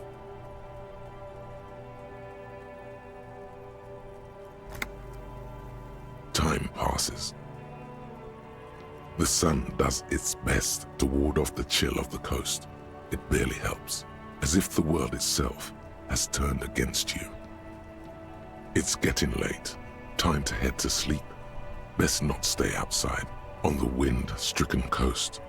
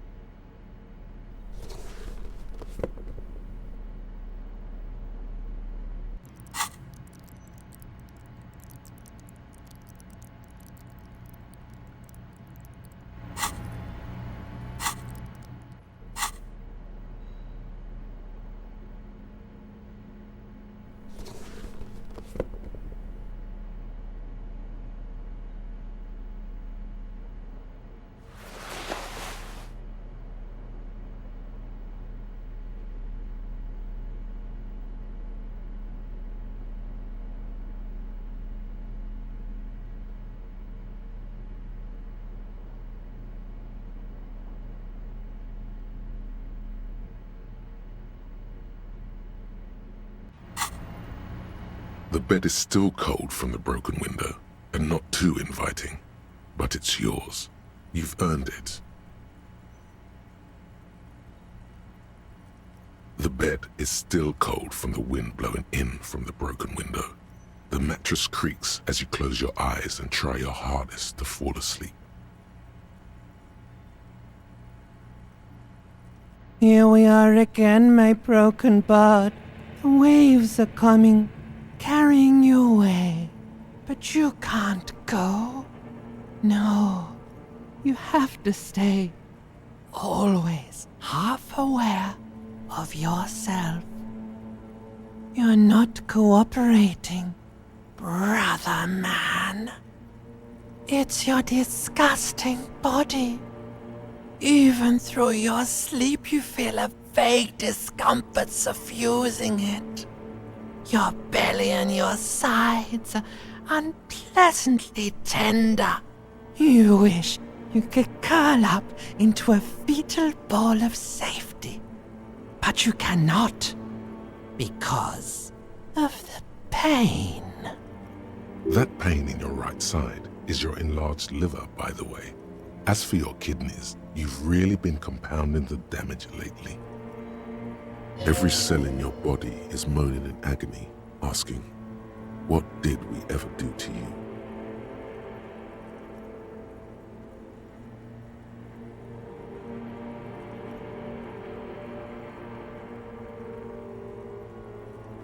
Now, you're finally thinking about something other than yourself. Let's see how far that'll get you.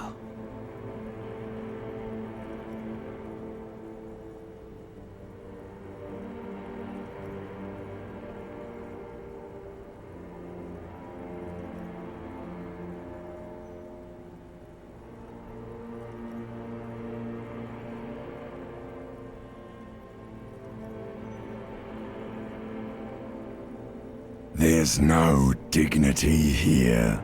Only reflections of your body mass. Flashes of the day. You keep coming back to yourself in the mirror. But why? To admire all your accomplishments? You're just stuck here. In the half-world. Could try looking at other people. Really looking. But why would you want to start doing that?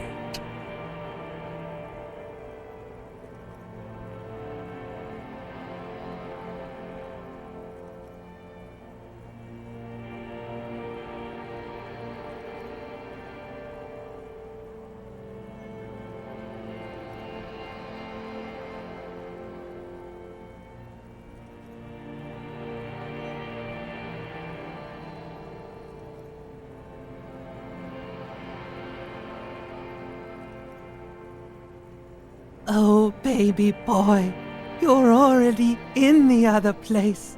There's no nourishment for you tonight. Maybe tomorrow. Maybe if you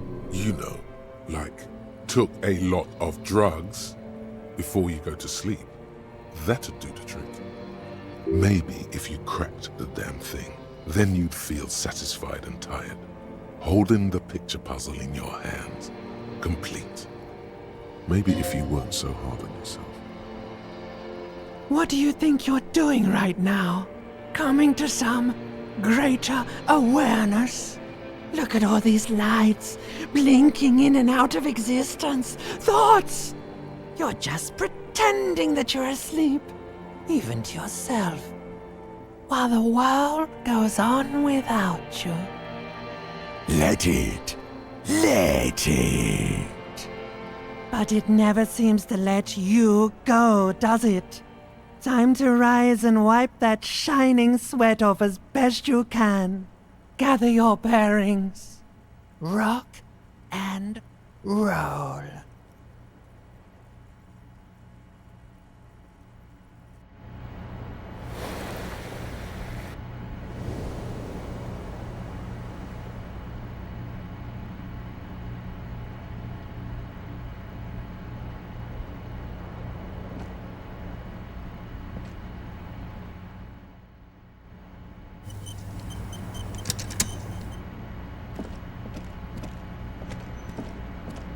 mirror hangs on the bathroom wall. In it, your face, adorned with the expression.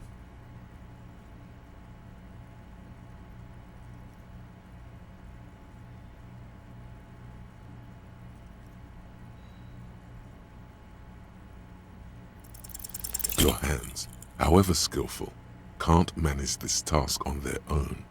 You should get your chain cutters out.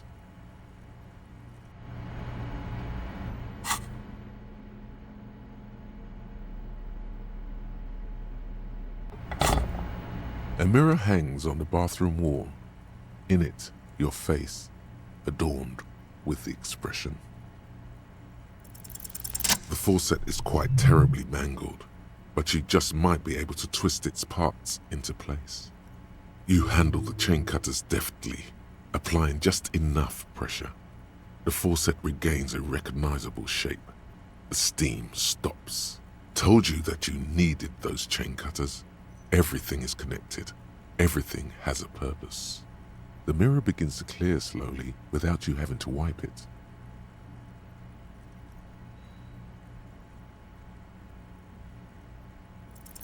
Still not happening. It won't come off that easy. A mirror hangs on the bathroom wall.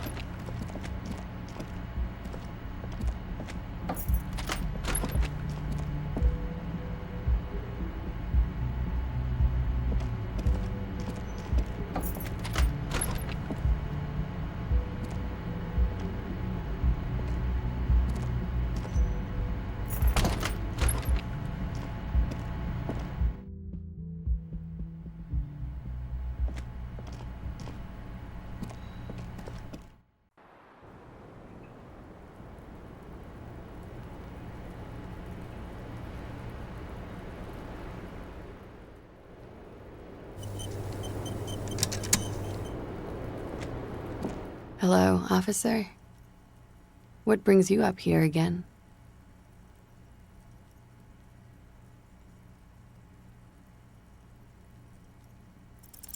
She looks back. Time moves slowly.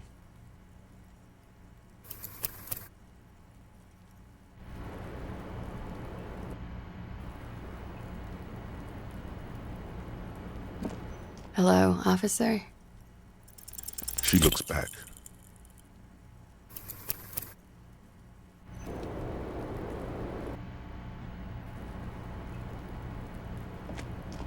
Hello, officer? She looks back.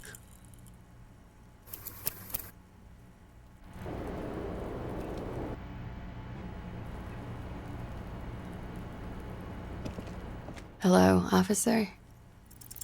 She looks back.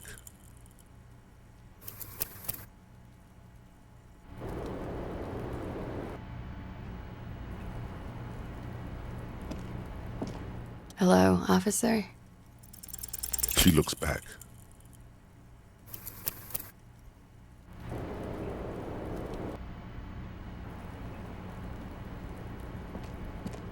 Hello, officer?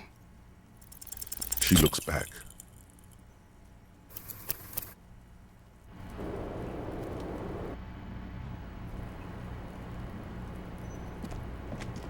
Hello, officer? She looks back.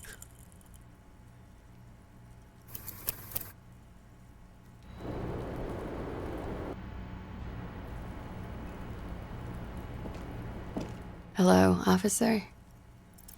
She looks back. Time moves slowly. The triangles of her face rearranging into a weary smile.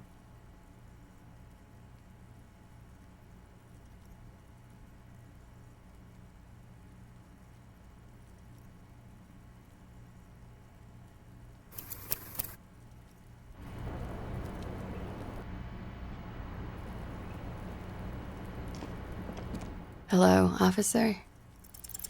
She looks back. Don't worry. We will protect you from her beauty.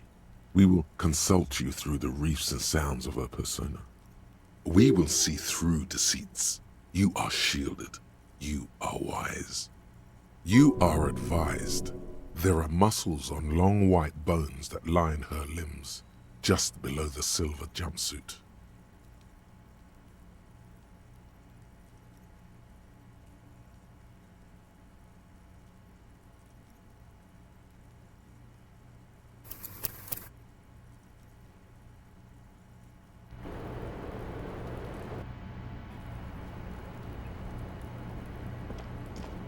Hello, officer?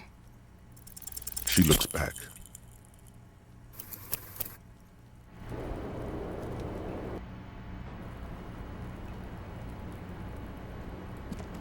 Hello, officer? Soft, light brown eyes look back at you, directly into the space behind your eye sockets. You see the smoke rise from between her painted red lips. She's beautiful. I have bad news for you. You know these guys? Who? Me? Yes, you. He's talking about you, you boring stiff. You too. Me? What did I do? These guys are compromised. She's got them singing along to her tune. The little bleeps and bloops you trust for info, you can't trust them anymore.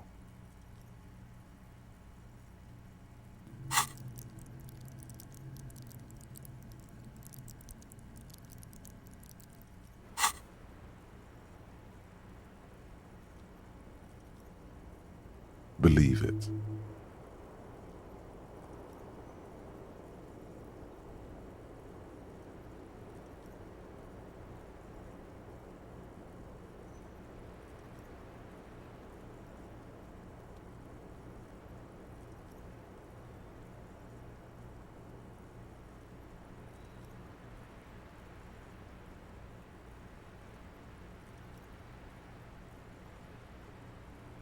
There's no way of knowing. At the moment, I'm afraid it's best to assume. All of them. Bullshit, man. I ain't compromised. Especially that guy. That guy's the most compromised one in here. No fucking way, man. I just want a drag of that sweet menthol Ziggy. Really? Quick. Tell me what's under her jumpsuit. Glory, truth, softness. Protect her. She wants you. I take it back. He's got it pretty bad. But this next guy's on another level entirely. She likes you. The crown head is a boring condom. He's jealous. This is human nature. How it always does, through subtlety. There's nothing you can do about it. You are how you are, and she is how she is. Things will go as they do. No. It's better to know you're being played than to be played without knowing it, is it not?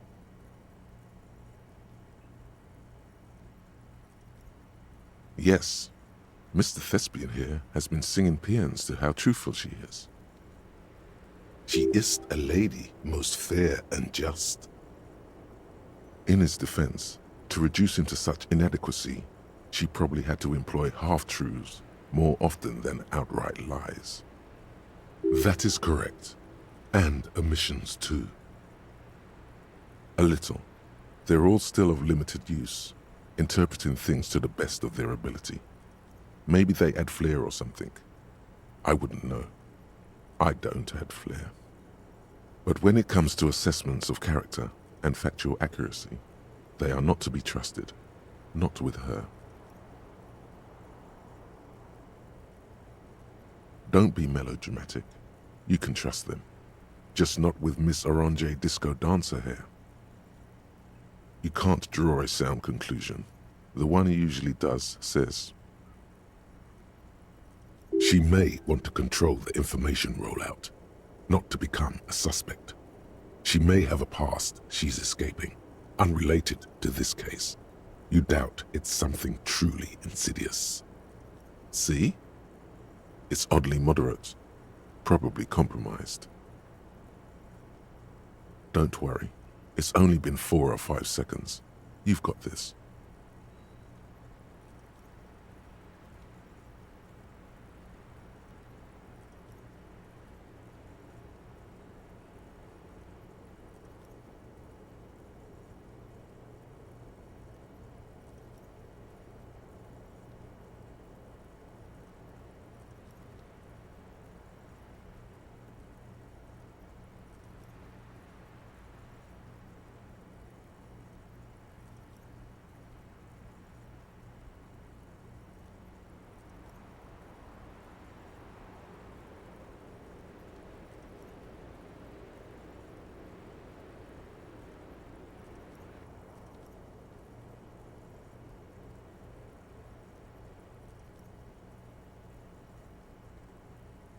For a second, her face disappears from your cornea.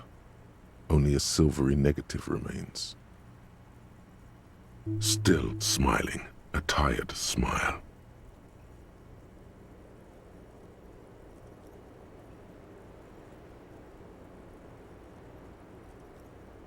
Yeah?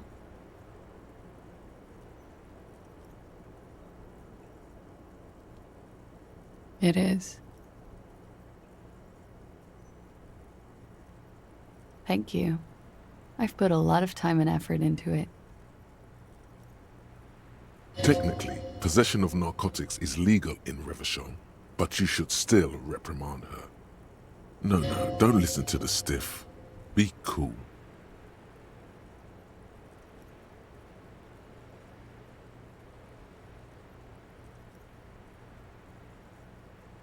What did you say?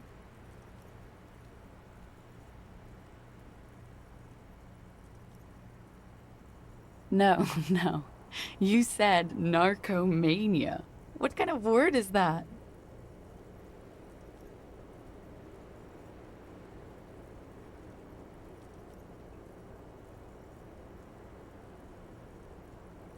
Mm-hmm. I.e., narcomaniacs.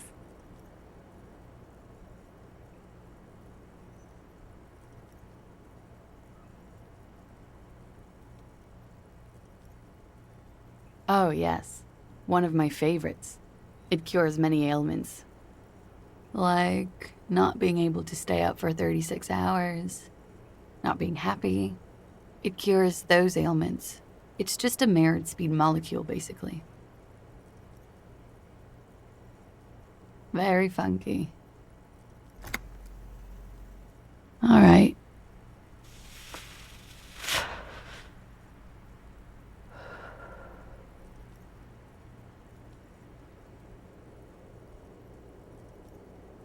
Not my favorite topic, but okay.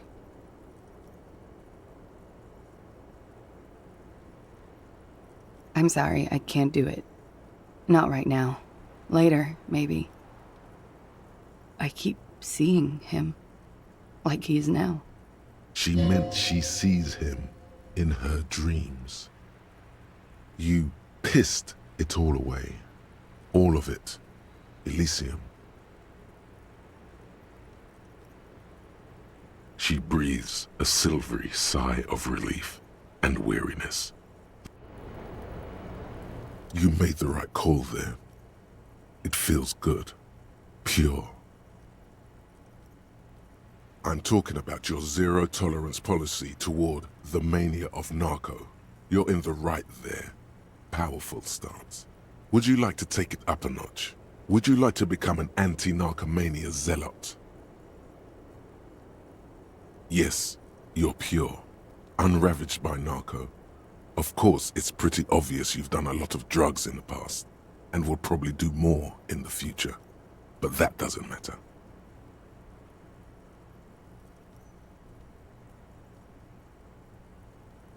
No.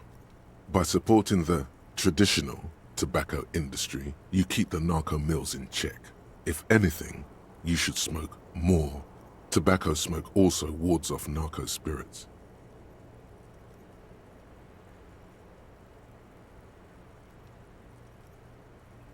That's wonderful to hear.